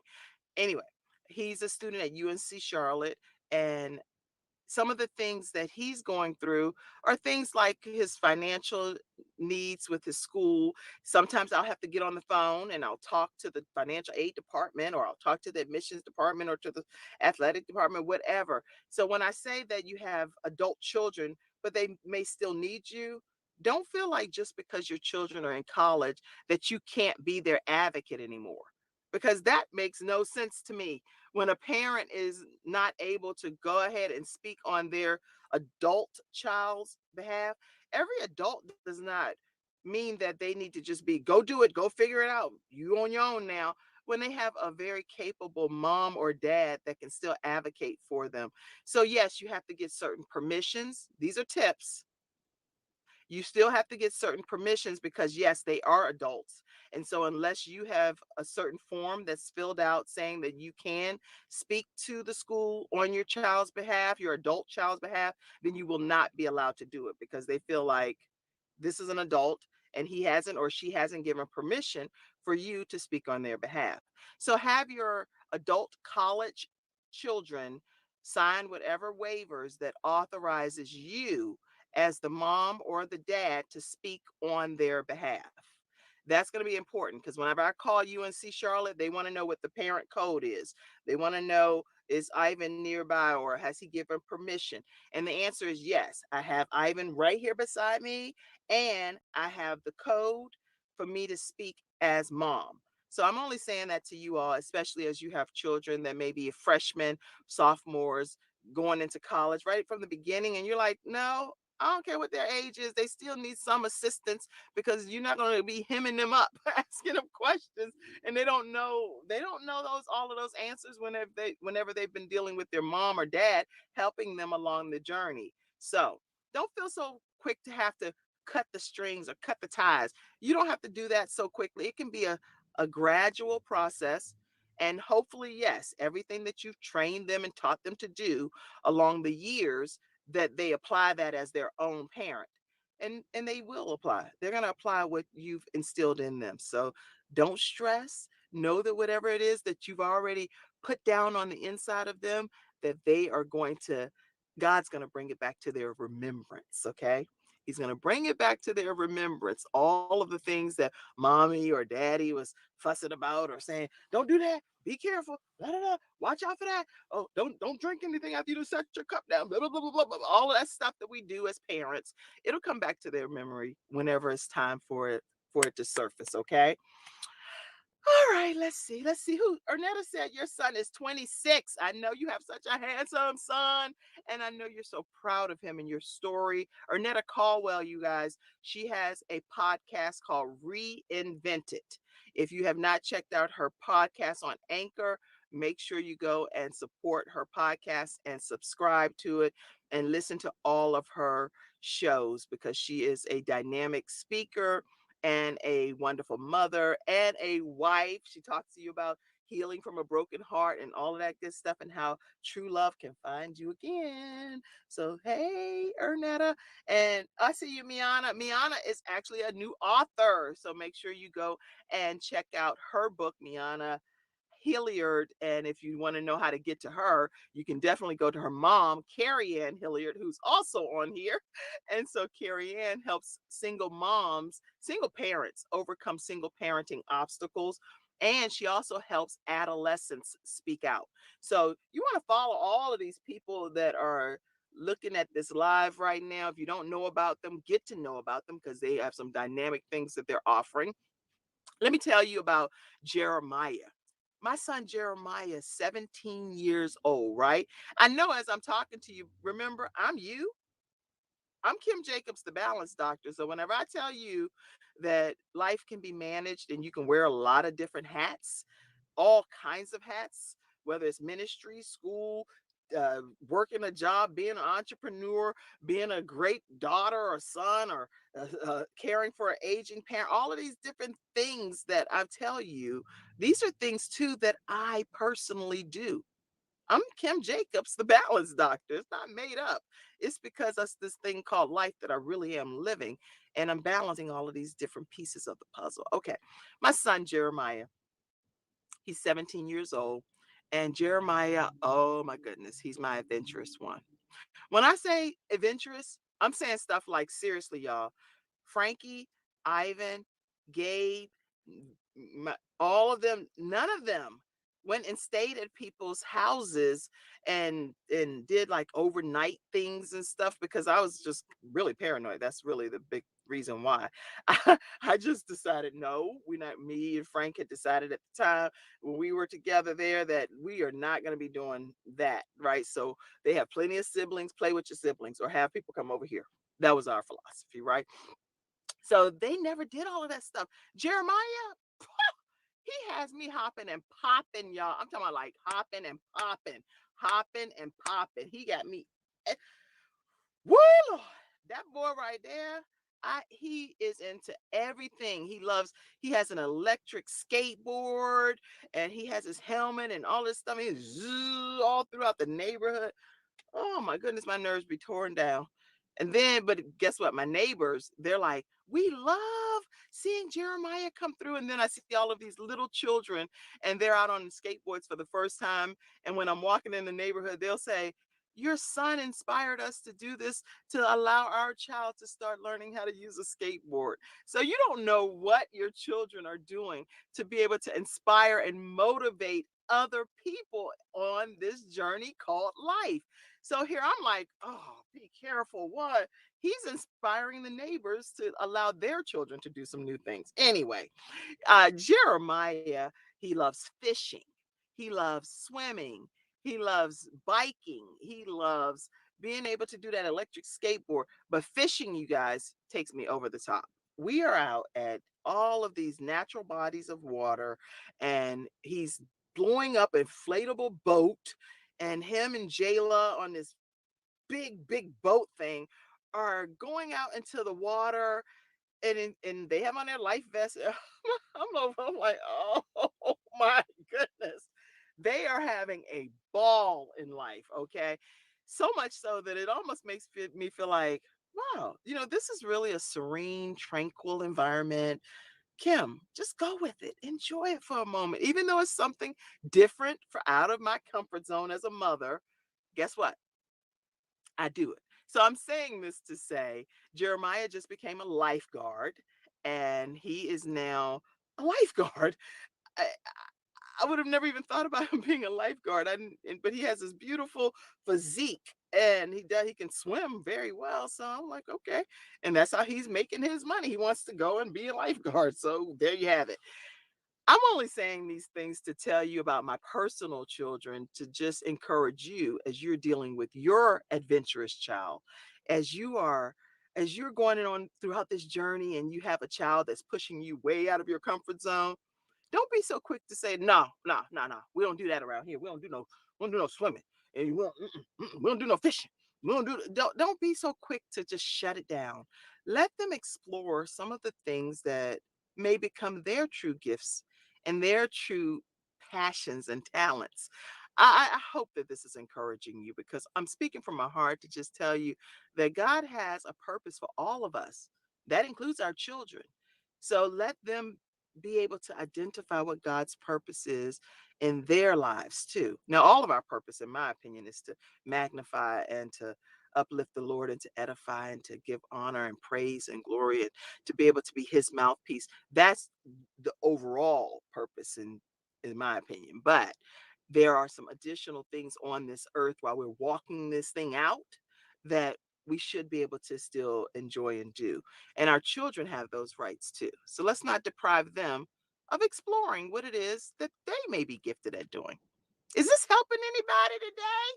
I hope so. Let me see. I love the way you speak about your children. They are our first ministry. Ernetta, yes, our children are our ministry.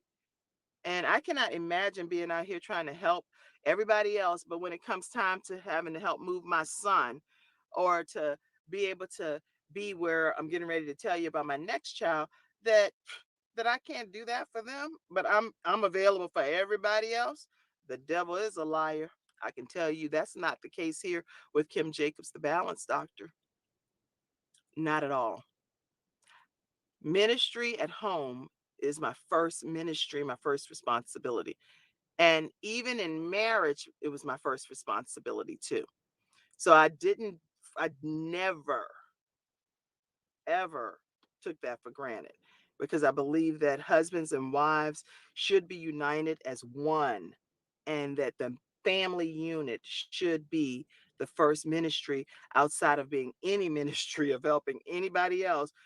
We need to make sure this right here is set too and taken care of. Then you can give from your overflow. Okay. So just know that that's always been my philosophy. Yes, yes. Lots of love. Lots of love. I see you, Inspired Soul, coming on. I see you, Dennis. I see you, Cool Gamer. I see you, Miana. I see you, Carrie Ann, Arnetta. I see you all. Listen, my final child that I don't ever say a final child. I got one more thing I gotta tell you. But my child, Jayla, that I'll tell you about. My only daughter. My only daughter on this earth, right? Wow, God knew I needed a daughter. I didn't even know I needed a daughter. I have 4 sons, and I cannot believe that God would smile on me and just say, Kim, you know what? You're gonna need this tender-hearted child right here that's gonna ask you, like she did this morning, Mommy, do you need a hug? I was like, bring it in. Yes, I need a hug. But not because I was sad in a bad way, but because I was just praising God and listening to some music that and the words and the spiritual hymns that were actually I was listening to Pastor Marvin Winans and that song, it was just mm. I was already bought with a price. I was bought with a price. And that he loves me forever and he chose me. And I thank God for the lyrics that were in the song. And I was just praising and magnifying God and thanking him for allowing me to be able to walk on this earth and to serve him and to serve his people. You all are his people. And I don't take it for granted. I am so grateful to God and humbled by God that he would allow me to be one of his vessels. Anyway, Jayla. Now, Jayla, I know I'm going to talk to a lot of y'all that are listening right now, right quick. Listen, Jayla is my 14-year-old daughter, homeschooled. Now she decides she wants to start high school in school. So I was like, what? I thought you were going to be homeschooled. I'm an entrepreneur. You can travel with me when I travel. We have different places that we're going and different things that I have lined up. She wants to go physically back to school. Oh my gosh. Okay. So this is where Kim Jacobs, the balance doctor, needed some prayer, y'all. I did reach out to a miracle prayer group that I'm a part of, and I asked for prayer. I asked for prayer. I said, listen, y'all, my daughter wants to go physically back to school. We've been dealing with COVID, pandemic. I'm like I'm good because my child is home and it's okay. I got my children, they homeschool. I can kind of somewhat manage things, but let me be clear, unless the Lord watch, we watch in vain anyway. Okay. I want y'all to know that. It doesn't matter whether our children are in a physical building, whether our children are right at home. And I'm only going to say this because I want to end on a positive note, and I definitely don't want to end where I'm making anybody cry. My son Gabriel, who's 12 forever. You see me wear this pen all the time. 12 forever. He was 12 years old. And guess what? He was right at home. Right at home. Right at home in our yard when he transitioned. He was declared at the hospital. The ambulance came and they worked and everything. But the whole thing happened right at home, right? Okay, I'm not going to go too far into that. But when I'm talking about my children, I'm always going to talk about Gabriel because I'm a mother of 5 children. People say, oh, you have 4 children. No, sweetheart. I'm a mother of 5 children. And I birthed Gabriel Michael Jacobs too. He's 12 forever. He lives in heaven. He just lives in a different address, but he's still my son. Okay. I'm not gonna go too much into my Gaby story because then I don't want to end here as much as possible on a positive note. But the reason I was saying that is to say that unless the Lord watch, it doesn't matter where we are in this world. No matter, we could be wherever. When it's time for us to come home, we're going home. And all of us have a date that we will leave this earth. All of us. So just don't, I don't fear death anymore ever because now that I've witnessed what I've witnessed with my son, I'm going to go to heaven. I want to be in heaven. I don't want to go any sooner than I need to because I'm still a mom here on this earth. And I need to be able to be here for my living children here. But I know Gabriel's celebrating with me from heaven. And just so you all mark your calendars, on the 4th Saturday in September. Please mark your calendars now. The fourth Saturday in September, I think it's September 24th at 8 o'clock a.m., we're going to be doing our annual Gabe's Heart Foundation 5K walk. So you're going to hear a lot of information about that in the coming weeks. Please mark your calendar. I do want to see you at our virtual, it's not going to be virtual, at our in-person 5K walk this year. And if you're in long distance, we will give a virtual option as well. But please make sure you mark your calendar. Okay, Jayla, this is the final child I'm gonna tell y'all about. I got a bunch of kids. That's why I had all this talking. Okay, so Jayla is now, we applied for a charter school, and guess what? She got accepted. Now the waiting list is like crazy. They call and say Jayla Jacobs has been accepted. I was like, what? Oh my gosh, the girl really is going to school. So, and she was like, Mom, I prayed about it. And she goes in her prayer closet 1 hour a day. I think it's like an hour 15 minutes every single day in a closet, y'all. I'm not just saying this. I'm saying she goes physically in a closet with her laptop, with her Bible, with her journal, and she closes everything else out and has some communion with the Lord. That is motivating to me. All right. I am super inspired by the fact that my daughter has that as a part of her spirit, man. And her godmother, Evangelist Clara Walton, is someone that prays with her, encourages her, inspires her. And she loves Pastor Tanya Anderson's book, The 21-Day Prayer Challenge. She just loves some of these things. And then her godfather, Dr. Les Brown, he'll call and just encourage her and pray on her, pray, and just all kinds of support that she has. But let me go on to say, if you have a daughter or a son that wants to be connected with the Lord, do everything you can to encourage them, to provide them with the tools and the resources.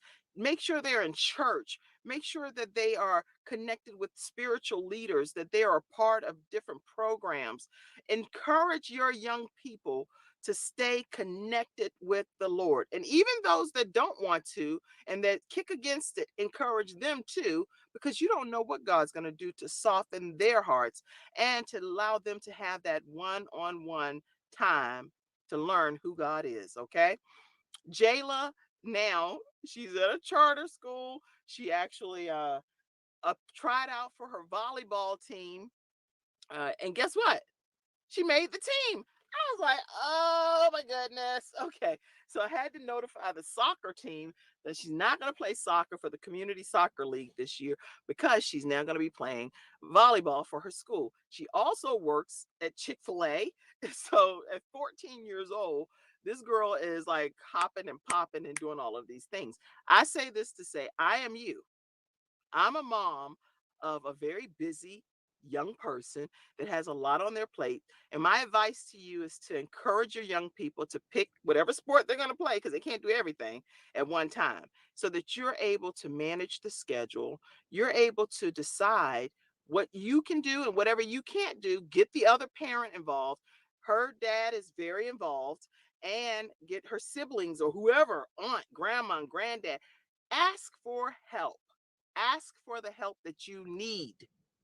Don't just like go trying to do everything by yourself, and then you can't do it all by yourself because you're one person. So get nieces, nephews, aunts, granddad, grandma, people you trust to be involved in the process, as long as you know that they have your children's best interest at heart, and you're questioning your children to make sure nobody's doing anything that they're not supposed to be doing. Ask. Did somebody touch you? Did you see somebody looking back at you wrong? Ask whatever needs to be asked for your child to feel comfortable, to be able to have open conversation with you about whatever is happening in their lives. All right. So I know I done dropped a lot of nuggets. A lot of these things I talk about is from the first book that I wrote, which is Extreme Balance Makeover. And it's available on kimjacobsshow.com. You can get a copy, an autographed copy. I bought a case of them. So anyway, I have a case, about 10 or so, I think, that I can sign and send to you if you're interested in getting my very first book that was ever published. And that's kimjacobsshow.com. I have another order that I just got in called Rise Up Women Who Lead Building Legacy. And that's a book filled with women that are building a legacy on this earth. And I have copies of that. You can get that at kimjacobshow.com. I'll autograph it and I'll send it to you if you want to get your copy of those two books I have in stock. Kim Jacobs is Extreme Balance Makeover and Rise Up, Women Who Lead, Building Legacy. I'll send you an autographed copy if you want it. All right, once you finish your transaction or whatever. All right, I hope this helped. I am grateful to God that he chose me to be you, because I believe that helps me relate to you even better and to let you know you're not alone on this journey at all. So you be encouraged and stay the course. You have so much greatness inside of you, and God has a plan for your life. And even if it looks like it's not coming together right now, hang tight and keep on pressing, and it will come. It will start to become a reality for you. All right. Have a great day, everybody. I hope I encourage somebody. Be encouraged if you're moving your children to college this weekend. If you have a lot of different moving pieces of your puzzle, the puzzle's going to come together for you. Just be patient, okay? And continue to be true to who you say God created you to be. All right, y'all. See you Monday at 11 o'clock a.m. Eastern Standard Time on the Kim Jacobs Show. I have a guest coming on talking about how to live on purpose by design and not by default. So her name is Celeste Johnson, and she'll be my guest on Monday. Have a great weekend. I got a lot going on. Daughter at volleyball practice. I told them time they get done with that, we got to do this. We got this. I got kids moving, putting stuff in the cars. We rocking and rolling. We got to keep this thing moving called life. Have a great one. Talk to you soon. Hey, I see you, Nefertira. You are an awesome person. Oh, thank you so much, Nefertira. And I don't have my glasses on, but let me see here. I feel bad not seeing these comments because wait a minute, y'all got me getting these glasses because I don't know. I'm squinting. I don't know what's happening. Hold on. Give me 1 second so I can read some of the comments. I didn't want to just get off without the comments, but I need reading glasses. Okay. Nefertira says, you are an awesome person. Dr. Pauline, how are you, Dr. Pauline? Thank you for sharing. You said, thank you for listening. And Inspired Soul says, hello, lots of love from Doha. Okay. And Miana, yes, this is extremely helpful since my children are just now starting out. Oh, yeah, Miana, you dealing with your younger children. Help to explore what are they gravitating towards. That's going to be important for you to look at and start paying attention. If they're loving arts and crafts, then maybe they might be interested in animation. My daughter has a YouTube channel actually as well, Wonder Beast, but it's on my channel. If you go to the selected channels, my featured channels, you can subscribe to hers. But make sure you look and see what they gravitate towards, if they like sports or if they like instruments. And you start to see that you buy those little child instruments from, like, used to be Toys R Us back in the day, but Amazon or wherever you get it from. And they like to play the drum, the little fake drum sets and the flute and the clarinet. Then they might be musically inclined. So Miana, definitely start really analyzing, give them a wide variety of choices and see what they gravitate towards. All right. I see you, Dennis. Why? Yes, it is. Okay. Ernetta, I love the way you speak. Okay, I saw your comment. Oh, thank you so much. So true. My son is okay. I see all of the comments. I think I addressed some of them. Sarah said, hey, Kim. Hey, Sarah. All right. Cool Gamer, did I address you? Okay. All right. I think I got to everybody. Have a great day, everybody, and a wonderful rest of your weekend. Thank you so much for listening to this live. Be encouraged. You're welcome, Miana. Bye-bye.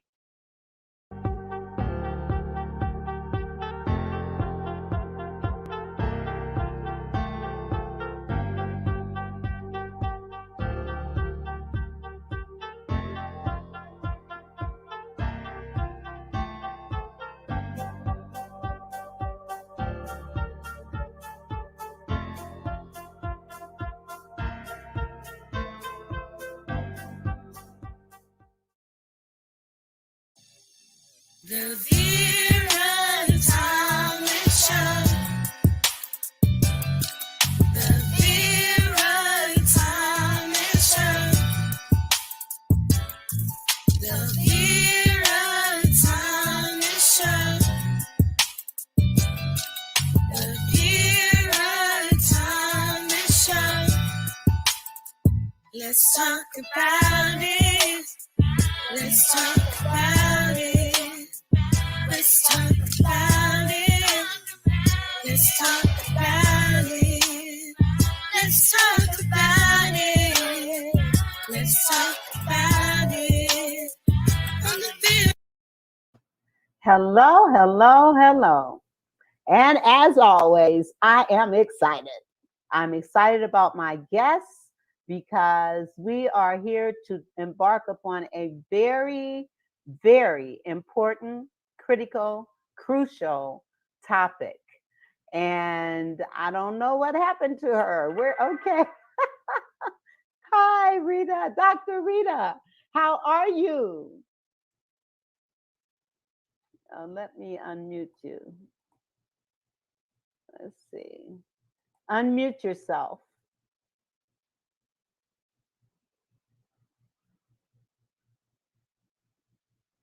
Yes, she's unmuting herself.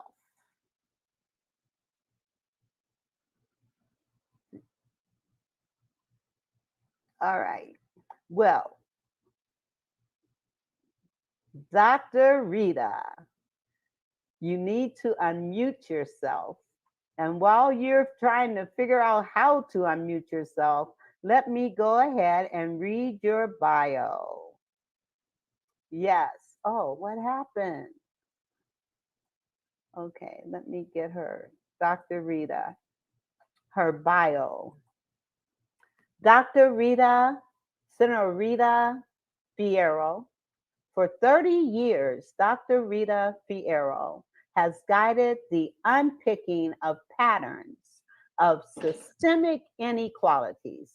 Dr. Rita has a consulting firm that evaluates projects, researches social inequities, and provides processes that illuminate complexity for business, foundations, nonprofits, NGOs, and the United Nations on 4 continents.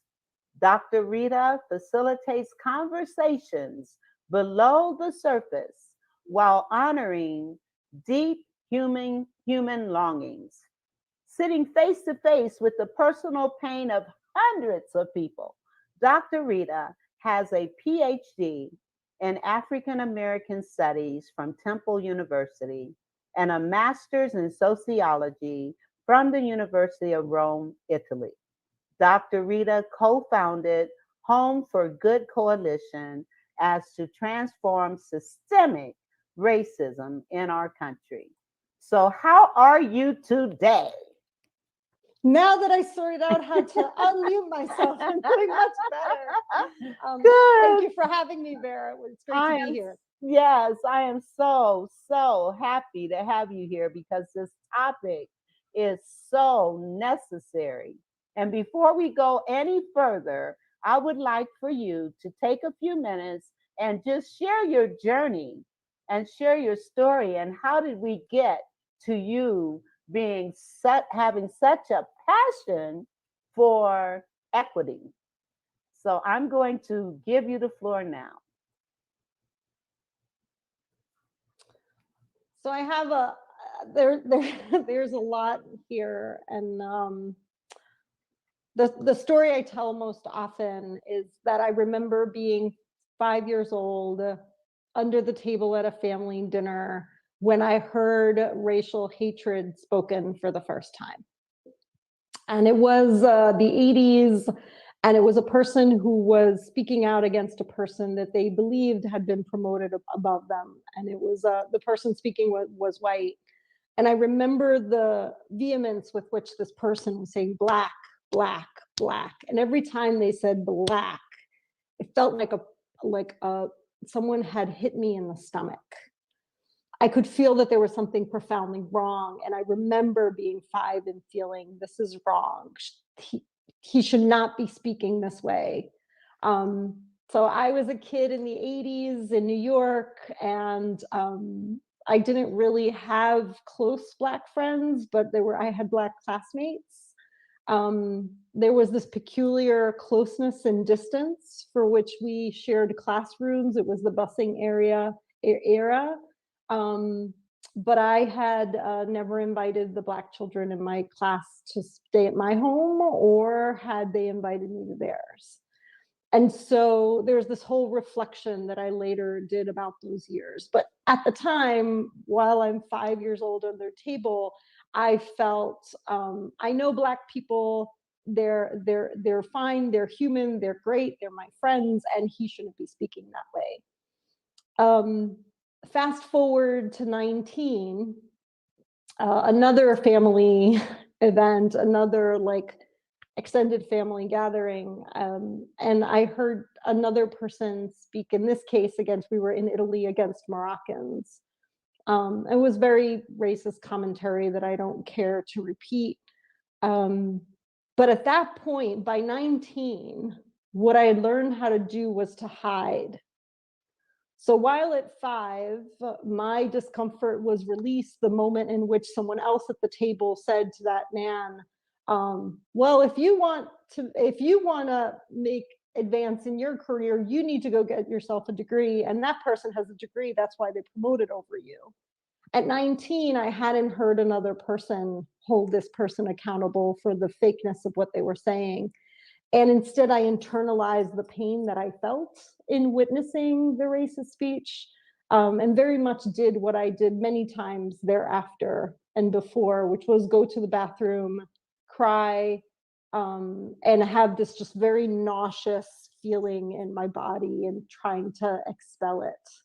And I remember that day at 19, I looked myself in the mirror and I had mascara down to my cheeks. And I just said to myself, so Rita, you can't expect people who don't feel it the way you feel it to do anything about this. If you want to change this, you need to do something. And at that point, I committed to this becoming my journey, that I was going to invest the rest of my life to trying to do something to actually change it. You're muted, Vera. My turn. For you to recognize that at the age of 5, what comes to my mind is the scripture that says, I know the plans I have for you, plans to prosper you and not to harm you. And at 5 years old, you were already feeling that this wasn't right, and that passion started welling up in you at that time. And then at 19, it impacted you so much that it just brought you to tears, and it literally made you sick. So you are the right person to be here today. Yeah, because there's another piece to this that just came alive as you said that, right? Like God's path for us, which we get to discover. And sometimes we think we create it and we cause it, and sometimes it's been there all along. Yes. I've told that story many times. The other big piece that's in the middle is that at the age of 10, my parents decided to move from Bronx, New York, to their small town in Italy, where I was, I mean, if I had been a giraffe with 2 heads, it would have been easier, right? It was very tough. Italians have a love-hate relationship with the United States. So I was a victim of prejudice, not of racism, but of prejudice. And I really got to feel in my own skin what happens when everyone makes up their mind about you. Like there's just nothing you can do to counter that when, in this case, a town, a village made up their mind about who I was in the world. But interestingly enough, I taught Sunday school at the age of 15. And just today, on the invitation of Pam Perry, right? I asked this person to record a video testimonial of the impact I had on their life. I was 16 when I was 15 and 16, and I was teaching pre-adolescents, right? So I was just like 4 or 5 years older than them. And one of the things she said is, because we lived in such a small reality. We're talking about 3,000 people, small town in Italy. But Rita had come from New York. Like Rita had this whole world she knew and knew what diversity was and was accustomed to being around people from all over the world. She taught us how to not be prejudiced. And I listened to this video today and my jaw dropped because she was talking about me at 16. And yeah, it's definitely, there's an awe, I think, for those of us who are blessed enough to get to midlife, in being able to then recognizing all the strings from where we were to who we are, and realizing that there's no disconnection, right? Like I spent my 20s obsessed with making the right decisions. Like I made myself sick over the white perfectionism of making the right decisions at the right time. But if I look back on it now, it's like, it was all perfect all along. Like every single step was essential. Yes. For who I am still becoming that I haven't discovered yet. Yes. And we have an audience saying, hi, Marlo, glad you're here. She says, how amazing is it that God put that love in you at 5 years old for a time such as this.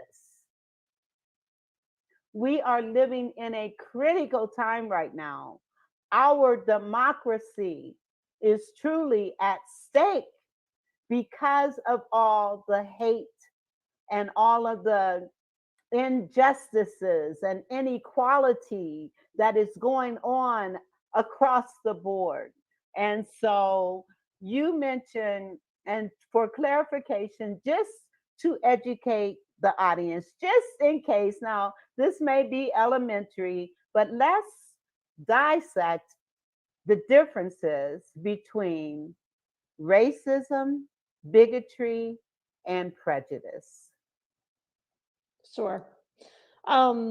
Thank you for that question, Vera. I think oftentimes we talk about them interchangeably and they're not, right? So prejudice means prejudging. It's very much this human thing we do, right? We decide that a chair is only a chair if it has 4 legs and a back. If we see something with 3 legs and no back, we decide it's a stool. But if it has 4 legs and a back, we choose that it's a chair. We don't even sometimes need to even see a picture of the chair. We just need to know that it has 4 legs and a back and decide it's a chair. So when we do that with human beings, and we are not those human beings, what happens is that the people on the outside will often choose elements that are not relevant to the people on the inside. I think humanly, we've all had this experience. We often in the United States talk about it as being boxed in, like someone's trying to put me in a box, right? So when we do it to human beings, it hurts. Because basically the observer is saying the traits that I decide are important about you are more important than the traits you decide are important about you, right? I'm just thinking about, so for me, being a white woman in the work, of course, has become a bigger part of my identity as time has gone by. But there were years in which being a white woman in the work didn't feel like the biggest part of me. If I was playing guitar every single day, then maybe playing guitar felt like a bigger part of my identity than being white in the work. But I often I could get reactions based on being a white woman in the work, like, that's all you're about, that's all you care about. No, I care about joy and love and nature, and there are lots of things I care about. This just happens to be a big part of my purpose. And so prejudging is what we do naturally. Just when we do it we do it for everything in life. When we do it to people, it hurts. Absolutely. So racism includes prejudice, but racism is about power. And hierarchy. So racist theory says that some human beings are inherently more valuable because of how they look, and that they deserve to hold all the power or most of the power. And so we as white folk, based on those assumptions, have built a society in the United States that favors us. It allows us to live where we want to live, go wherever we want to school, be treated better by police,